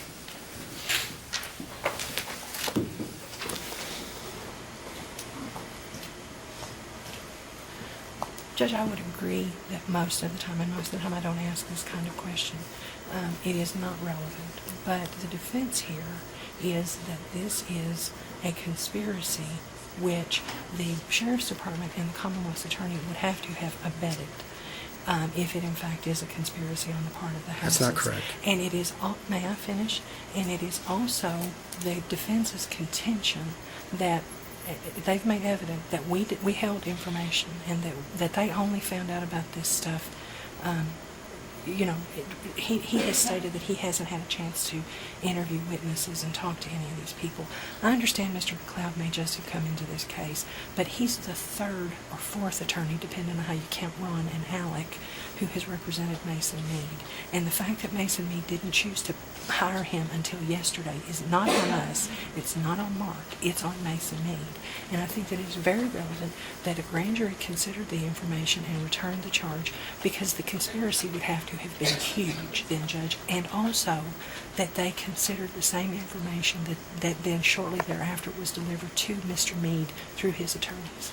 I'm going to sustain the objection. Of course, if they come on across and raise an issue, you've got the right to come back on rebuttal with that. Yes, sir. Well, Judge, the whole problem I have with it is, first of all, I guess she's admitted that's irrelevant, but it's a charging document, and it was addressed, and it's not evidentiary. He just We're sustained here your because objection. I understand, but You won. I know I won, but I want to clarify so we don't have to come back up here in 1 minute. Okay. The path of this whole grand jury, the grand jury's not part of any conspiracy, and I'm not saying the sheriff is either. I'm just saying there could be inconsistencies there. The conspiracy side's on the family, and that's where, and as far as what she opines my defense is, we haven't shown all of our cards yet. Okay. So if she's looking to tally, she can't bring in something that's not admissible, that you've already I addressed. sustain your I objection, understand, but I but just if you come in on your side of the case and tie this all together, she can come back and ask these questions. I don't know what she's trying to tie together. Okay. Objection That's the- sustained.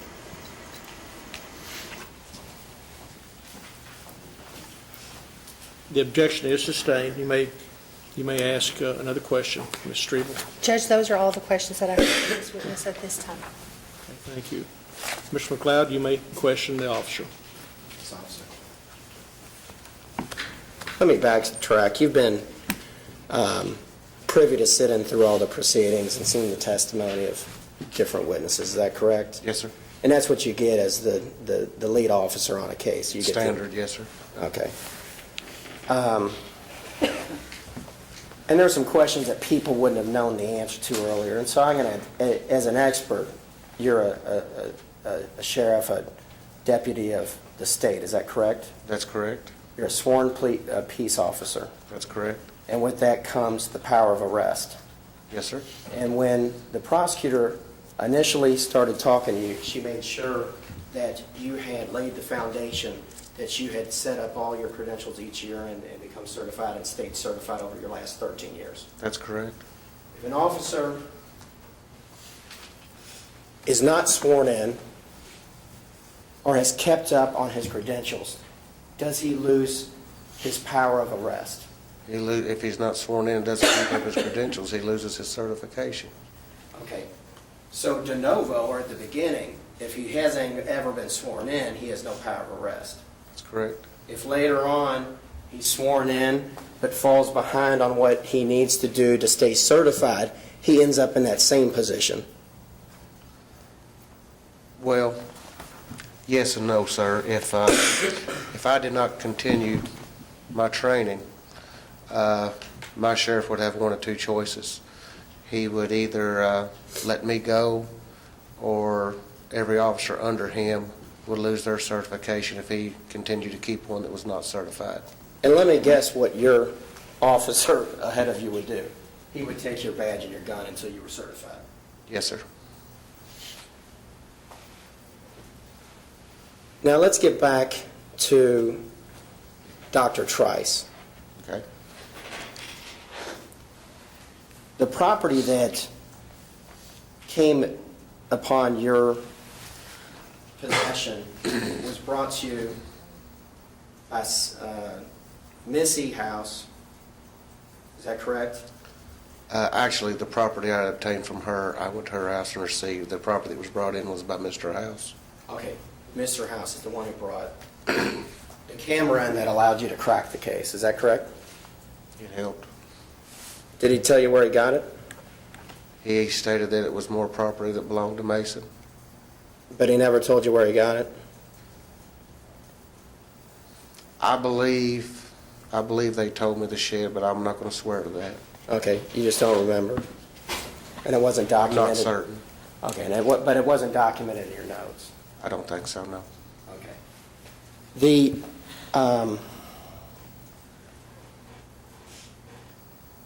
There were 3 different instances, is that correct, where property was retrieved somewhere on the Gish premises and brought to you? Let me look at my notes. I'm aware of 2. Okay.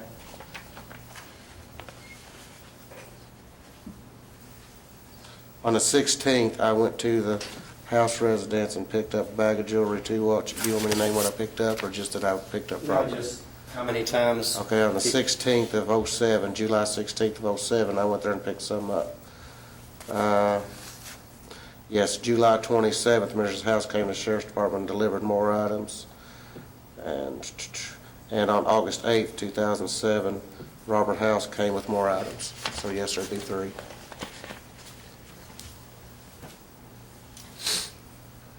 Okay, and you said July 27th, Mrs. House brought, is that the date you just stated? Did you say the 27th? I think so. Is that what you had just refreshed your memory with? Yeah, she delivered more items she had found. Okay, and then on August 8th, Robert House comes in with a little chunk extra, is that correct? Yes, sir.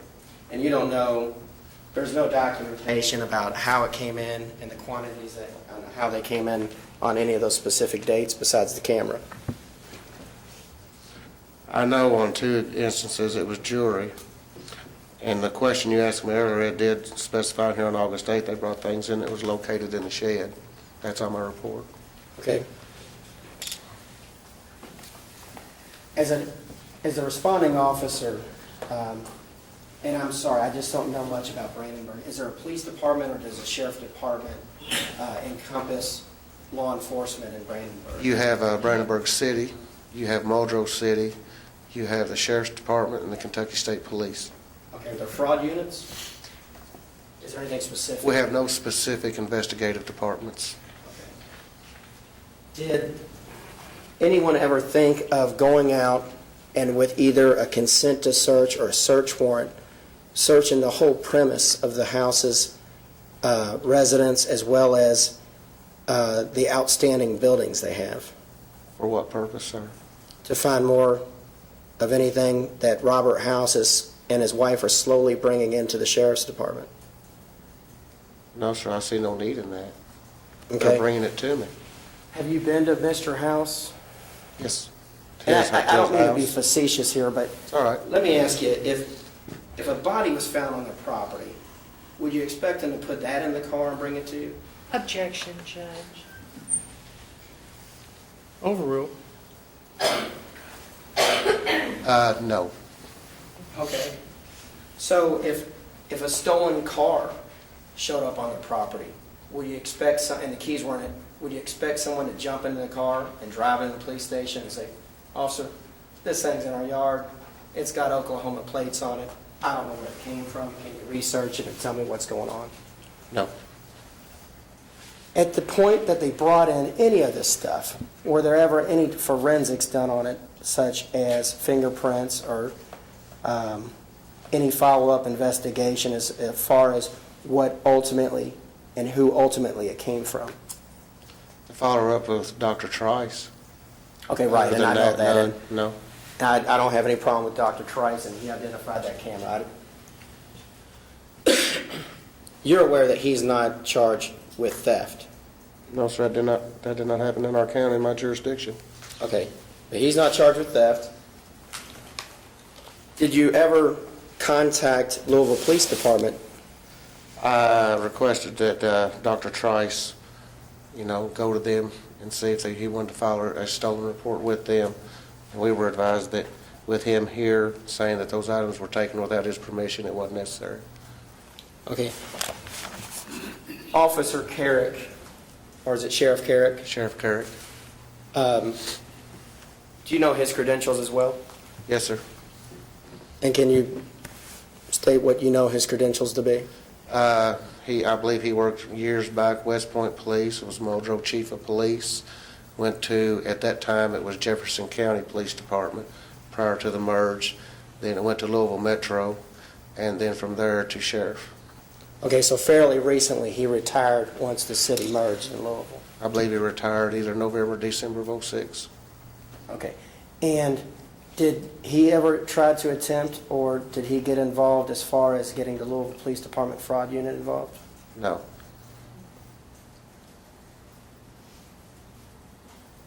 Are you the one who took the charges? Yes, sir. And you charged Mason not with theft, but with receiving stolen property, is that correct? That's correct. And you charged him under a theory of complicity. Explain what you mean by the theory of complicity. With who?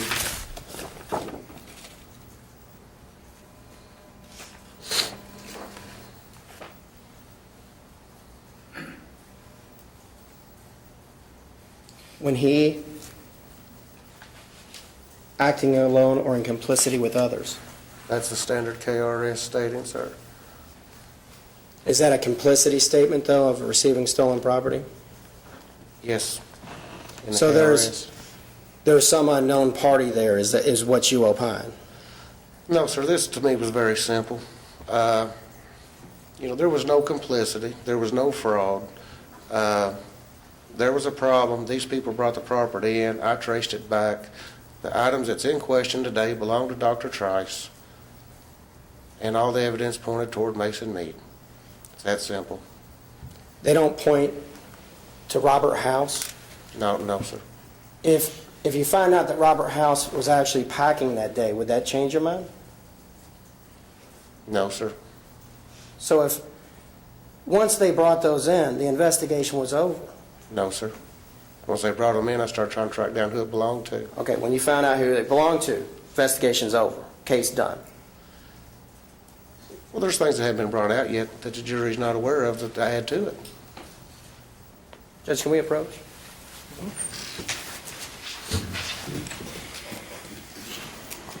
I don't know what that means.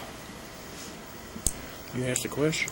Well, I don't want to ring the bell. I mean, Well, he's not talking. I mean, you don't ask anything else, he's not going to say anything else, is he? well, I'd like to know what it is. If it's something that's not tendered in discovery, I certainly... Everything has been tendered in discovery. It's real simple, Judge.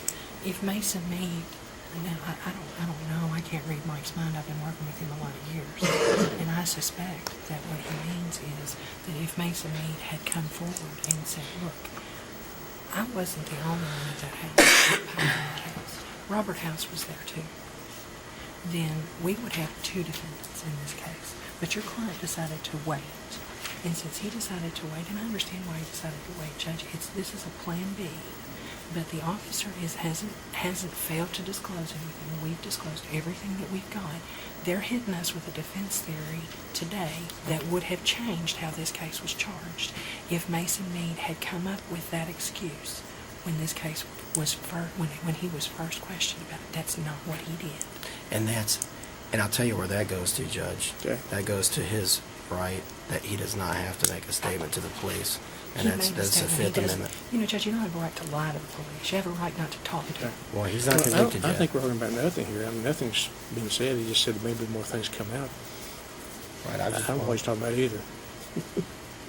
But there's been no objections made. I don't know what we're just talking about the case, aren't we? His objection Let's to go his back to own work. question. Okay. Right. Thank you. You may resume your question.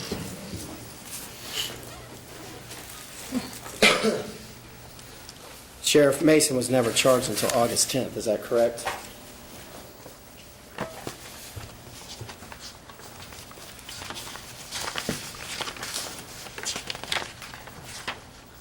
I've got that in my case file, but if you say August 10th, I'll assume you're correct. Well, hold on, let me find it before you start agreeing to me. Should be on the citation, so.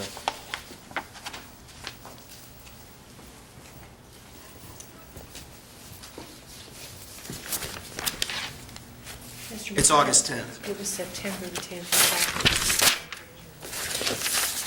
But he was charged on August 10th. Right, he was charged. Let me look at my narrative.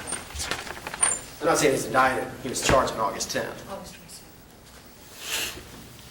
Yes, sir, August 10th at 15:07 hours, which had been 7 minutes after 3 p.m.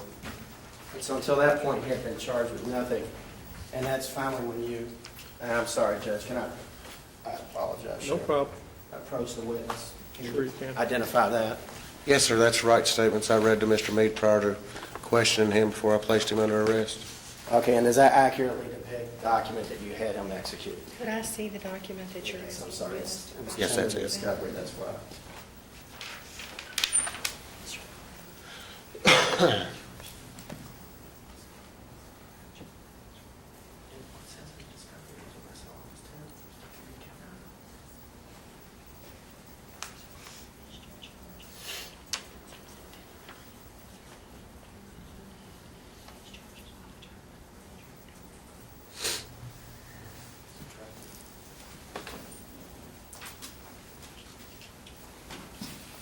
But he signed this waiver on August 10th, is that correct? That's correct.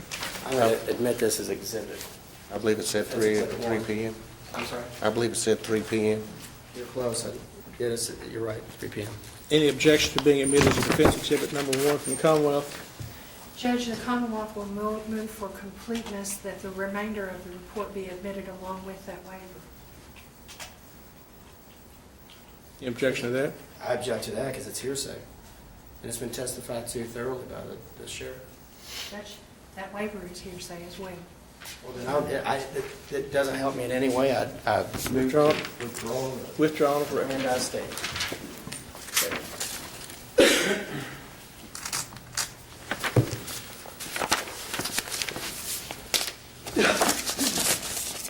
And some officer,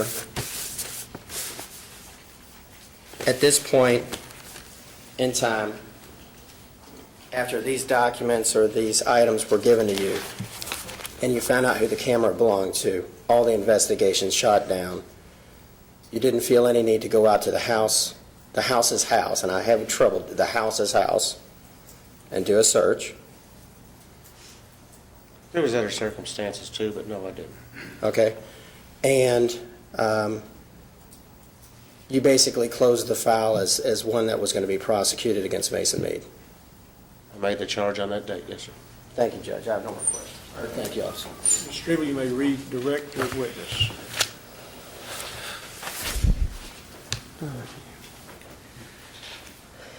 Mike, what is the offense level of theft over $300? What's the penalty? What's the offense level? Is it the same offense level as receiving stolen property Yes, over they're both $300? the same, yes. And do you know that if an individual is charged with receiving stolen property, that individual cannot also be convicted of the theft of the same property. That's correct.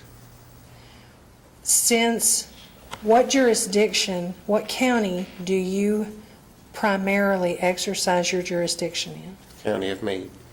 And the appropriate offense to be investigated in Meade County on these facts was what? I'm sorry? The appropriate offense to be investigated on the facts of this case was what? Receiving stolen property over $300. And having been so charged here, could Mr. Meade be convicted for the same property to have been stolen, theft, in Jefferson County?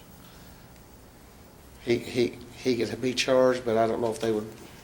One or the other, isn't it? Yes, it's what we call double jeopardy. Now,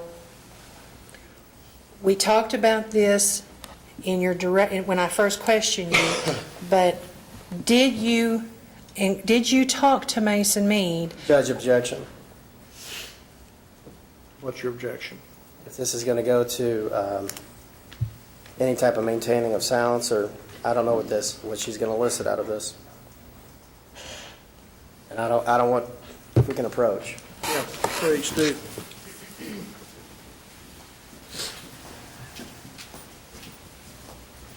Judge, on cross, Mr. McLeod made much of the fact that Mike Robinson stopped investigating and that nobody was actually charged with, our poor little flag has gotten mangled already, so you're an Air Force officer, you can't deface the flag. He also made much of the fact that the wording of the indictment is acting alone or in complicity. What I'm asking is, I want to ask you talked to Mason Meade. When you talked to Mason Meade, did he tell you that Robert House was involved here or that you should look at Robert House? I'm responding to the implication that was made in cross. He does not have to put up a defense to an officer under investigation, especially when he's in there. He doesn't have to put up a defense today. We've chosen to put up a defense, but when he's back there and he doesn't have an attorney present, he does not have to use any affirmative defense when he's in there talking to an officer. Objection. Of course, if he testifies, you can ask him that question.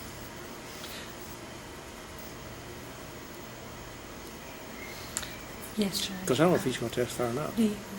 This could violate his right to remain silent. But Judge, they're the ones that have made an issue about the fact that the police stopped. There wasn't anything else to go forward on, and Mason Meade is the one he's the only link then to Robert House. He did not. I qualified that question with, if you knew that Robert House had been in the packing crew and possibly moved the next day, which the only person they've called so far doesn't know. I won't stand your objection. Thank you.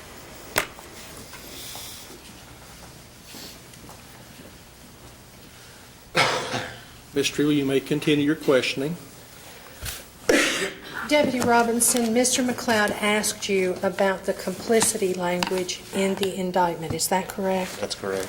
The indictment was not returned by you, was it? No, ma'am.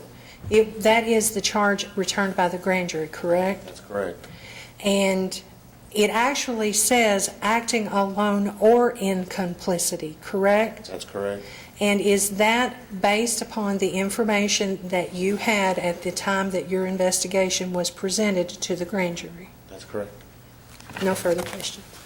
Judge, one question. Yes, sir. Officer, have you heard the saying that a grand jury could indict a ham sandwich? Objection. Sustained. Thank you, Judge. This case is not about the grand jury. I want the jury to Judge, I would understand. ask the court to admonish the jury that no counsel should impugn either the grand jury or a trial jury.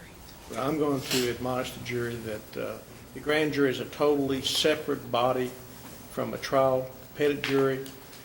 As we stated earlier, that's where criminal charges sometimes begin.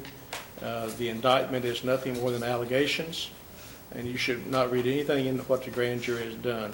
Your fact-finding function is based on the facts that you heard from witness chair today, regardless of what the grand jury has returned. I want you to understand that, okay? Any other witnesses at this time? Any other questions at this time? I have no further questions for this witness. One last witness to be Okay. called, Judge. Officer, you may have a seat back where you were, council table. Judge, do you want to take a break now, or do you want me to? I thought- Next witness will be pretty short. I thought one more witness and we'll take a break. Would you get Sheriff Carrick, please, Don? You all okay for a few more Get the minutes? sheriff. Thank you.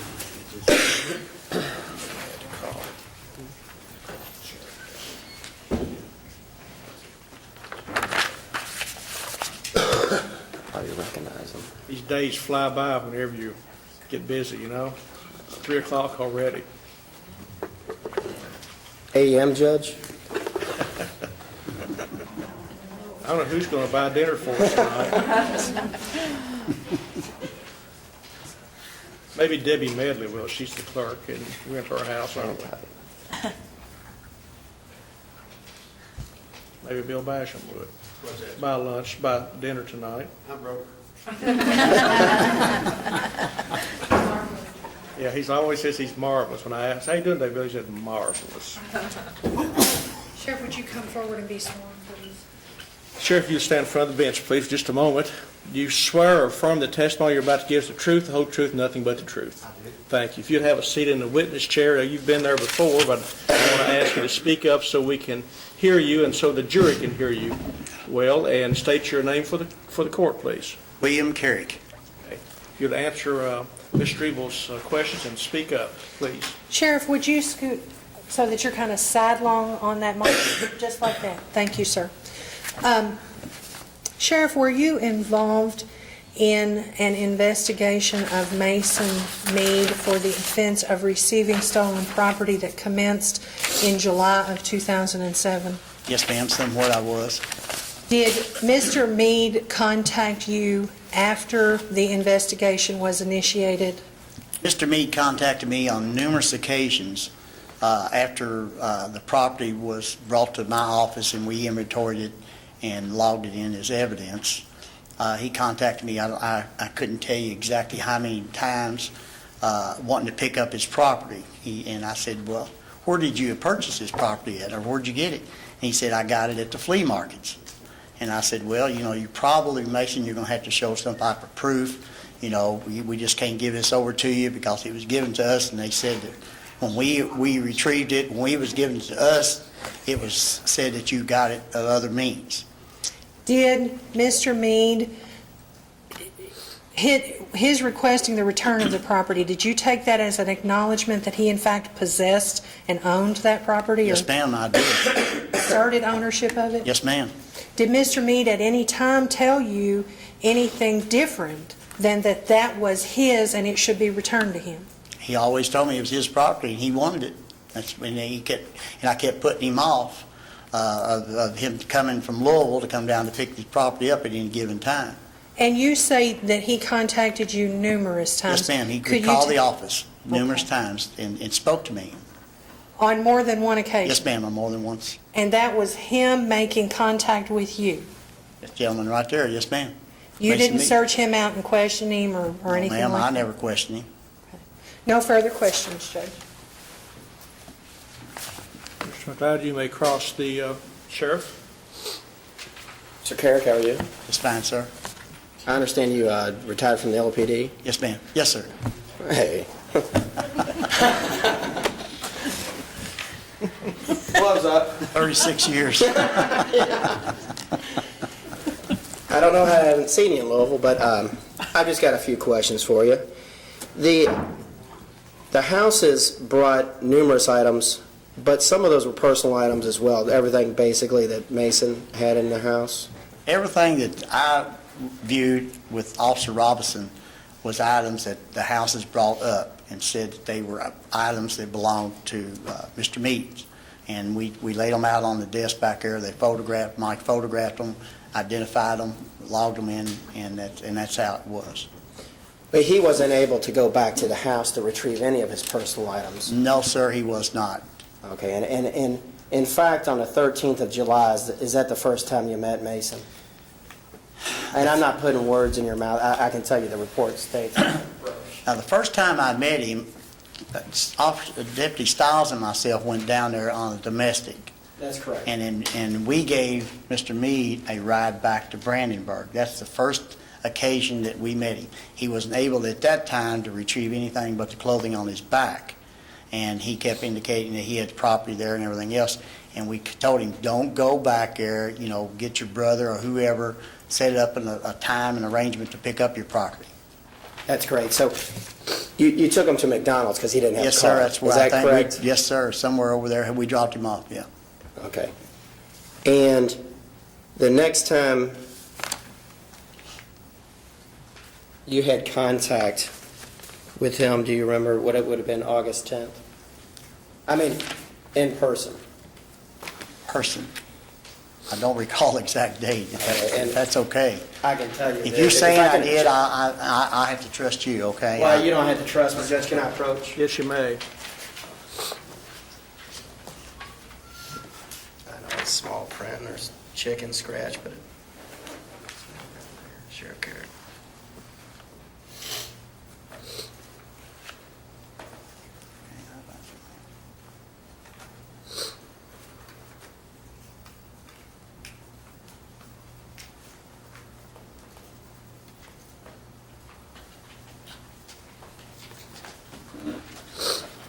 Okay.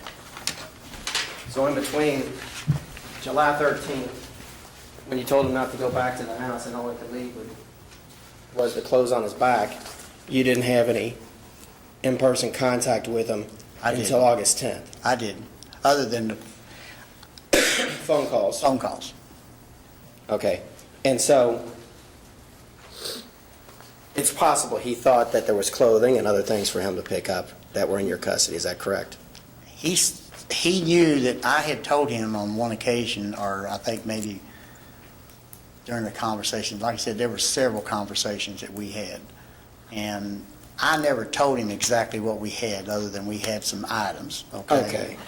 And that, and he said that they were his, and I kept saying, and we had an investigation going on at that time, and I did not want to release them to him until we got all the investigation done. So he didn't know what was behind door number one at the point that he's calling you up No, sir. and he's He just asking knew for his he had- property back? He just knew that the houses had apparently brought some items down here to the office, and we had documented it. That's perfect. Thank you, officer. Mr. McLeod, could I see the document that you showed the sheriff? so I Sure. can acknowledge? Yes. I think it's more discovery number 5. It's a report. It's just right. Okay. Yeah, you-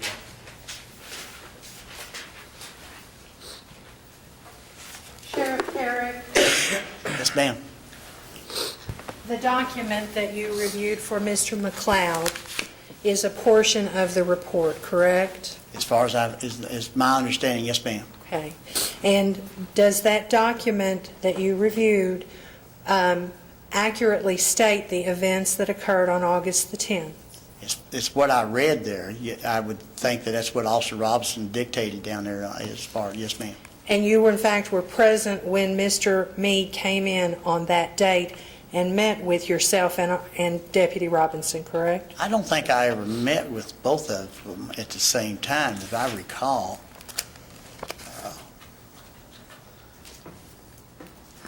And Judge, I'm going to object to, it's beyond the scope of redirect. No, it's not, Judge. It's the document that he was showing him. This Well, I is can, the show, document. and if we can To approach. show him, Judge. Approach.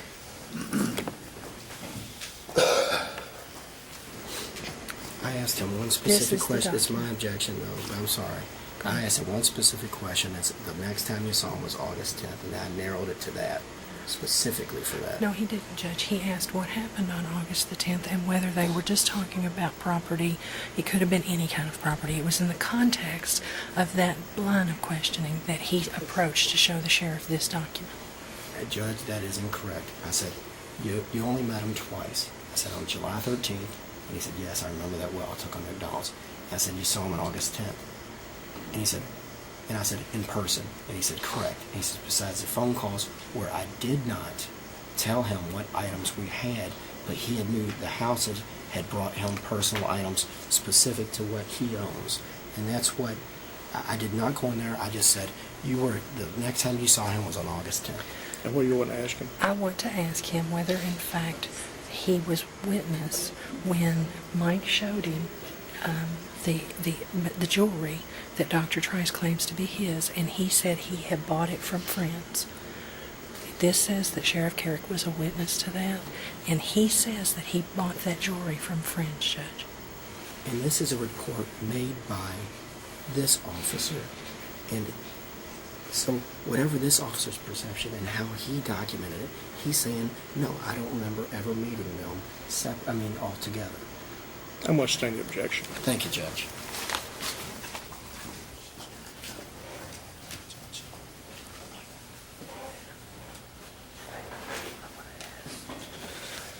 Sheriff Carrick, in any of the conversations, either in person or on the phone, that you had with Mason Meade, did he ever suggest to you that Robert or Missy House was setting him up? No, ma'am. Did Mason Meade acknowledge that he wanted the property that the Houses had brought to the Sheriff's Department returned to him because it was his? Yes, ma'am. That's all he kept saying. It was his property. No further questions, thank you. You recross. Judge, just to beat this one, he doesn't know what the property is, because you didn't want to jeopardize the investigation. Correct. And he just knew He that... knew apparently what the property was, or he wouldn't have kept on calling. Well, he thought it was his personal property that the Houses had given to the Well, Sheriff's Department. He knew it was jewelry of some sort, because in one of our conversations, I asked him where he obtained such a quantity of the jewelry, and he said he obtained it at a flea market. He frequents the flea markets. Okay, I thought you had stated that you had never alluded on or jeopardized the In our investigation as far conversations, because we had so many conversations. It was once a week, and I kept putting him off. When he would call, sometimes I wouldn't even take the call because I knew what he wanted. And Officer Robinson was doing the investigations, trying to find out exactly where this property was materializing from, hadn't materialized from. So I kept referring to talk. And in one of our conversations is that, where did you get all this, and about the jewelry. And he said that he frequently the flea markets over at Shepherdsville. I think that's one of the places he said. That's the only big flea market that I know that's around here. And you don't remember what date that was? No, sir, I didn't keep track of the times that he called or the dates that he called. I probably should have, but I didn't think it would be necessary. Okay, I have no more questions. Redirect. Redirect. All right, then may this witness be excused? Yes, Judge.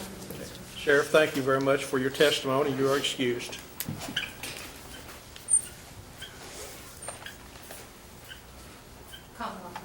Commonwealth rest.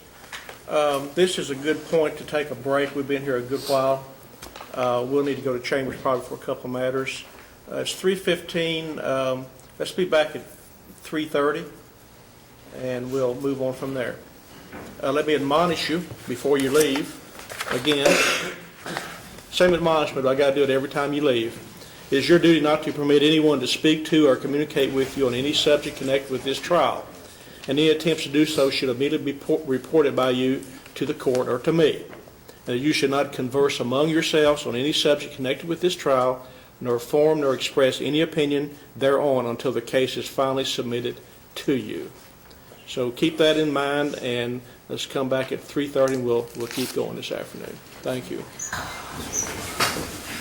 Yes, sir.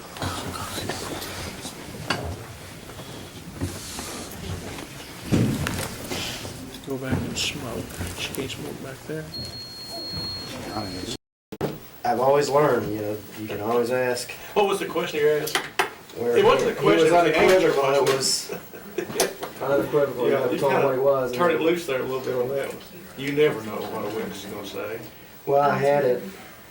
I didn't know the sheriff had such a good background on him. I didn't know he was a little police officer. Oh, thank you. Yeah, for 24 years. I love to see little police officers. Thank you, Bill. I'm sure You want to hear an irony, Judge? I'll put about a half a thing of You regular want to hear an sugar. irony? And I don't even think that he knows this. Sheriff Carrick's first job as a police officer was with the city of West Point. My stepfather was the chief of police that hired me. Really? We have different last names, so I don't think he's ever put that together. Well, our sheriff in Breckinridge County is a young guy. He worked a few years with the Louisville Police Department because he wanted to run for jailer and for sheriff. He kind of felt like he got screwed over by the current sheriff at that time. So he had to buy his time, so he became a police officer there and really got some good training. He came back and won overwhelmingly. Was voted Sheriff of the Year last year. He's an excellent sheriff. He really is a sheriff. He's kind of a Dennis Menace kind of guy. He's always, accidents happen in front of him. Some of these police officers, things just happen in front of them. But they get good training up there. Well, Donald Tennell left and won Bullitt County's sheriff. I didn't know that. Yeah, Donald Tennell left the fraud unit. You know, I'm the sure he first knows person that Todd had to arrest when he was in Jefferson County was Breckinridge County Board. I didn't know that. I'm not a bit surprised. Ask him. Things just happen to Todd. Absolutely. Wrecks happen in front of him. People admit smoking marijuana in front of him. I'll tell a real quick story. You're supposed to get paranoid. Yeah, I'm supposed to open up. A real quick story. Which one's off the Red record? button. Okay. I won't bore you with my story. This happened to him too, didn't it? He was a good sheriff. He got defeated. He's our coroner now in Grayson. He's your what? He's our coroner in Grayson. Wow. Well, he's a good one. I'm sure he is. It's not a good job. Okay, we're on the record. The Commonwealth has rested their case, closed their case, and we're back here. The jury's got a short break, and I suppose you got a motion or two to make. Judge, we're making a motion of directed verdict. Okay. Based upon how the evidence has come in, they can't show that. I think it's equivocal where this product, without him showing Robert House, who apparently found the camera. I don't think they've shown that Mason was in control of it, except for the fact that it was on common property. And to allow this to go to the Commonwealth, or at least go forward and be presented to the jury, I don't think a reasonable jury should be able to get it and make this decision. And I think you can make this as a matter of law. Judge Mr. McLeod states in his argument that it's equivocal. The standard is drawing all inferences in a light most favorable to the Commonwealth. Have sufficient facts been adduced from the testimony, the direct testimony, for there to be a question of fact for the jury to entertain? And there has been. The property was returned to, or was removed by the Houses. It didn't belong to either of them. Ms. House so testified. It didn't belong to Sarah. Mr. Meade accepted ownership of it by asking for its return. He never denied that the property that he was charged with was his. Those were his voluntary statements, Judge, taken after he had the benefit of his rights provided to him. Dr. Trice places Mr. Meade in a position to have taken immediate possession from his home, and then we're linked with Mason Meade then to Meade County, which is how we're here. I think that we have presented more than sufficient evidence to go forward to the jury. Okay. Well, the evidence, the way I remember it, was that the defendant was in a position to have taken it from the doctor's home in Louisville. He's admitted or declared to the sheriff several times it was his property. The property was identified as being stolen. The standard, as we know, but I'll read it again. On a motion for directed verdict, the trial court must draw all fair and reasonable inferences from the evidence in favor of the Commonwealth. If the evidence is sufficient to induce a reasonable juror to believe beyond a reasonable doubt the defendant is guilty, a directed verdict should not be given. For the purpose of ruling on this motion, the trial court must assume that the evidence for the Commonwealth is true, but reserving to the jury questions as to the credibility and weight to be given to such testimony. I find under that standard that there is sufficient evidence to go to the jury with this issue, and therefore overrule the motion. Any other motions at this time? Reconsider. Let's see. You have any motion? I can't think of any others right now. I thought maybe you all may want to argue value. Oh, they will when we get to instructions, Judge. I assume we're looking at a lesser included on that, aren't you? Well, No. you're the one who has to make. No, we're not going to. I may give you one even though you don't want it. Well, no, Judge, you won't reach that conclusion just. I'll think about that one. I think if you added up, probably you met that threshold. It concerned me a little bit, though, when he testified that the value of that, 570. Yeah, that's Why I Did you cheated get off that? him, I saw what he had. yeah. But he testified that, and I shouldn't even be breaching, or talking this, I don't guess, but, The judge, just on, so that the court has a comfort level. yeah, The camera was worth 250 plus. when he bought it. In 2006. Well, a year before it was stolen. Have you seen what the value of cameras are now? You can't give those things away. Judge, I know we gotta go back to data. that Pentax 610 is a good camera. Anyway, 250. What they told me last time, my camera was about like that, quit working, you know what they told me? Throw it away and buy a new one. Yeah. You can't even repair those, but anyway, I understand. Go ahead. The Rolex watch, the Rolex knockoff, was worth 40. The ring was worth 99, or the chain was worth 99, and the ring was worth, I think he said 190. No, I thought it was 150 for the serpentine and $90 for the ring. Okay. And none, we're over 300. Okay. When you add it up in any way, we are over $300. And even if there was some devaluation because of time, the camera was working just fine. I understand. There's some question, I wondered about the watch, if we'd have to throw the watch out, but I still think we're well over 300. I guess it's the accounting, I mean, I always count things and add things, you know, foot and cross foot and all those. Can't help it. And the only Well, other, that little gold chain, I'm sure it's $50 at the mall now. I thought he was gonna talk But about how much it meant to him. He never get into that, did he? no, I thought he was going to say, I actually thought he was going to drop prices. Actually, gold is up. I really did. I thought he was going to drop prices. Price of gold's gone sky high. I Is it right now? Yes. Well, I didn't know if Bunky hunt, but I guess he's silver. Let's go off the He said he was 8 record. years This- old when he got that. Let me tell you a real quick story on Jason.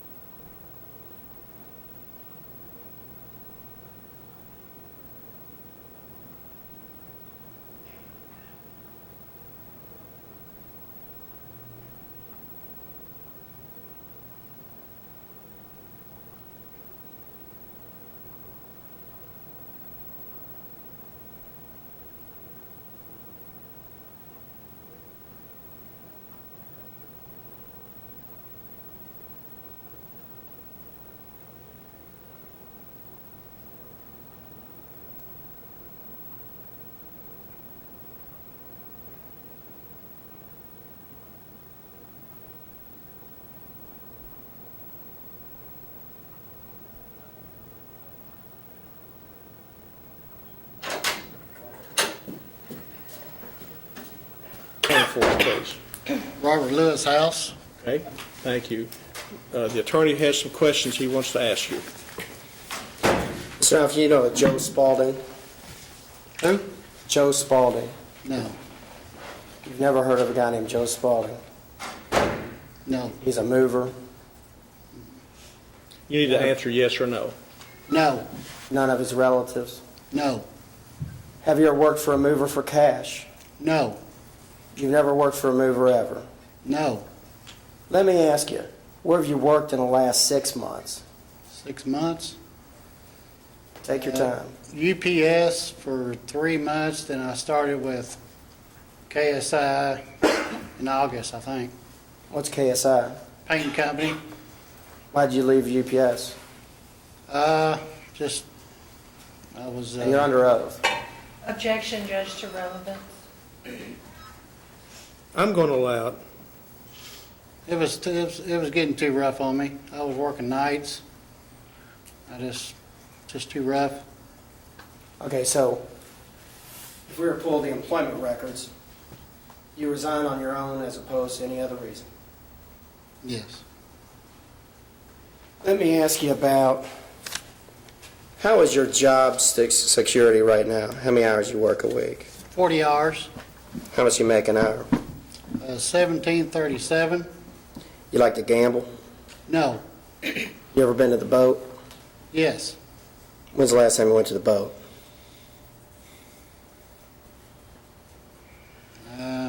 I can't remember. You have a comp card? No. You went to Caesar's boat.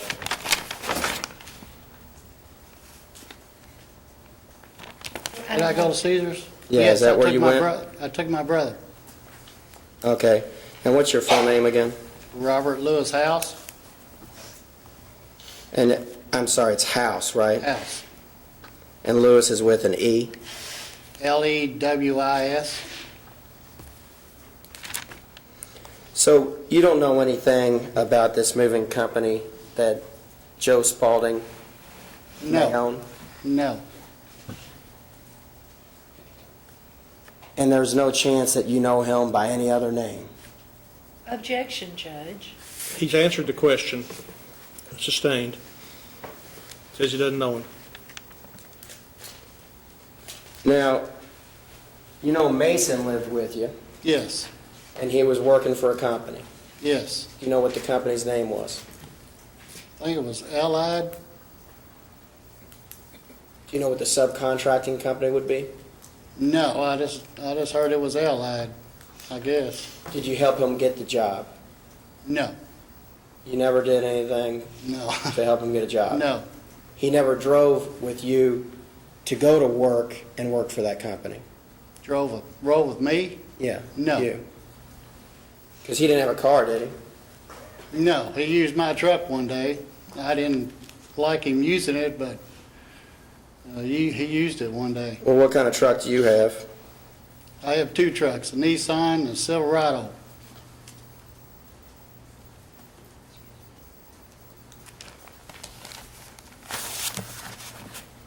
Explain to the jury the layout of your house as well as any other structures on your property. Well, you go down Big Bend Road, you take a right up to my driveway. My house sits to the left. I have a shed to the right. I have a horse barn to the right. I got 3 dogs. One's pinned up in the back.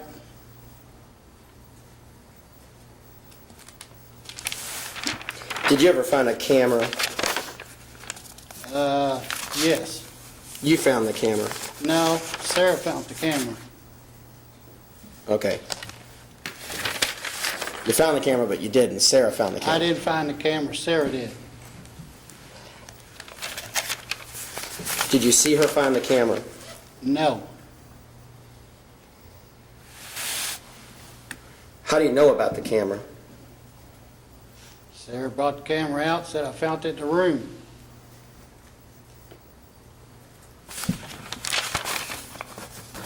She came out and said she found it where? In the room, in a drawer or something.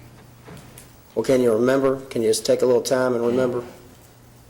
I think she was going through some drawers and found it in a drawer or something. I can't remember.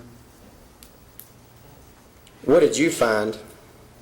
I found a box of stuff in the shed and a box of stuff by the car. It had DVD players in it, stereos, a movie projector,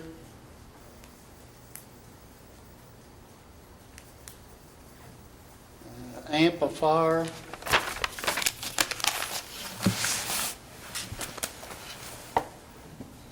I think there might be a couple more other things. Have you had sporadic work? Sporadic? What's that mean? That means not consistent. No. You've always been employed? Yes. Have you all had trouble refinancing a truck or anything else in your name because of your credit? No. No, that didn't happen either. Well, if I buy sets of tires and maybe I might be late on a payment, stuff like that, but Okay, well, I'm asking, you can take your time and think about it. I'm not asking to shoot from the hip, I just want to know. what, my credit? Sure. It's not that good. Okay. You're late on payments. Late on payments. I buy sets of tires and I can't get the payments in, and we live check by check, and I got animals looking at me, they're hungry. You know, it's hard to make it. I got 18 acres. I understand, and life is tough. Mhm. But you don't have to pay for the mortgage. Me and my wife does. Me and my wife does. Okay, your wife pays the mortgage. And what you're mainly responsible for is your truck, is that correct? Truck and bills. What bills? A loan we got from personal finance, house payment, water, electric. Okay, general bills that Yes. all of us have to pay. You don't like Mason, though, do you? I like Mason. You like I Mason? like Mason. He's a good guy? Yeah, that's why I opened my house up to him. Okay. Consider him your son? I would. He's just a great guy. Well, he's got problems. And I try to help him on that. We all got problems. How'd you try to help him? Gave him my home, opened my home up to him. Fed him, bathed him, you know, try to get him on his feet. You bathed Mason? He took my showers, yeah. Okay. And you don't have any problems with him whatsoever? I don't have no problems with Mason. He's you know, he's just got a few problems, and I like to see him worked out. And you know. Have y'all ever exchanged other than salutations? What's that mean? I mean, you guys aren't always high-fiving, are you? No. I knew he got out of jail when my wife tried to talk me in, letting him move in with me, and I said, I don't know about all that, you know. They talked me into it, and I said, well, let them come in, let them get on their feet. You know, I don't have none against Mason. Nothing against him at all? Nothing. I like to see him get on his feet.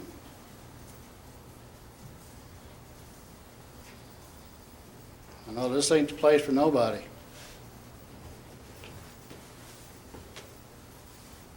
Judge, I have no more questions. All right, thank you.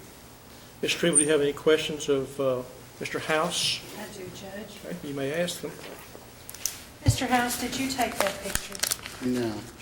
Judge, the witness, I'd like the record to reflect that Mr. House has denied taking the photograph that has previously been entered as Commonwealth's Exhibit Number 1. The record will so reflect that.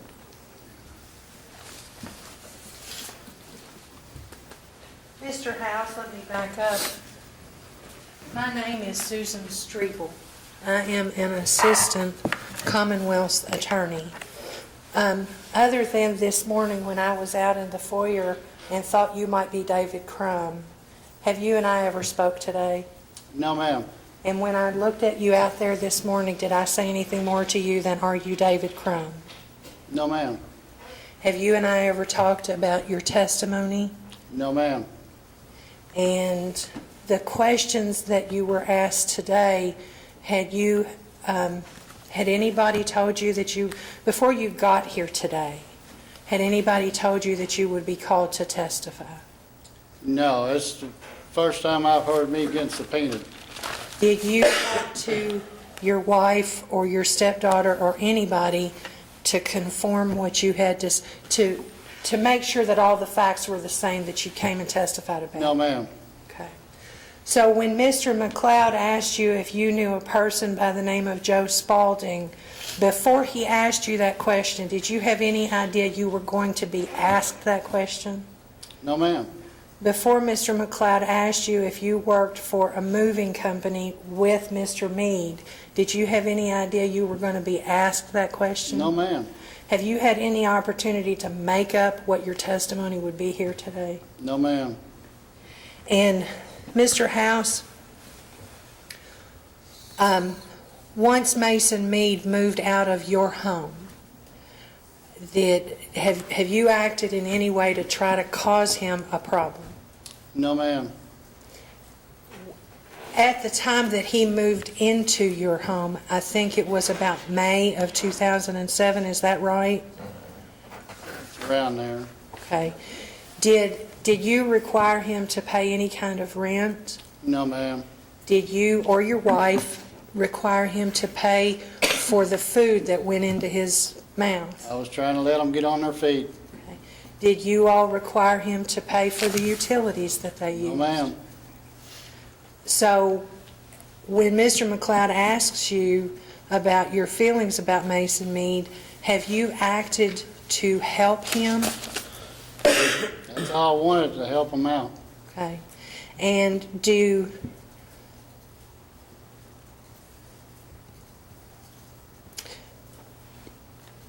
Mr. House, the property that was removed from your home, whether it was the shed or the house, okay, that was brought to the sheriff's office, did you take that property from somebody that it belonged to? No, ma'am. Did you bring any of that property, any of the jewelry or the electronics equipment, any of that, into your house or put it in that shed? No, ma'am.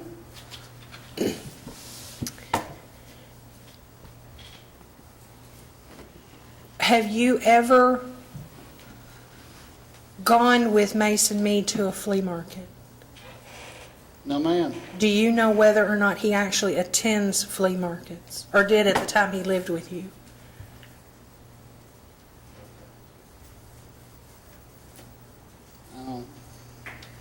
No, ma'am. Did he have a vehicle? Do you have a vehicle? Sarah's? Sarah had a vehicle. Okay. Did you know where they were going when they went someplace? They would tell us sometime. Not all the time. Did you know when he brought stuff back to the house what he was bringing to the house? No. When you all looked in the shed and found the equipment that you brought to the sheriff's department, did you know that it had been put there? It's not mine, so it has to be his. Did you know that it had been put in that building? Yes, that's the first place he went to get it out. Okay, so you knew that's where. Why did you go to that shed? Because he came up on Saturday, he was going to get me. That's what he said, I'm going to get you. I'm sorry? We kicked him out on a Friday. He came back on a Saturday morning, came running up at me, and I said, I was on my fireman radio trying to call dispatch. You know, he's going to try to hurt me. Are you a volunteer firefighter? Yes, I am, Battletown. And you have radio contact with dispatch? Yes. So you made the call to dispatch? I made the call to dispatch. And are you saying that Mr. Meade came back to your property after you all told him to go? After the police escorted him off my house, he came back on Saturday morning, come running up at me. That's when I got on my fireman radio and I tried to get away from him. What did he say to you? I'm going to get you. In what, was he speaking in a joking way or in No, he's like this. No, he's ready to get me. Okay. And after that, is that when you decided that you just needed everything about Mason Meade off your property and out of your life? Yes. I don't have any other questions. Thank you, Mr. Huff. Can you redirect, Mr. McLeod? Yes, Judge. So he's coming at you somewhat like a bear. Yes. Now, you want, at this point, you guys aren't buddies anymore and you're not trying to help him. I would be his buddy again. You put him on the street, though. You didn't want him to come back. Because he tried to take over my home. How did he try to take over your home? He would, he wouldn't listen to nobody. I told Mason, I told him, I can't have all this yelling every morning, getting up, trying to find his clothes and everything. I'd be in bed, and he'd get up screaming, where's my clothes at and everything, and wake me up. I said, he don't have no respect for nobody. Okay, so there's some friction there. There's some friction there before all this. That's a question. Yes. Okay. I try to see if I can get some respect out of him. And how are you going to get respect out of him? For him to quit yelling at the top of his lungs at everything, and if it was something he didn't like, he would just start screaming, and, you know, when you go in someone's house, that they're giving you food, and they're giving you water to bathe yourself with, respect has to come out of somewhere. I understand that. And how did you? I wasn't getting no respect at all. You know, my wife would tell me, shut my mouth, just stay out of it, and I'm too old for it. I'm not gonna let it happen. And so how would you react? I say, Mason, you're gonna have to calm down, or you're just gonna have to leave. And that's just in that tone of voice? Yes. You never... I never yelled at him or nothing. I just said... Don't use any profanity? I cannot live like this, and, you know, I'm not going to. Okay. And so what time in the morning is he waking up that you're still in bed? Objection, Judge. I'm just trying to lay the foundation of what this household is like. Sustained. So you called the police on July 14th, is that correct? It was on a Friday.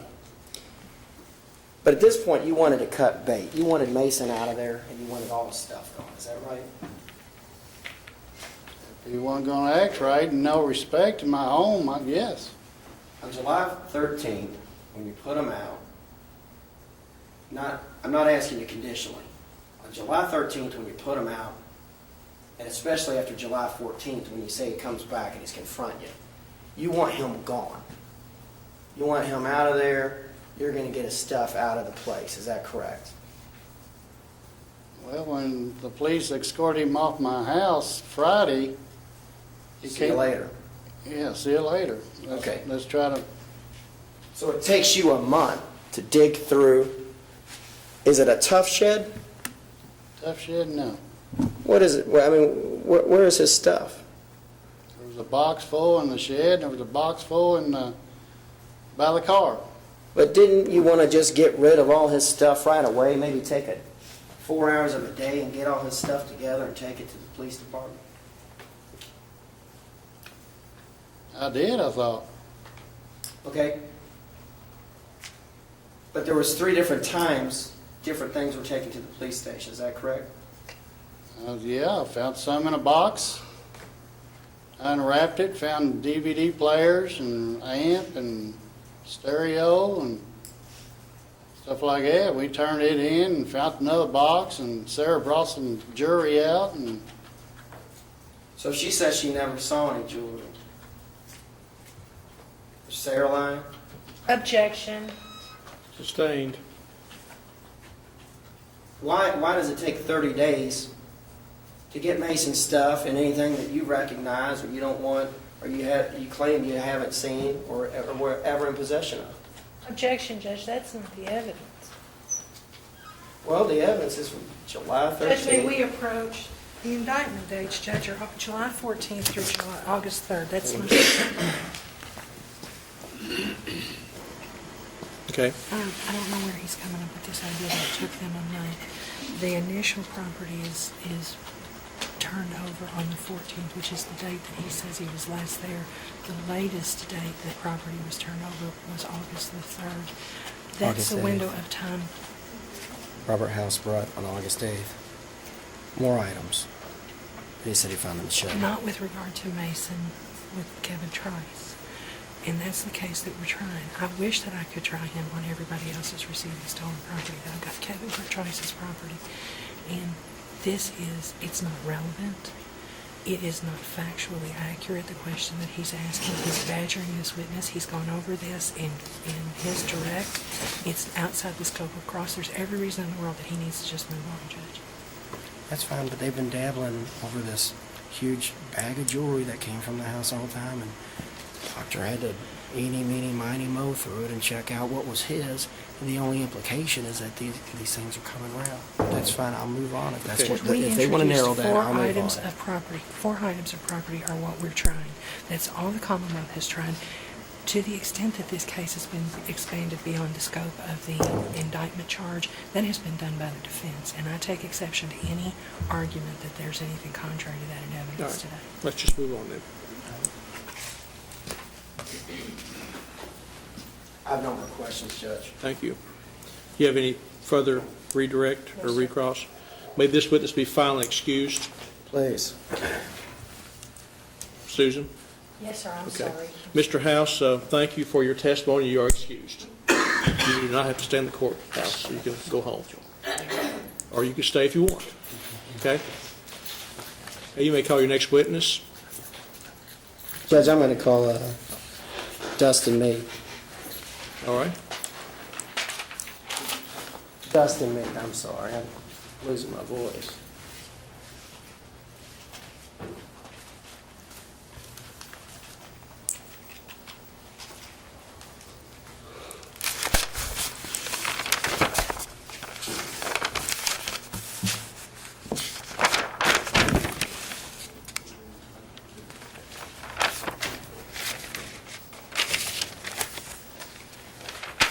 Sure, if you come around and stand in front of me for just a moment, please. And raise your right hand. You swear or affirm the testimony you're about to give is the truth, the whole truth, and nothing but the truth. Yes, sir. Thank you. Have a seat over here. Make yourself comfortable in this witness chair. And when you respond to questions, look the way you're looking towards the jury and speak up loud so we can hear you. And as a test, state your name for the jury, please. My name is Dustin Tyler Meade. Hey, spell your last name. M-E-A-D-E. You may ask. Dustin, how you doing? Pretty good. How about you? Good.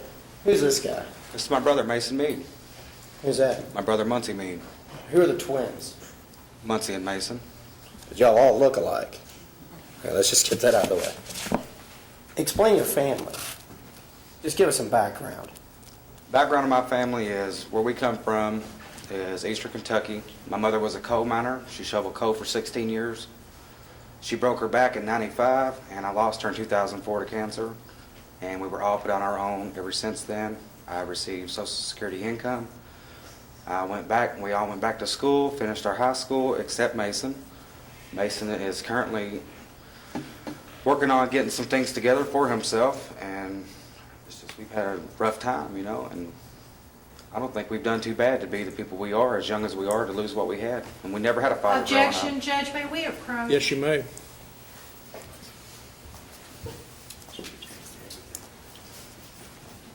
Everything he said so far is not relevant to this case. And I did not prep Judge. him. Yeah, I actually want him to believe that. I wouldn't. Judge, I want an admonition for the jury. How improper that answer was. That young man didn't take that stand and just blurt all of that information with never having been prepped. Did I? Okay, I'll admonish the jury. That's fine.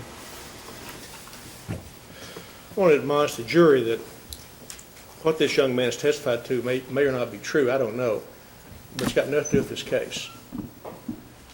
Whatever he said regarding his mother or where they're from is not relevant to decide whether or not his brother is guilty or not guilty. So I'm advising you to disregard that.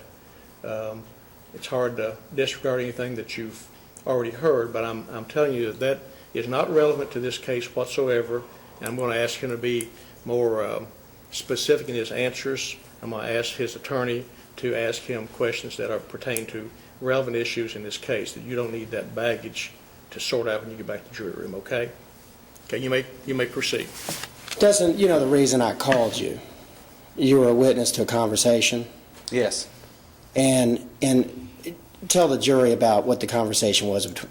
Well, matter of fact, I was cooking supper, if you may, and I get a phone call from Melissa House, Michelle House, whatever you guys may know her as.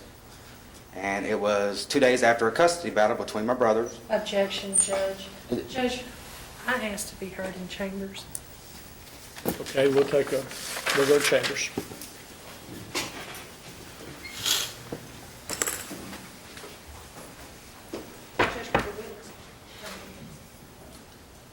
Mr. Meade? Yes, sir. Would you come around, please, and come in the chambers?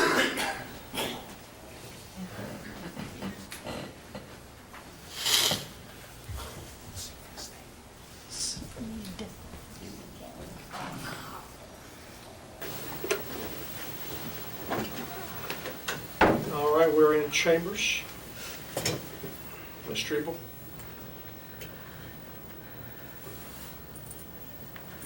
Judge, I want to voir dire this witness in aid of my objection first, may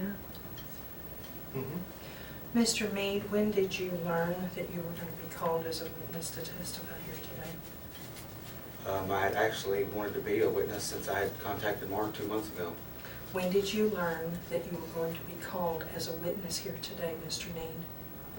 Today. Before today, you did not know that you were going to be called as a witness.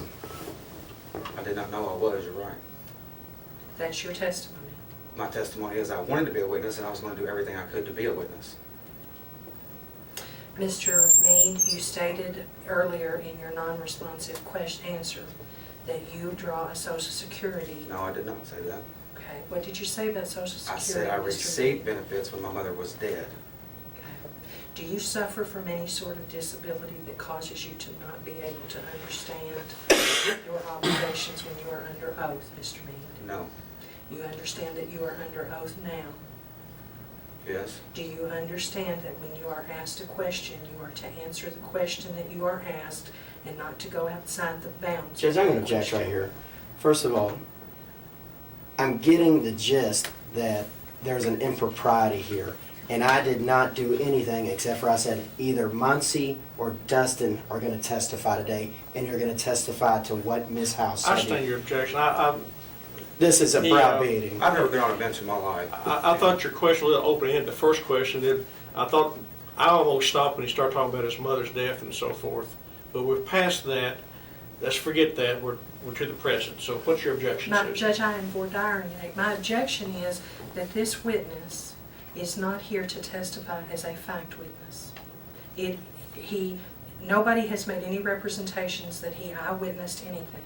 If he is here for any legitimate purpose, it is to testify about whether or not Missy House did or did not make a statement. That's what Mr. McLeod represented, that he would be here to testify for. Mr. McLeod can ask the questions properly that are necessary to solicit an answer about that.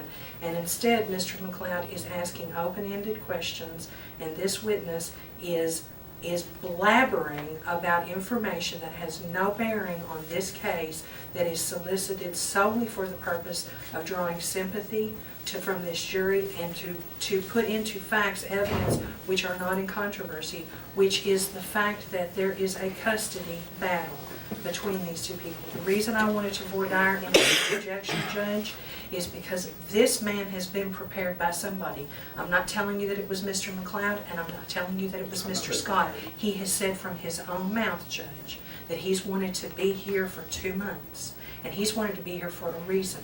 We didn't know, we could not have known, until Missy House took the stand today, whether or not she was going to say that a conversation did or did not happen between her I heard and that Mr. conversation. Fields. Judge, This that's exactly why I wanted to voir dire in aid of objection. He has told you what his agenda is. I would like you to admonish the jury that nothing this man has said thus far should be admitted into their fact process or their thought process, and I would like you to admonish this attorney and this witness that if they are going to address the matter of the impeachment of Missy House, that it should be confined to that. And I'm wavering, Judge, about whether or not I ought to ask you for a mistrial, because they've put way more information in front of this jury than should have been put in front of them. Judge, I don't know if she's having a close call or problem right now. I can tell you this. We met for about 10 minutes this morning, Dustin and Muncie, and I said, if both y'all testify to the same thing, because they've both heard the threats, I said, he sits in there alone. I said, so which one of y'all want to testify? And Muncie says, well, my tongue isn't going to be very good and it's going to be twisted. I said, well, Dustin, get up there and you're going to testify to what Missy says. Now, this is the deal. There's 3 boys, and they aggressively defend each other. Okay, I've known Mason forever. These 3 are inseparable. I did not prep him for anything he did. What he did was on his own, and I can't blame him for that. But he shouldn't be browbeaten. I'm certainly not going to be browbeaten and accused of some type of impropriety. In fact, I wasn't even hired on until I was not even actually retained until this morning. And so I'm playing catch up. I'm looking through Discovery at Super 8 last night at about midnight. I don't have, I came in weak on the law. I didn't even have my annotated evidence books. We're sitting here. Dustin, I can't blame him for what he's done. It may be irrelevant, but he could certainly get up there and lay the foundation of who he is. He doesn't have to, well, quiet, Mason. He doesn't have to sit there and be an anonymous guy sitting there under trial. And so if Dustin took it upon himself, because they've been obsessed about it, and I have refused to come down and defend Mason up until, I guess, yesterday when he called me. He left me messages Saturday night, and my kids have been sicker than dogs for the last 2 weeks. I finally said, Dustin, I'll come down, I'll talk to Mason tomorrow night, and we met this morning. All he's done is, this is a war to them, much more than even It's I not going to be a war for this jury. I'm going to tell you that right now. I'm sorry? It's not going to be a war before this jury. Right. I want relevant evidence.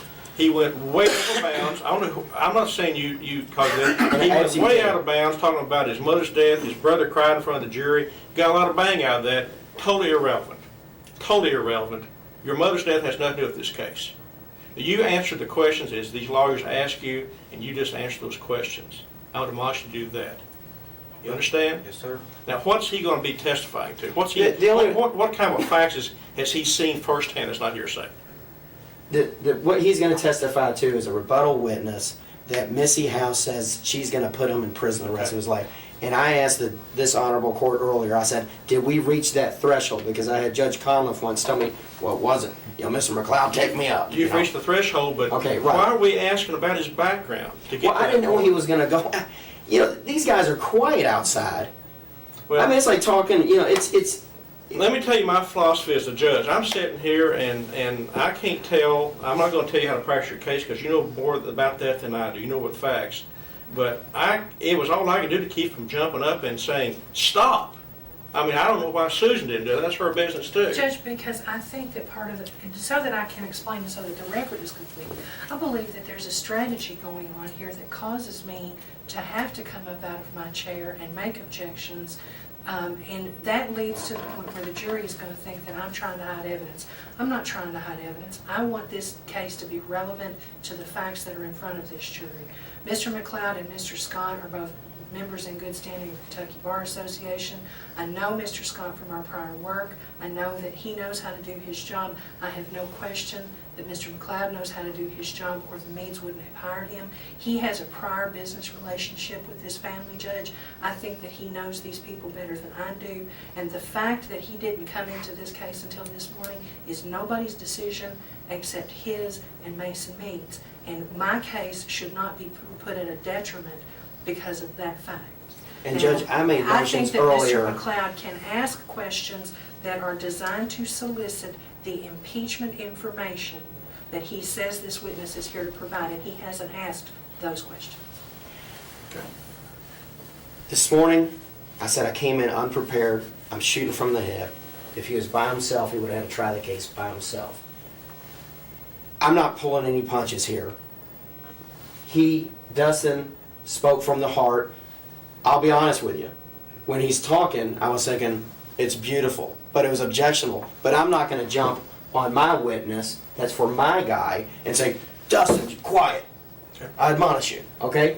I understand that. But I certainly did not prep him to get up there and do that. But I don't think in this situation, he understands and he's intelligent and he can move on. And Mason can testify to that when he gets there because he's going to testify. Okay. Well, and again, from my viewpoint, I have a different viewpoint than everybody did. We all have different viewpoints.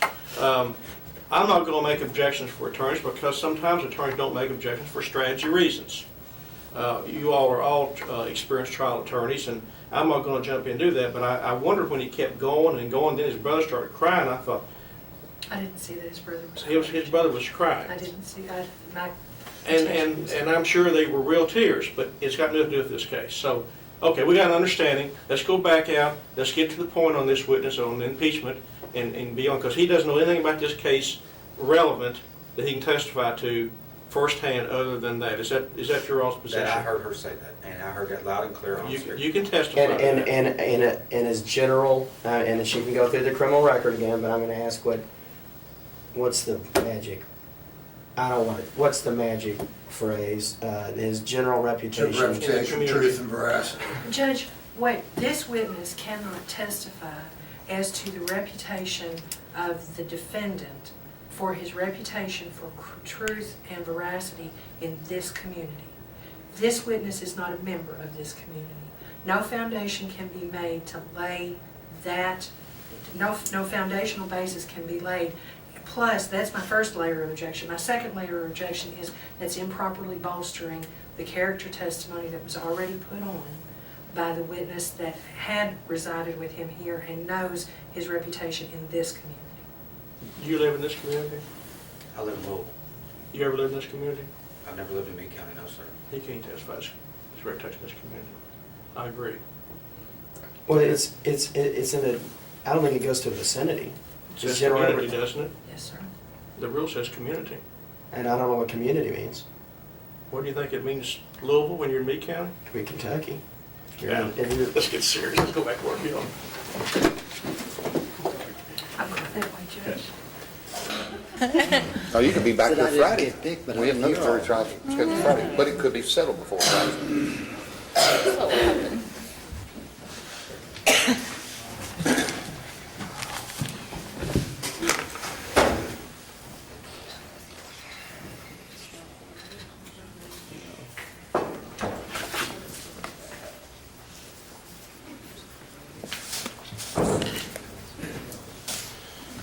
Dustin, how are you? Pretty good. Narrowly explain a conversation that you had overheard with Missy House or Michelle House as you would know her. I plainly heard her state to me that she was going to do whatever it took to put my brother in jail, no matter what. She also had said also that in the future she will do prior things to make his life a living HELL. Now, there's no doubt that that's who the message was from to you. There's no doubt in my mind. I know for a fact. I have no more questions. Ms. Treba, you may ask.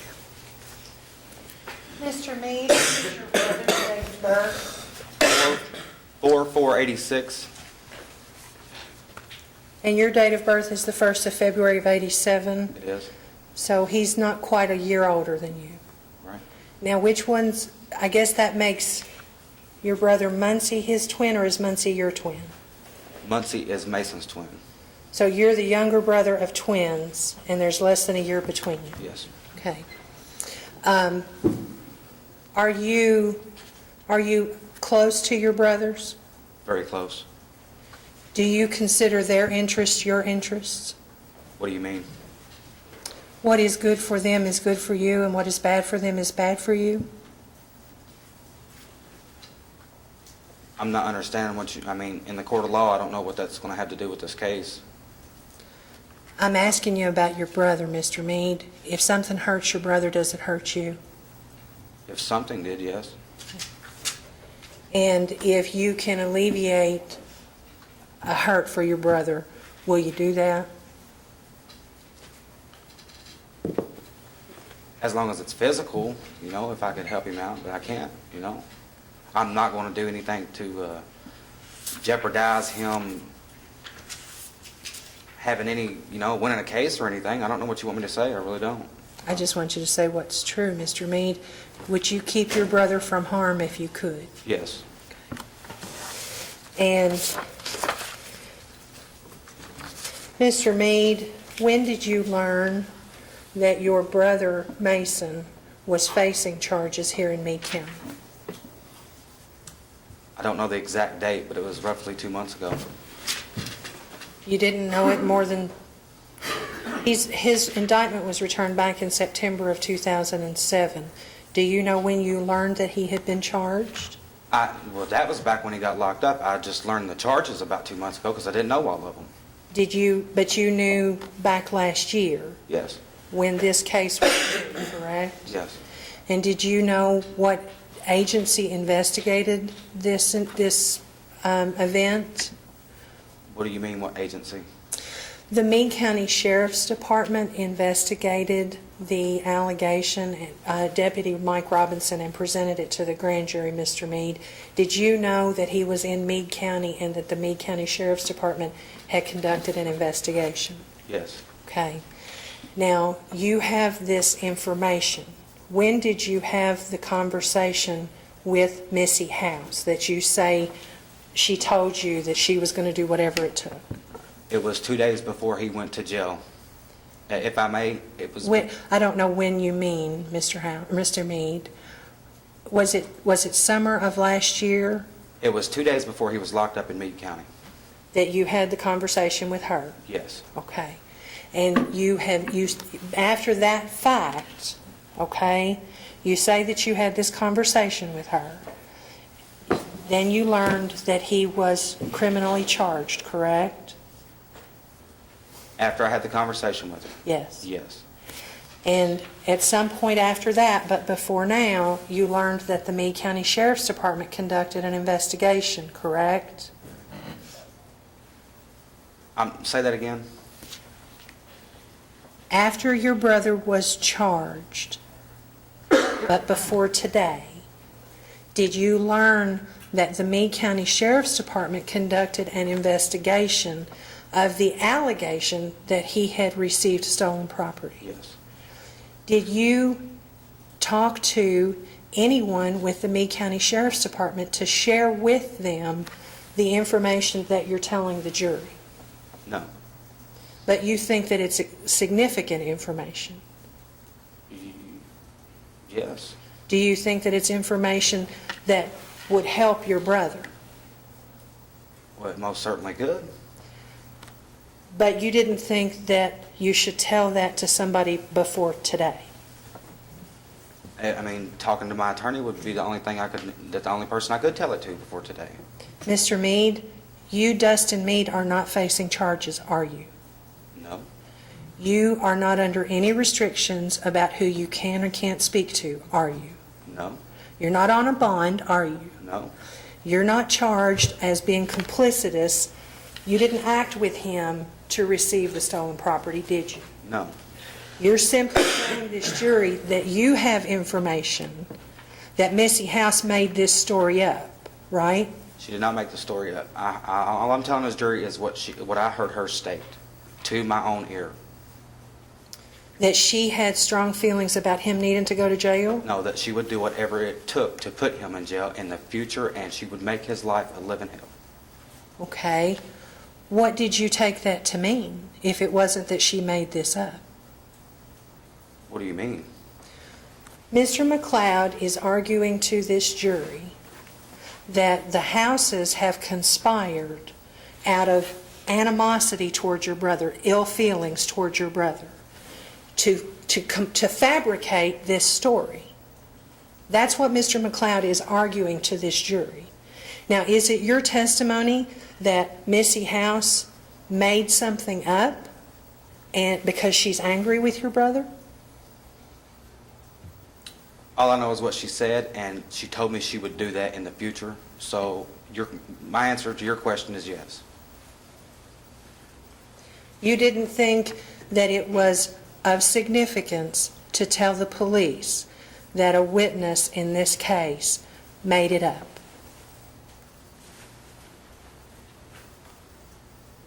No, I didn't tell the police. I told the attorney. No further question. Mr. McLeod, do you have any questions? More questions? Yes, I did, Judge. Okay. Now, Mason, you told Mr. Scott that. Is that correct? What's that, Brendan? The statement that you've stood by today. Yes. And for months, you had been contacting me to retain me as well to come out here. Yes. And you had told me that from the very beginning as well. Yes. And so I think it came out very clear. Let's say you saw Mason being jumped in an alley. You would jump in and physically help. Yes. There's no doubt about that. That's my brother, yes, sir. And so, although it's not a physical fight, you're here to make things fair. Is that fair to say? Yes. And to enlighten this jury about the underpinnings of what's going on behind the scenes? Yes, most definitely.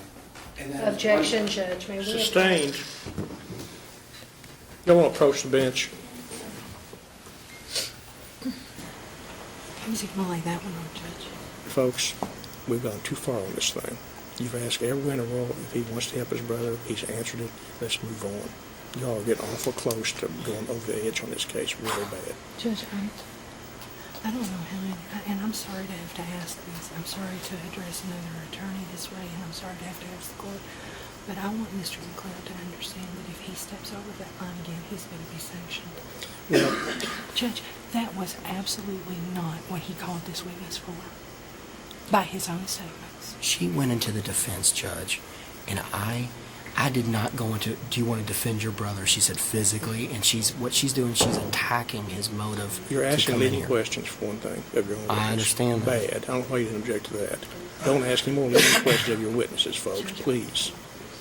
Next thing, why are we talking about what they've told their attorneys? I mean, it looks like you and Mark need to testify. Why are we even getting into this area? Judge, if I object every time they beg me to object, this I'm jury is not gonna jump in for everybody, but He Well, I knows think she better than me. waltzed into a position where she may have put us, in that sense. She said, well, why didn't you tell the police? Well, people don't run. He lives in Louisville. How does he know how to get in touch with? well, he's a big boy. He can answer questions best he can. All right. And he doesn't need your leading questions to help him answer them. Okay, no more leading questions. Let's get on.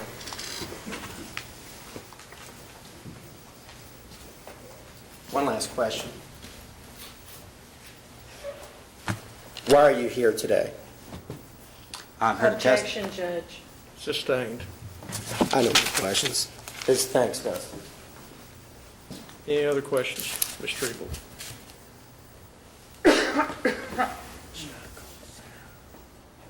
Judge, I'd ask this witness to be held subject to rule. Okay. Mr. Meade, they're through asking you questions for the time being, but we want you to hang around the courthouse because you may be called back before the trial's over. Okay? Judge, can we approach on that? Yes. Can I get down now, or do I need to stay? Yes. Is there any possible reason why he would need to be recalled? I don't think that I have to answer that question, but just so that the record is clear, I am entitled to rebut the defendant's case, and they have represented that Mason Meade is going to take the stand. I don't know what's going to come out from Mason Meade, but it's entirely possible that there will be some information that comes out that this witness could rebut. I don't think anybody What harm knows can him be better. caused by him hanging around? Well, he wants to sit in here. The whole day he's been pining to be behind his brother. Okay. And that's why he says, after I testify, can I sit behind my brother? And I said, there's nothing that he can do to thwart what Mason's going to say. I'm gonna let the Commonwealth keep him as a witness in case he called him back. That's more important than sitting behind his brother.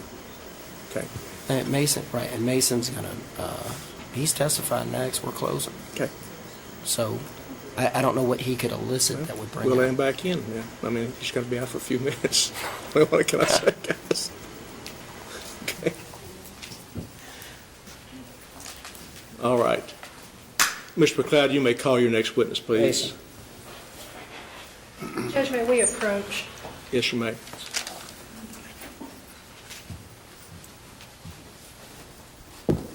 Just have a seat in the witness chair, please. Yes, ma'am.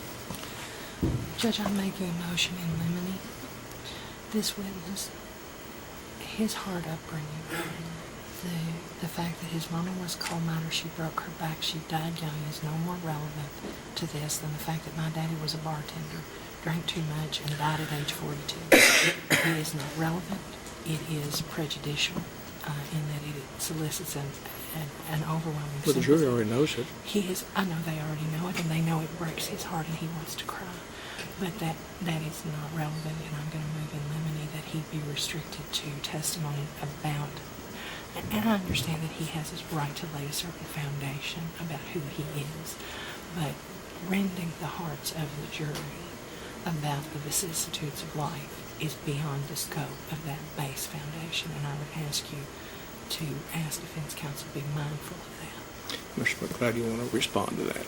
Judge, I have a right to humanize to some degree my defendant.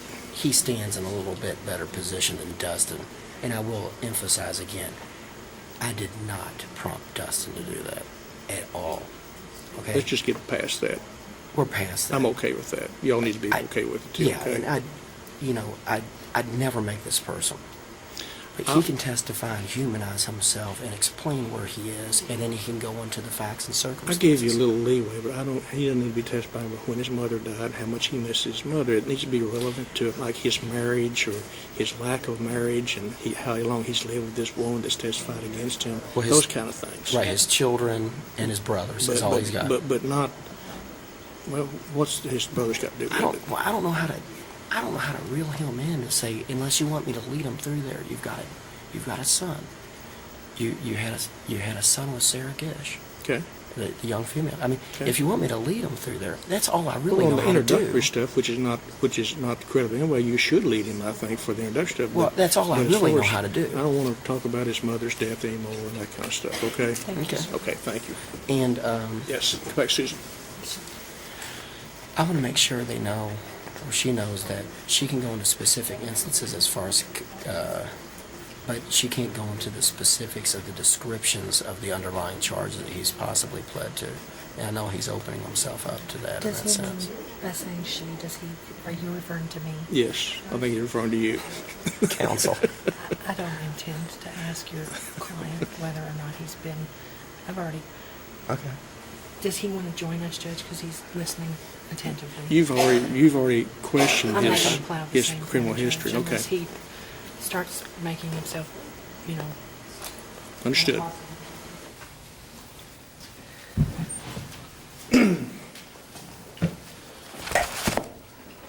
Sir? Yes, sir. Come around and stand in front of me just for a second. Raise your right hand, please. You swear or affirm the testimony you're about to give is the truth, the whole truth, nothing but the truth? Yes, sir. Thank you. Now, you may now have a seat in the witness chair. Make yourself comfortable. As you know, you need to speak up Yes, so sir. the jury and everyone in the room can hear you. Yes, sir. State your full name for the record, please. My name's Mason Lee Meade. Okay, thank you, Mr. Meade. And Mr. McLeod, you may question. Thank you, Judge. Mason, stick with me here for a second. Sir, You have a child. I do. Who is that? Mason Charles Meade. Junior? No, your middle name's Lee. I'm Lee, he's Charles. After his Okay, grandpa. who's the mother? Sarah Gish. Okay. Let me ask you, you've stood in here the whole time and you've heard the testimony.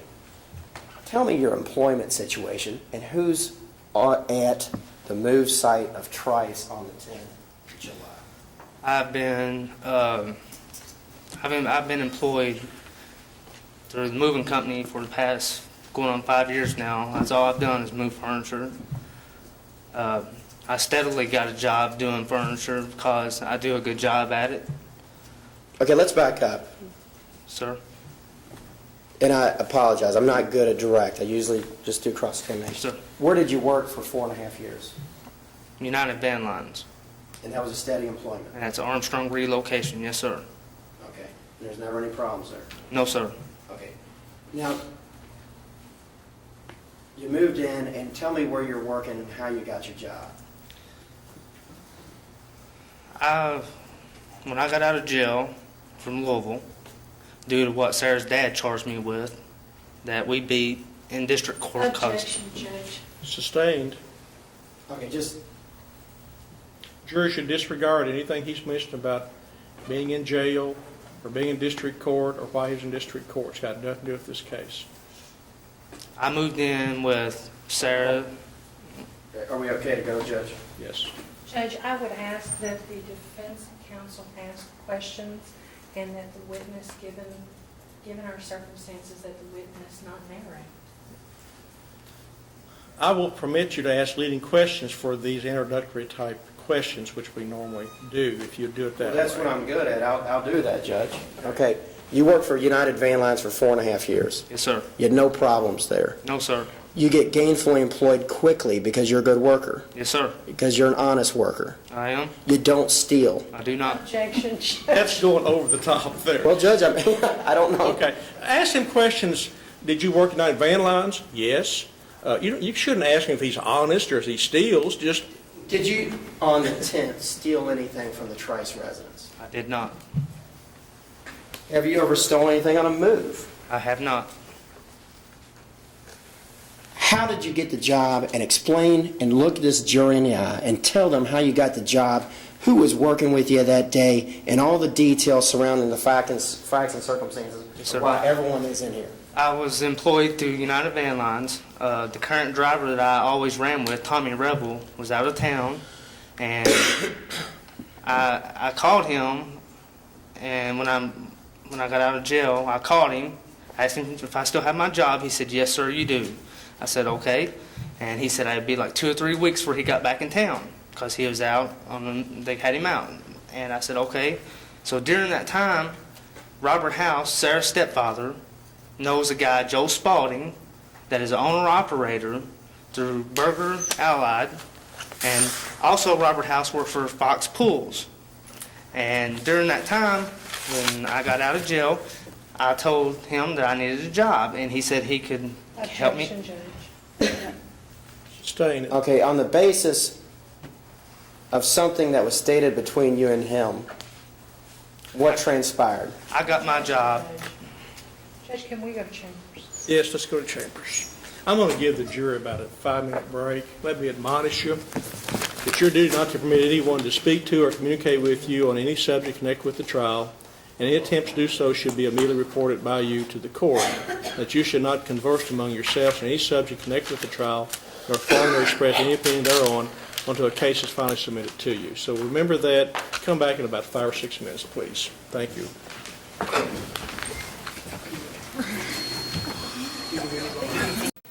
Okay, we are now. Yes. Motions? Judge, we renew our motion that was made after the case of the Commonwealth, and obviously, you know where we stand. For the I'm not record, gonna- you renewed your motion? That's correct. Okay. Do you even want to speak to it? Renew the same arguments, Okay. Judge. The decision's the same, we'll overrule the motion. Reconsider. That's gonna get all Let's talk about your instructions. Can I bring up another subject first? Yeah. Mike Robinson has brought to my attention that Christopher L. Thomas, who is on our jury, he's the young man, if you're facing the jury, he's in the back row on the far right-hand side, kind of big boy. First or last? Back row. Okay. Yeah. Brownish hair. Mr. Thomas is a witness in a case that's going to be tried before this jury panel in March. Katie Wendelgast, Mark, I don't think, are you in that case? I'm not in it. I know about it, but no, I'm not in it. Miss Wendelgast was driving a car that crashed into another vehicle. They were drag racing. Okay. And one of the people in the other vehicle died. She is under indictment. It's about division, isn't it? And he is. You have the civil I've case. got the civil side of it, okay. He's a witness in that case for the Commonwealth. I didn't realize it. Do they need a plaintiff's attorney now? Maybe come back to.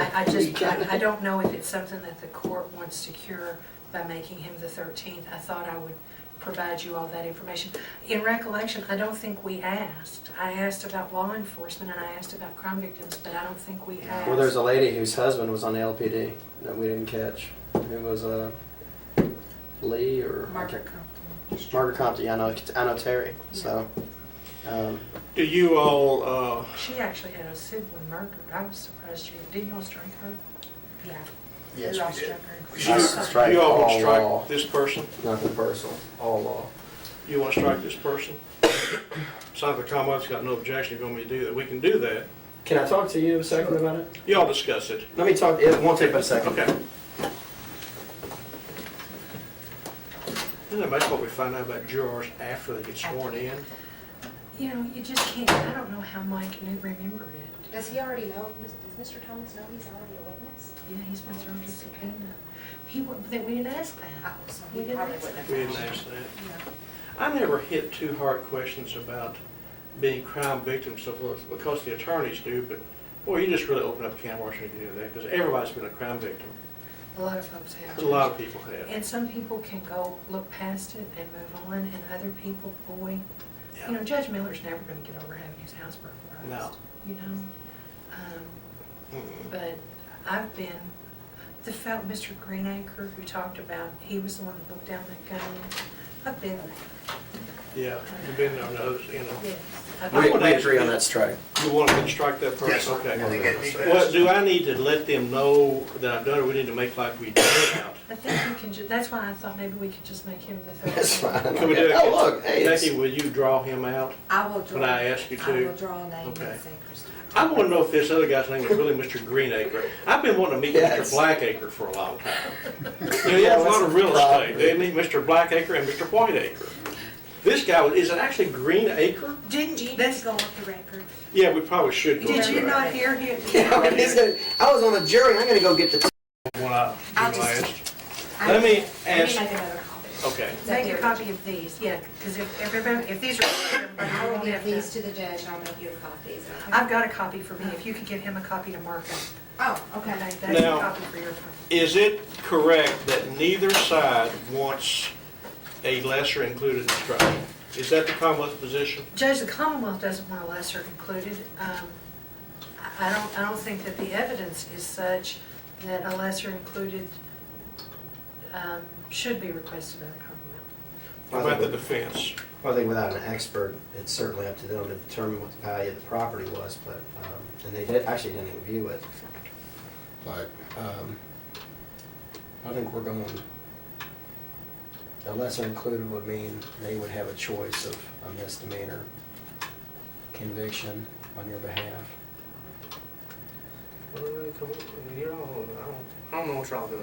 All I know is I'm scared I- to death. This is the first time I've ever been in a trial in my life. Right,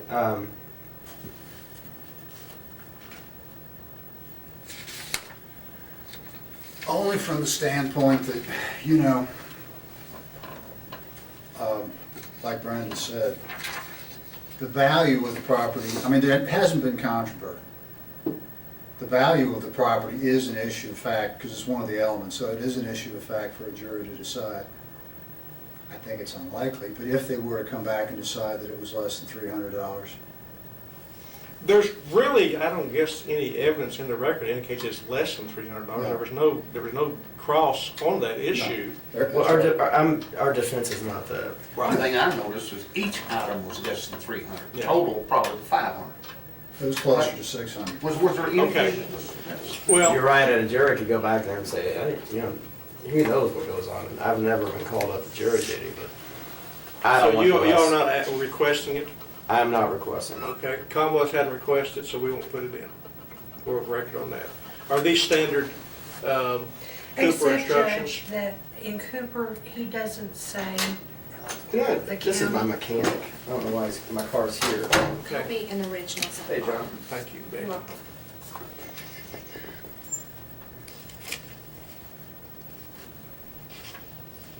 I'm actually in Judge's chambers. Can I call you right back? I'm trying a case in Meade County.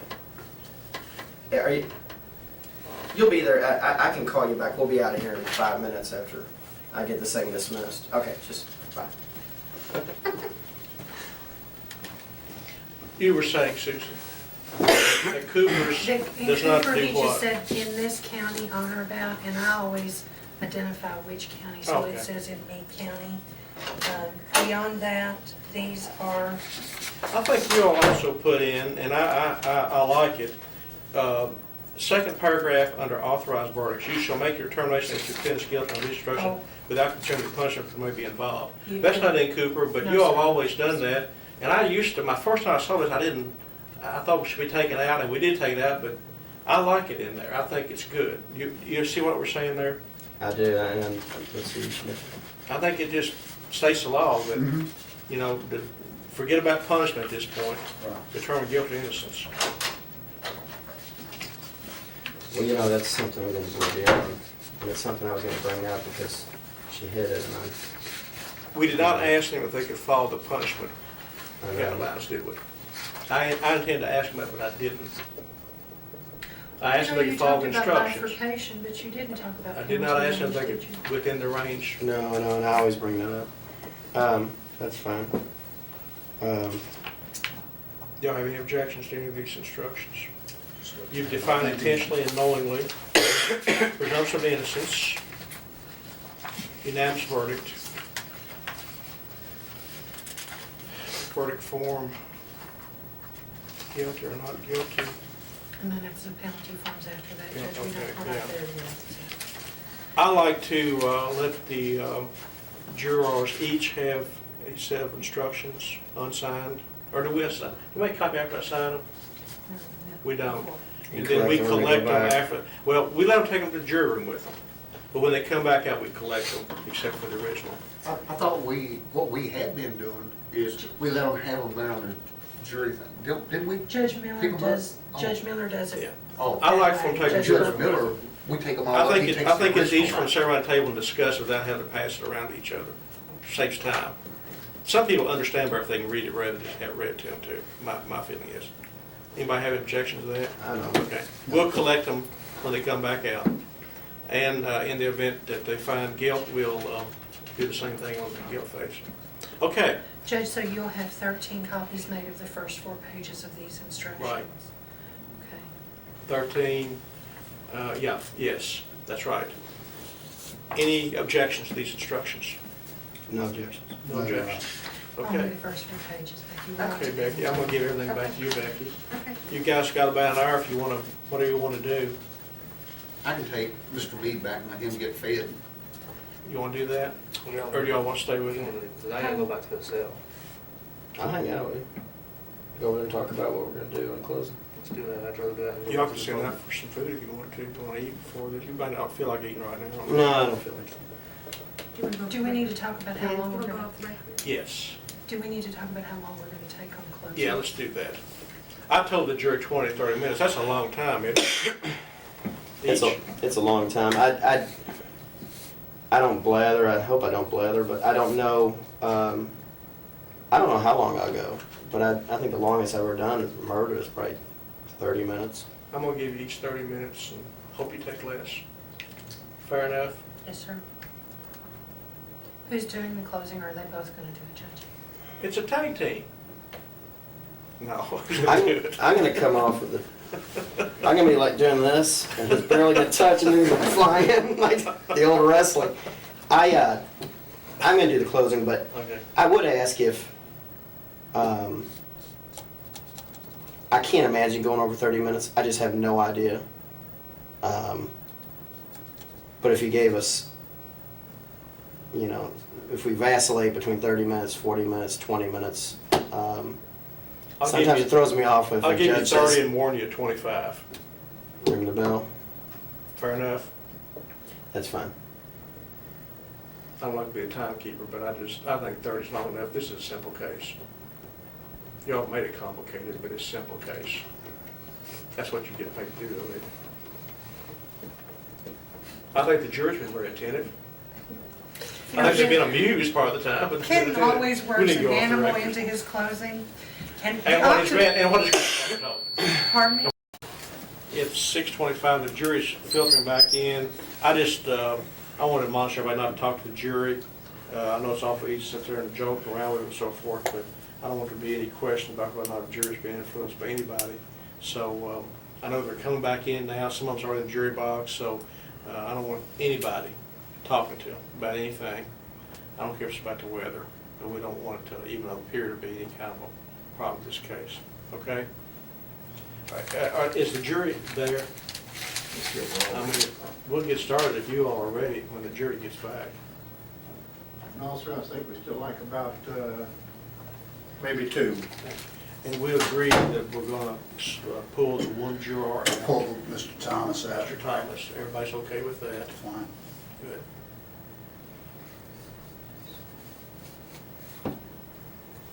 Is it federal procedure that, we can go off the record, Becky, that the prosecution can do?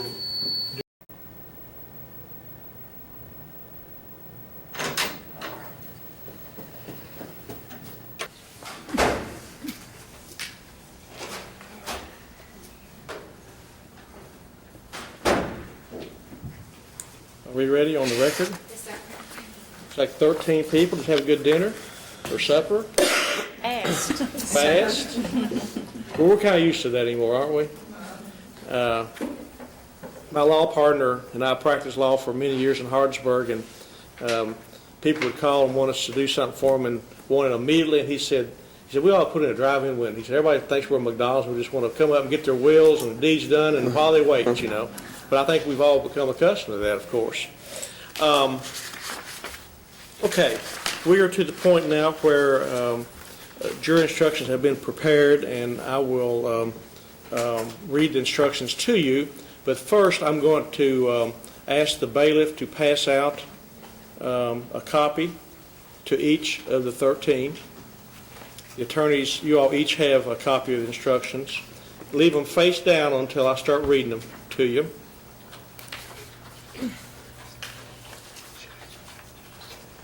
Are all cell phones turned off or on silent? Haven't had any cell phones go off today. That's unusual.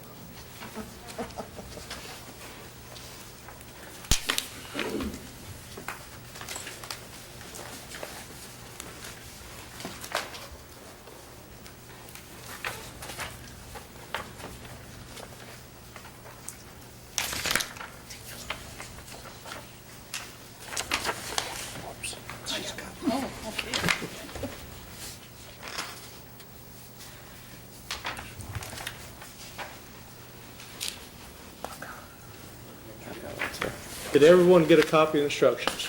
Okay, if you'll turn them over now, and I'm going to read them to you as required by law.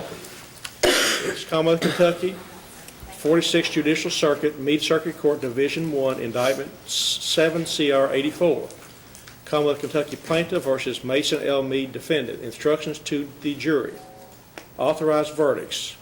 Based on the evidence you have heard throughout this trial, you shall find the defendant not guilty under these instructions unless you believe from the evidence beyond a reasonable doubt that he is guilty of receiving stolen property valued at $300 or more. You shall make your determination as to the defendant's guilt under these instructions without considering the punishment which may be involved. Instruction number 1, receiving stolen property valued at $300 or more. You will find the defendant guilty of receiving stolen property valued at $300 or more under this instruction if and only if you believe from the evidence beyond a reasonable doubt all of the following. A, that in Meade County on or about and between July the 14th, 2007 and August the 3rd, 2007, and before the filing of the indictment herein, he, acting alone or in complicity with another, received, retained, or disposed of jewelry, a digital camera, and other personality which belonged to Kevin Trice. B, that said jewelry, digital camera, and other personality had been stolen from Kevin Trice, and the defendant knew or had reason to believe that it had been stolen when he received, retained, or disposed of it. C, that he did not receive, retain, or dispose of the jewelry, digital camera, or other personality with the intention of restoring it to its rightful owner. And D, that when the defendant received, retained, or disposed of the jewelry, digital camera, and other personality, it had a value of $300 or more. Instruction number 2, definitions. Intentionally. A person acts intentionally with respect to a result or to conduct described by a statute defining an offense when his conscious objective is to cause that result or engage in that conduct. Knowingly. A person acts knowingly with respect to conduct or to a circumstance when he is aware that his conduct is of that nature or that the circumstance exists. Instruction number 3, presumption of innocence. The law presumes the defendant to be innocent of a crime, and the indictment shall not be considered as evidence or as having any weight against him. You shall find the defendant not guilty unless you are satisfied from the evidence alone and beyond a reasonable doubt that he is guilty. If, up upon the whole case, you have a reasonable doubt that he is guilty, you shall find him not guilty. Instruction number 4, unanimous verdict. The verdict of the jury must be unanimous, must be in writing, and must be signed by one of you as foreperson. You may use the forms at the end of these instructions in writing and communicating your verdict. I'm going to sign that. Today's the 18th of February. I'm going to sign the original because the original will be the one that you'll be taking back with you. I'm going to initial each page.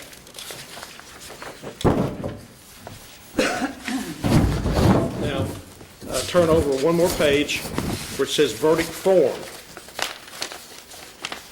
They don't have the other instructions, they just have the verdict. Okay.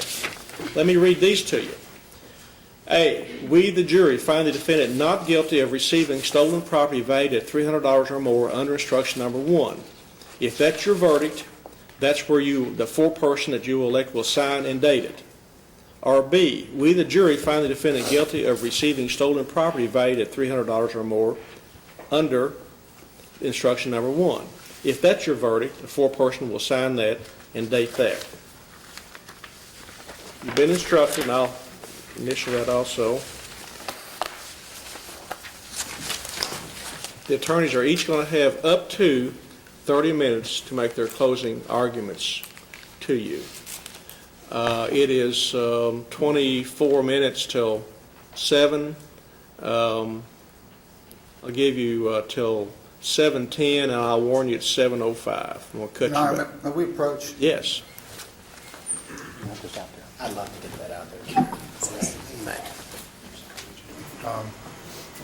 When are you going to get rid of the alternate jury? We should do it after the arguments are made. Don't we? Okay. After the I didn't hear. arguments. I was talking about when to pick juror number 13. Oh, right. We do it after the arguments are made in case somebody gets sick. Okay, now say something in the mic. I tell you what, I'm going to give you a couple extra minutes. I'm going to give you till 7:10. At 7:05, I'll warn you that you got 5 minutes left. Okay?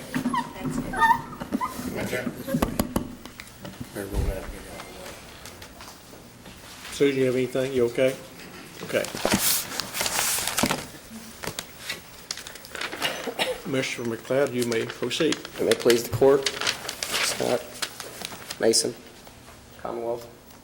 Ladies and gentlemen, I appreciate your patience. It's been a very short day, and I realize that. The judge somewhat took my thunder. I was going to say he had pared my closing down to 2 hours, but I try to get done quickly. But he go ahead and put your mind at ease. The first thing I want to point out is Robert House, because that's where this case hinges upon. And I couldn't get a whole lot done with Mr. House. At the beginning, he loves Mason, and at some point during the cross-examination, he and Mason aren't getting along. He wants Mason gone. And there was no reason except for, and this is where I get to argue. I get to put together what I see this case is worth and how the testimony came in. It's ridiculous for me to think that when he's living there, Joe Spaulding, who's not present, and we had to subpoena House in, they worked together. He looked you in the eyes, and this is apart from whether you believe he took anything from Trice or he didn't. And we're saying he didn't, and we've told you from the beginning he didn't. But from the very beginning, this is how I think this logistically works. You saw Robert House talk. And this moving stuff, and I know we had just moved, they work on a lot of cash basis. There's no paper trails. A lot of guys show up, they pay them cash at the end of the day. And then they go about their business. There's not going to be a paper trail. What would happen, though, is Joe Spaulding, as an individual contractor, and when the gentleman came in, and his name, Crum, he came in. I'll tell you what I think happens. I think if Joe Spaulding crew goes out to a site and something comes up missing, and they can't specifically blame it on someone, then Joe Spaulding ceases to do business with Crum, who's the dispatcher for Allied, who calls the independent contractors that he talked about. That's what I think happens, because these guys are friends. And you'll have to weigh the equivocal testimony. He testified that Joe Spaulding, he worked with him, and that Robert House was there on that day. That Robert House has a hernia, so he doesn't do the moves. and that Robert House does do the packing and he was there. It just doesn't make any sense. And that's been his statement from the beginning.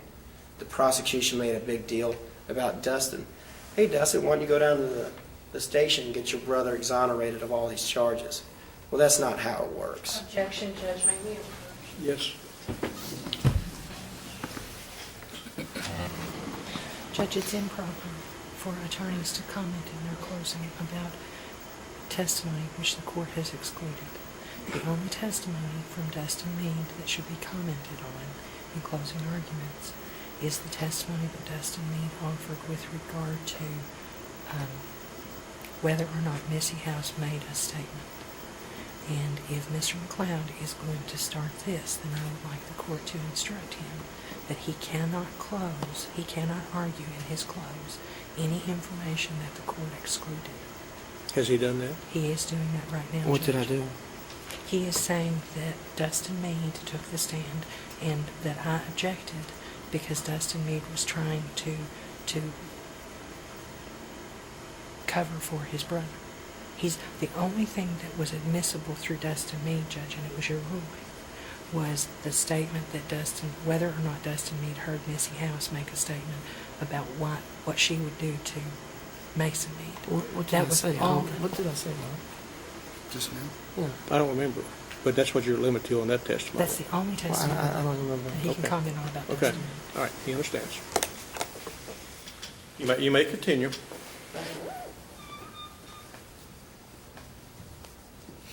Okay. Robert House, he's there, Joe Spalding's there, and they've got their crew. And they've got any number of people that showed up together. Rhonda, Timmy, and Mason Meade ran together in Joe Spalding's green Chevrolet. They drove there together, they met, and Robert House, it makes sense. They showed up initially, they're the boss, get going packing. They disappeared to go buy some type of little, maybe an express Chevrolet van or some type of van to help with the packing, to help with the go-between. These two buddies take off for a little bit. They show up at the end of the day, pack up, they gather around, and Joe Spalding takes the money from the job, which Mason stated that they get $1 per 100 pounds, and they divvied up $120 for a hard day's work. This is the next thing.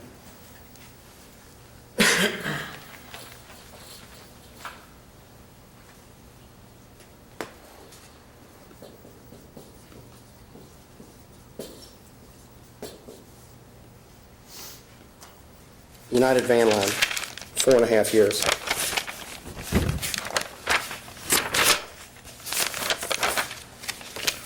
He worked for another company for a year. Rehireable. He could get his job back. Rehireable on the second one. On this one, what's wrong with this picture? What's the difference between this employment history of a young man who may not have graduated from high school, but he certainly isn't shy to working, to bringing home a paycheck when he's out moving people? What's the difference in the equation? It's Robert House. Robert House is here. And again, if you reflect back to Robert House, if you reflect to what his stepdaughter testified to as well, he's untrustworthy. That's someone who lives in the same house as him. She no longer lives there. If you take that into account, Robert House is not going to put his employer that he works part-time in, as well as doing pools and the different jobs he has, into jeopardy and wipe his buddy Joe out of business.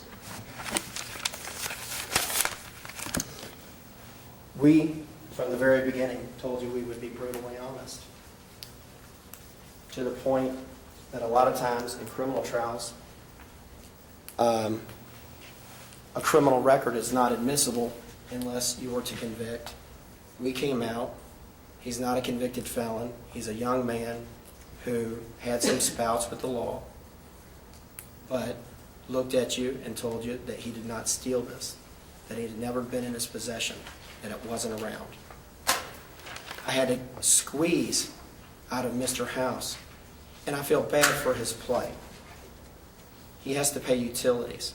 His wife pays the mortgage, but he has to pay his utilities. He has to get tires on his truck. I'm not unsympathetic to that. But I had to squeeze that out of them. And that's a motive, because there's a lot of stuff that came out of this place, and they trickled it in over a month, or maybe 3 weeks is the dates as they line up. He is constantly calling the sheriff's department to get back what he thinks are personal belongings, because then when he left, and the sheriff happens to be here, Sheriff Carrick, says, I went down and I dropped him off at McDonald's. There was no arrest made. There were no charges taken. But by his own testimony, he left that house and he had absolutely nothing. And so initially, and I've learned this through many trials, to come back and maybe ask one too many questions. The first time I crossed Sheriff Carrick, he said, no, I kept it close to the chest. I never told him what we had, just simply personal items. Do you want to come in and get them? And he was calling them back and forth. And I said, perfect.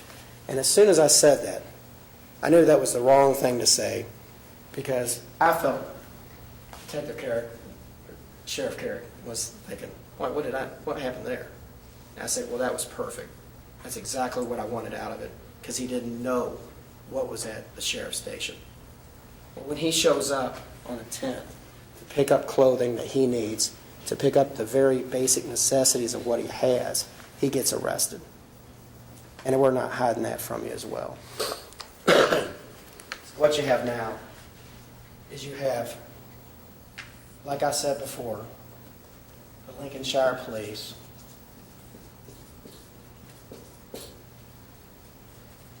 and they would back off and they wouldn't admit it or they wouldn't talk about it, but I elicited through their own testimony of Sheriff Robinson that if a police officer is not sworn in or he has lost his credentials, he doesn't have his arrest power.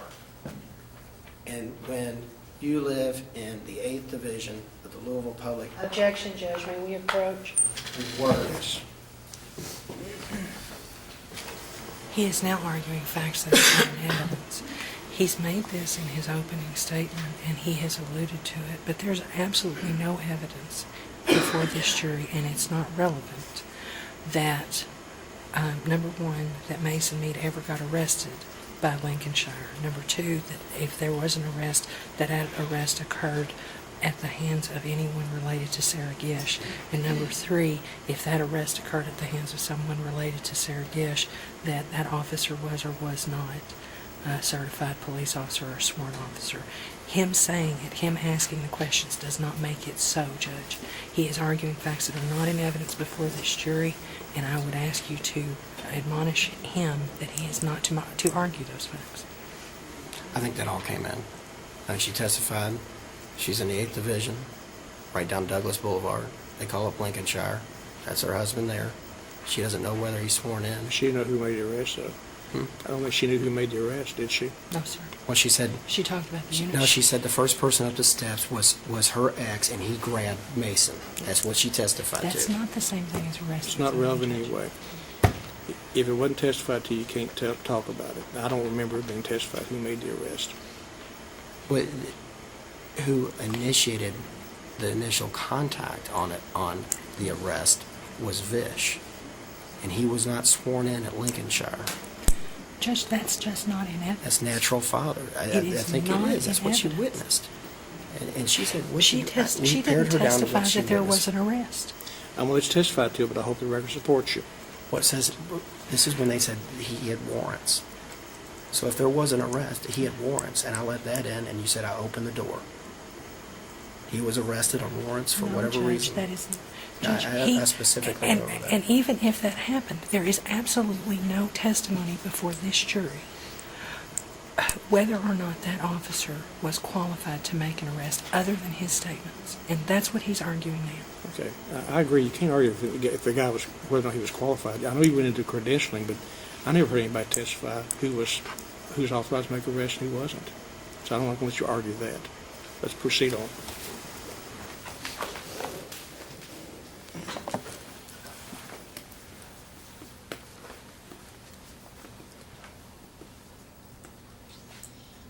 Mason was present on July 10th when they were packing up the doctor, Trice, that testified. but there were other people there. No more than 5 by Dr. Trice's testimony. 5 by Mason's testimony. What stands out as well is that the doctor doesn't realize that his camera is missing until after the movers come and get his stuff. It's not even narrowed down to the packers, and I don't know who the movers were. And at this point, I thought it interesting that Crum has selective memory as far as what he remembers unequivocally, who was at the site and who wasn't. I think it's interesting that Crum has a file in his desk that may have straightened it out. And he's coming to court, and he knows exactly why he's coming to court. I think it's interesting that a picture of Robert House wasn't given to Dr. Trice. It's not my duty here. It's not my job, and it's not Mason's job or Mr. Scott's job to solve the case for the Commonwealth. They didn't even give him a photo pack. Doctor, do you recognize this fellow? He was the nice one. He's the one that got me extra boxes because I couldn't ship my liquor over. Not one other picture was given to him. This could have been solved if they would have given him a picture of Robert House and let him perjure himself. And later on, if it comes back that there's a comp card and I issue a subpoena to Joe Spaulding, we'll see what happens there as well. But as my experience, and maybe your experience as well as human beings with movers, there is not much of a paper trail. They're fast and loose with their money. They deal with people that they have to call up on a whim that don't have steady jobs but are willing to work and work all day long doing heavy shipping, packing, taking care of people's things. And that's what Mason does, and his brothers as well. It's hard work. It's thankless work, but it pays well. And he does that type of work. And after 4.5 years and a year at Carter, why all of a sudden would he risk any type of exposure on a cheap little Pentex camera, a ratty little serpentine thin chain, a ring that probably isn't gold, I didn't care to look at it much, and some other little trinket? Why would he risk that when he's got steady employment? He stated now he's back with the regular driver he's with, and he found out in Plano, Texas, he's gainful employed. None of it makes any sense. I had to squeeze it out of Robert House. I had to pin him up as quickly as I could, any way I can. And so finally I did reverse psychology on him. Okay, you're not going to admit that you dislike him. You like him as your own son. Oh yeah, I love Mason. I want to take him under my wing and correct everything that he has wrong with him. Well, by the end of it, Mason's a gorilla coming after him. You know, he's short on money. He's got some things going on. There's a motive there that Robert House is taking stuff probably from other moves, and he's not going to admit that Joe Spaulding and his crew stole because he could risk Joe and his truck that he privately subcontracts and anything that he would have from Ally that would wipe it out.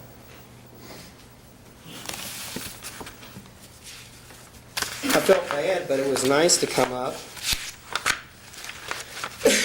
And I don't think he's lying at all. I think Mason, with an 11th grade education, and I can't speak to his IQ, he's competent, hardworking, maybe he's not a deep thinker, hardworking young man, but maybe he doesn't follow the proceedings like we do. I think he was very honest up on the stand where he's somewhat confused, he's somewhat defensive, and that's how he survived. You heard about the background. We moved on from there. You heard about where he's from, and he's learned to survive because he can work hard and he's got a good work ethic. And that's something that he and his brothers have. And they made a big to-do about, why are you here, Dustin? Because I'm here for my brother. They're not going to call Dustin to the stand. What do you think Dustin's going to do? Dustin, if you see Mason getting jumped on a street, what are you going to do? I'm going to get involved. What are you going to do if he's in trouble? I'm going to try to help him any possibly way I can. Where did that go? Dustin's impeccable. And he wasn't there except for to say that, and I think, and this is what I submit, if he thought Mason did it, he wouldn't be here with him. So take your lumps.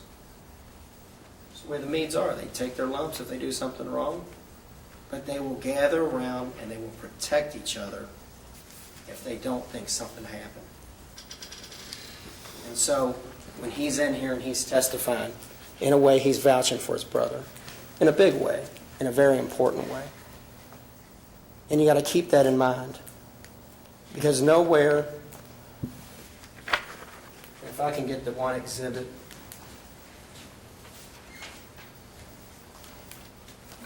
the judge cannot approach the jury. Yes, you may.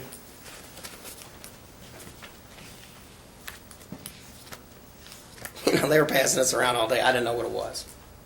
It's a picture of the room where Sarah and Mason stayed when they were at the house.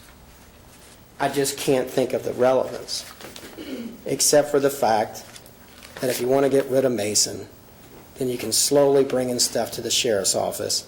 They're going to shut the file, and this is going to show that Mason took this picture. And for the life of me, I can't figure out right now, why would Mason take this picture?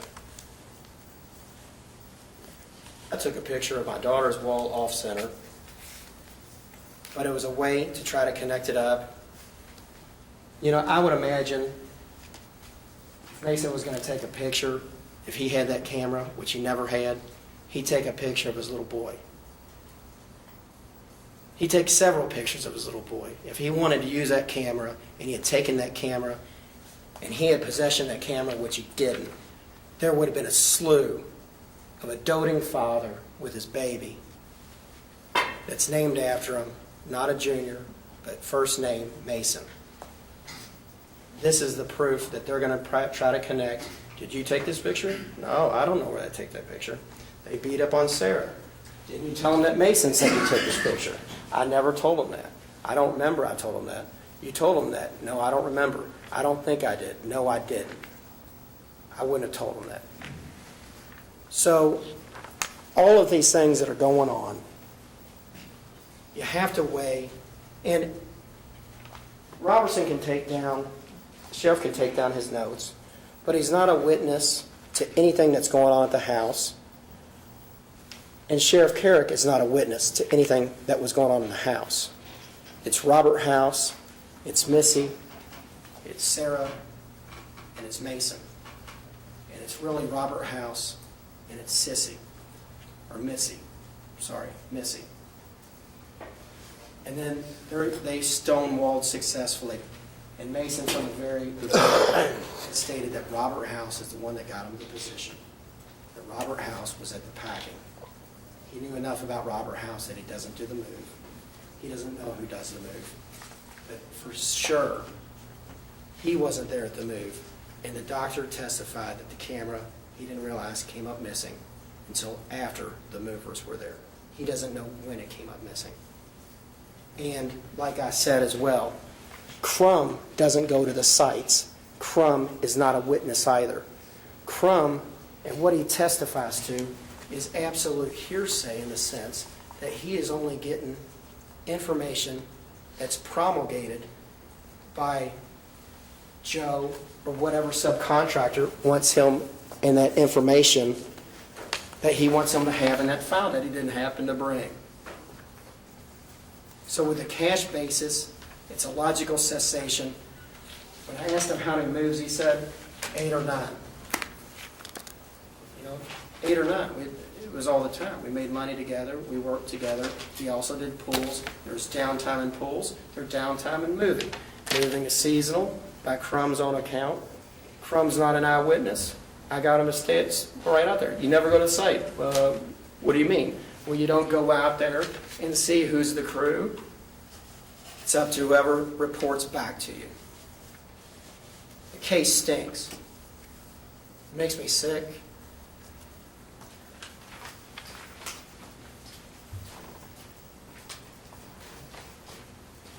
It makes me sick that this young man's facing prison time.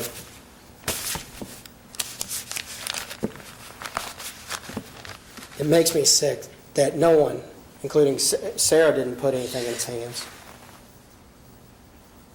A mother and a father who don't want Mason around.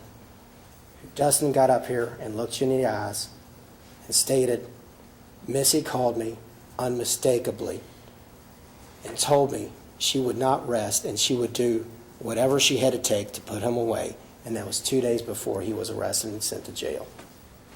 And they tried to shake Dustin, and you couldn't. And one of the reasons you can't shake people, and I shook Robert House. I got him to back off his stance. But there was the Rock of Gibraltar of Dustin talking. They did not move him one bit. He looked her in the eyes like, explain it further. No, that's not what I'm saying. I was positive it was her. Talked about some family, got objected to. And it came out for his brother. So everyone has kinks. And when you go back and you deliberate, and I didn't do voir dire, I'm 40 years old, and I've never been on a jury. I'm a veteran, so I've done somewhat of a civic duty. But I know it can get tense back in the jury room. I don't know what goes on back there. Sometimes they come out and the jury's sweating and they're looking at each other. I don't know what happens. But if you think Mason did it, then find him guilty. But if deep down you think he didn't do it, stick by your guns. Because you can't Monday morning quarterback this 3 months down the road. You can't Monday morning quarterback 9 months down the road where you remembered a particular fact. So when you get back to the jury room, no matter how uncomfortable it gets, I promise myself, Mason, the family, Mr. Scott, Commonwealth, stick by your guns if you haven't been convinced, one way or the other. But I think it's clear, if I laid the foundation properly, that I'm going to ask you to go back there and after you take the time for Mason, that you find him, and you won't find innocent. You'll find not guilty. I'm going to ask you to find him not guilty and let him go home. Thank you. Thank you, Mr. McLeod.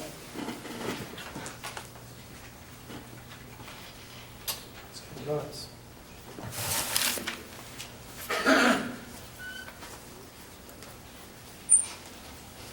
Ms. Strebel, it's 7:05. I'll warn you at 7:30.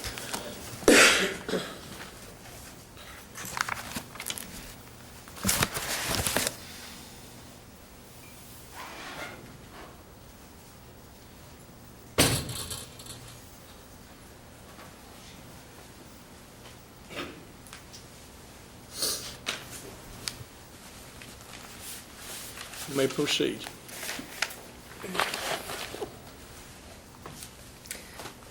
You all will recollect that in voir dire, I told you I'm not a basketball fan. I sometimes think they'll revoke my Kentucky citizenship because of that.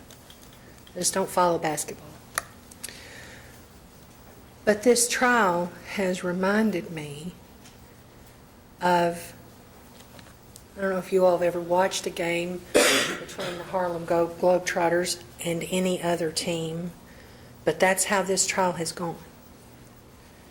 And I know a little bit about the Harlem Globetrotters. Their talent, the members of their team, they have got all the skills of every team that they come up against. They are very skilled basketball players. They are remarkably skilled basketball players. But they win, not on talent. They win on breaking the rules. And that's what this has felt like. I represent the prosecution in this case, the Commonwealth of Kentucky. It's my responsibility as a prosecutor not to gain convictions. It is my responsibility to do justice. I am obliged to give you the facts as they are revealed in the investigation, as they are made known through various witnesses. Deliver those facts to you, and the judge delivers the law, and then you all render a decision. Whether when you come back in, you render a decision of not guilty or guilty, I've done my job. But it is incumbent upon me as a prosecutor representing the Commonwealth of Kentucky to follow the rules, and I've been up a lot in this case objecting, more than usual. Because from my perspective, the Globetrotters are trying to win by breaking the rules. Judge, can we There's a approach? lot of... Object.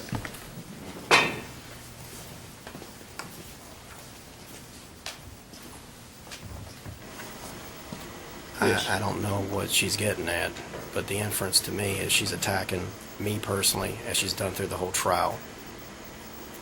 I don't know what the tricks are. I don't know what she's talking about. But the Globetrotters... Just like the trick he's doing right now, Judge, where he's talking loud enough to make sure the jury can hear him. If we're the Globetrotters and we're pulling a trick, that's what she's implying, and that's what I'm getting from it, and it's unequivocal, and that's admonishable. You can argue the facts of the case and the reasonable inferences therefrom. Okay.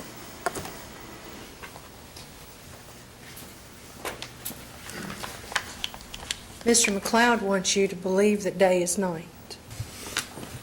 Mr. McLeod has told you repeatedly that Robert House is the person who committed these offenses and that we've got the wrong person.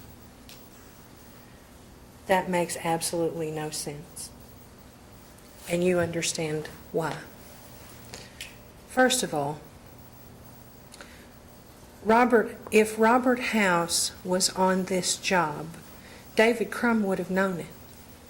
And David Crum didn't know it. Ultimately, Berger is who paid the bill. If Mr. McLeod had wanted the paperwork from David Crum, all he had to do was subpoena it. He didn't do that. He didn't want the paperwork from Mr. Crum. He wanted to come in here and argue a ridiculous theory to you. He wanted to what they call Plan B you, because Plan A is the prosecution's case. Mason Meade packed Kevin Trice's house. Kevin Trice told you 3 people. 3 people is what he, with his very good memory, recalls being the number of people in his team. Mr. McLeod came back to Mr. Trice and said, could it have been as many as 5? And Dr. Trice admitted that maybe, but he remembered 3. And he specifically remembered Mason Meade because Mason Meade was helpful to him. They had conversation. Mason Meade, as you will recall from Dr. Trice's testimony, packed the upper 2 levels of his house. Dr. Trice didn't remember Robert House. If Mr. McLeod wanted to establish through Dr. Trice his theory that Mr. House was in his residence, he could have shown him a picture. He could have brought Mr. House in here. It is his theory that he wants you to believe, but it's a theory unsupported by the facts. Missy House, with no prior way to know what the question was going to be, was asked by me whether or not Mr. House worked as a mover. She said no. Mr. House told you He didn't, and Commonwealth did not call Robert House to testify. The defense called Robert House to testify. This person that they tell you is not trustworthy was put on the stand by the defense. Now, the Commonwealth didn't put Mr. House on because, as you heard from Mr. House, the property that he brought into the sheriff's office, that he removed from his own home because he felt it was tainted, was not the 3 pieces of jewelry and the camera. It was other property it's not an issue before you. Those 4 pieces of property that belonged to Dr. Trice are the 4 pieces that we're here about today. Who that other property belonged to is not a question in controversy before you. And therefore, it was not relevant. It would not then be proper for me as the prosecutor to put Robert House on to simply bolster the testimony of the witness you had already heard, which was Missy House, that the jewelry was returned to the sheriff's office and that the camera was returned to the sheriff's office. Those are the 4 pieces of evidence that are in controversy today, the 4 pieces of property that belong to Kevin Trice. But he put the witness on so that he could then cast aspersions. He could call him names. And he could tell you, don't believe this witness I've put in front of you, because he's really the bad guy. You know what? Robert House may not be able to keep a job. He may not like working. He came in sweats and was a little scruffy, you know, like I like to look when I go to the store on Saturday and I don't have to try to, you know, put on a good appearance. Okay. So he's not busting his butt out there every day trying to do, you know, earn $1 million. That doesn't make him somehow responsible for the criminal acts of Mason Meade. But he would have to be some kind of stupid to bring in property that he stole from somebody, shove it at the sheriff, and say, Mason Meade put this in my house, and I want you to go arrest him.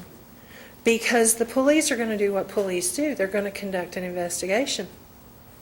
And when they investigated and were able to identify owners of 4 pieces of that property, they identified Kevin Trice. Okay? If Robert House had been a part of that theft, then Robert House would have been with Mason Meade today. You will recall that the charge is acting alone or in complicity. We're not on the number of people that can be charged with being in receipt of stolen property, if more than one person is.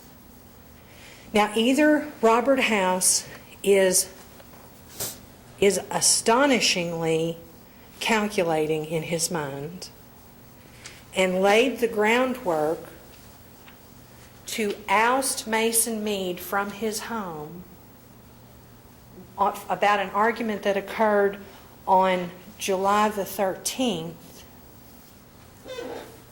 Robert House would have had to have thought forward in time on July the 10th, if he had been in Mr. Trice's home. He would have had to have thought to himself, I'm going to lay a snare for Mason Meade. I'm going to take this camera and this jewelry, and the next time that I get mad at that boy, I am going to blow up, call the law, get him hauled out of my house on an allegation of domestic violence, and then I'm going to go into the police office the next day, and I'm going to give them property that I have taken from Kevin Trice, because I know I can prove, I can convince those police officers that Mason Meade was at Kevin Trice's house. I can prove this up on him. And I won't get caught because They won't call me to testify. Or if they call me to testify, well, I'll just deny, and they won't think to call Joe Spalding or Rhonda Spalding or any of the other people that are there. Mason Meade wants you, through his attorneys, he wants you to believe directly contradictory things. He wants you to believe that Robert House is both calculating enough to lay that scheme into place and foolish enough to walk into the sheriff's office with property that he, in fact, is in receipt of that was stolen. That's why their theory is absurd. Here's what happened. Mason Meade packed for a living. Now, why he decided that he could take property that belonged to other people, I don't know, and you don't know, and we probably will never know. Because there is something in the mind of a person that will do that that cannot be understood by the mind of a person who won't. You don't take what doesn't belong to you. And certainly not things that you don't have to survive. Everything that Mason Meade needed to survive was being provided for him. He had a roof over his head, food in his belly, the electric was paid for, water to drink. It might not have been living high, but it was living free, and it was handed to him for simply being respectful of the property owners. They wanted to help Sarah, their child. They wanted to take care of Mason Charles, their grandchild, and he was part of the package. And that's exactly what family does. Family takes care of family. Now, Mason Meade goes into Kevin Trice's home, and he takes at least 4 pieces of property that don't belong to him. A camera, a ring, a necklace, and a watch. Kevin Trice told you the individual value of those items and that the collective value is more than $300, and that he did not give Mason Meade or anyone else permission to take his property. Why are we trying this case in Meade County? Meade County doesn't have jurisdiction of the theft. Meade County has jurisdiction of the receipt of that stolen property. Under the law, as Deputy Robinson told you, we either convict him here or they convict him there. And we brought the charges first. It's just that simple. Double jeopardy would prevent him from being convicted both places. And that's just right. It's the same property. It wouldn't be right for him to get punished 2 times. But it wouldn't be right for him to never be punished either, just because we cross an imaginary line on a map. And it was found first and investigated only here in Meade County. It's that simple. There is no grand conspiracy. Now, I'm one of 8. I have 5 brothers and 2 sisters. I love them right or wrong. I suspect that that is what is in the heart of any sibling. I don't fault Dustin Meade for wanting to keep his brother from harm. Dustin Meade told you, the house told him that she wanted to see Mason in jail and that she was going to do, in whatever his words were, she was going to do what she could do to see that that happened. But he didn't tell you that she told him she was going to make it up, or that she was going to collude, or that she was going to do anything other than what she did. She reported what she believed to be criminal activity to the police because she didn't want stolen property in her house.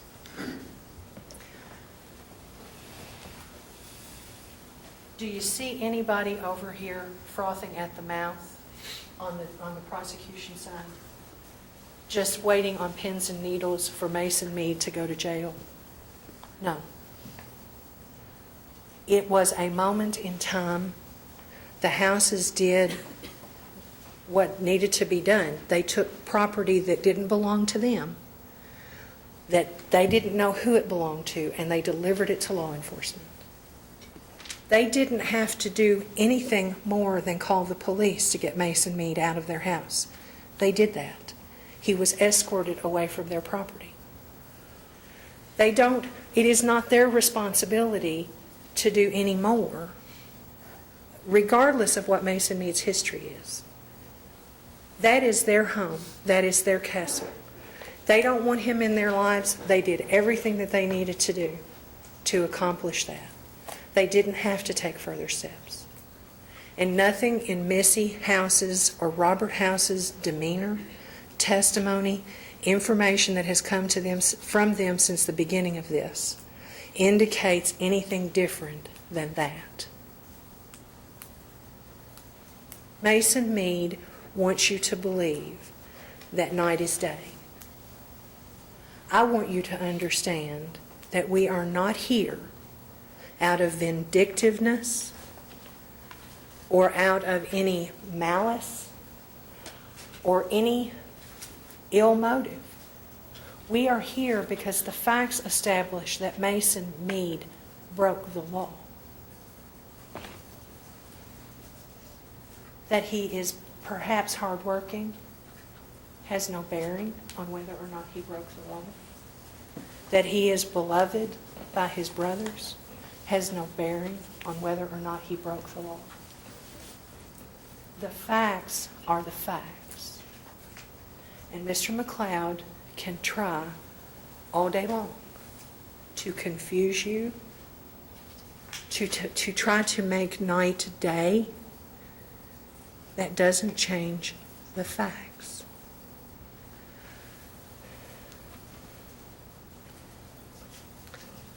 There is an animal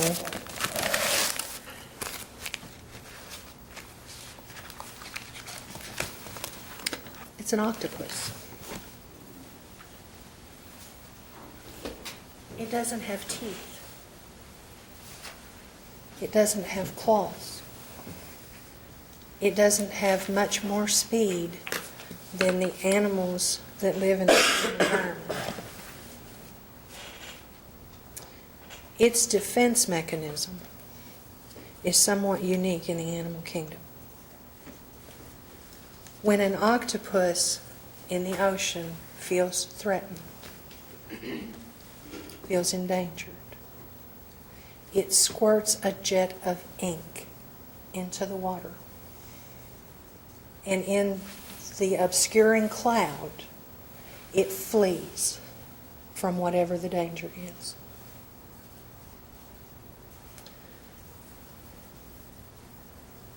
Mr. McLeod is defending his client. His argument doesn't have teeth or claws or much traction to get speed. What he's got is the ability to try to bamboozle you and to obscure the facts. Don't let him do that. Mason Meade is guilty of receiving stolen property here in Meade County. Property that belonged to Kevin Trice that had a value of more than $300. I ask you to honor your oath and to go back into the jury room and to find him guilty of that offense. Thank you, Ms. Strebel. I'm now going to ask the clerk to draw out one juror.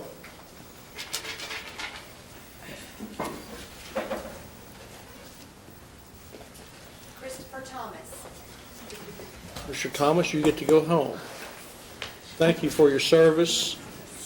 Call in Thursday evening to see if you still need to come back Friday, okay? All right. Need an excuse or anything? No. Okay. Come back Friday unless you're told not to. At this time, I want to offer just some general instruction to the jury before you go back to deliberate. When you reach the jury room, you should elect one of you as the foreperson. In order to return a verdict, of course, you all must agree to it. It has to be unanimous. Each of you need to vote your own mind. and stand your ground, but listen to others also. I can't explain that any better than that, really, but you all have an opinion, and it doesn't mean that you can't change your opinion. You're not locked into your first opinion, but you shouldn't change it unless you feel right about changing that opinion. Do not be concerned with any rulings I made in this trial. There have been several objections. Objections are normal in trials. They caused me to have gray hair more than maybe I should have, but that's part of my job too. But do not infer anything from any rulings I've made that I believe in one side of the case any more than the other. I'm just listening to the case like you all are at this point. So do not infer anything from any ruling I've made. You shouldn't infer that I favor one side or one attorney over the other. I certainly don't intend for you to take it that way. I'm going to ask that the exhibits be taken to the jury room for your consideration. I'm also going to give to the bailiff the original instructions, which is what you'll need to use to sign.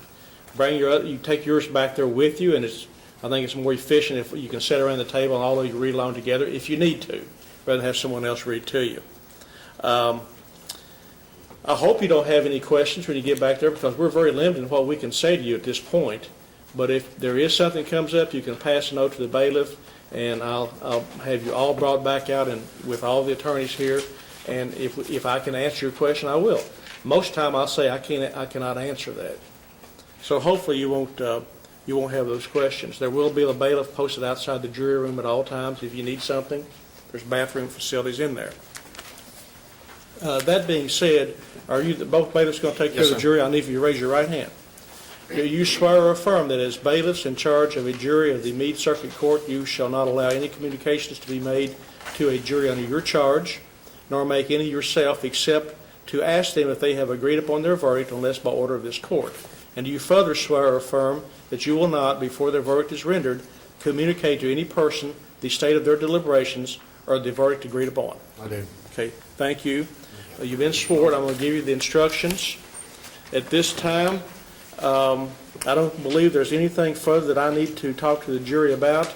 If you'll go with the bailiffs to the deliberations room. Anybody got cell phones, please stay on here and share. Not supposed to be communication time. I'm going to put this on the table.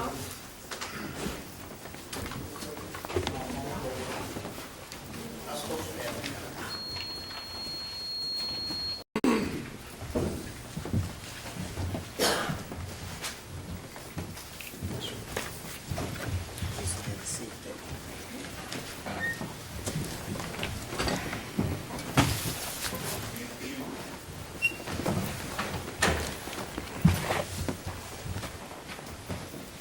Okay, I believe everybody's back. Everybody be seated, please. Have you reached a verdict? Yes, sir. Who's the foreperson? You, sir. And you gave it to the bailiff, and he's given it to me.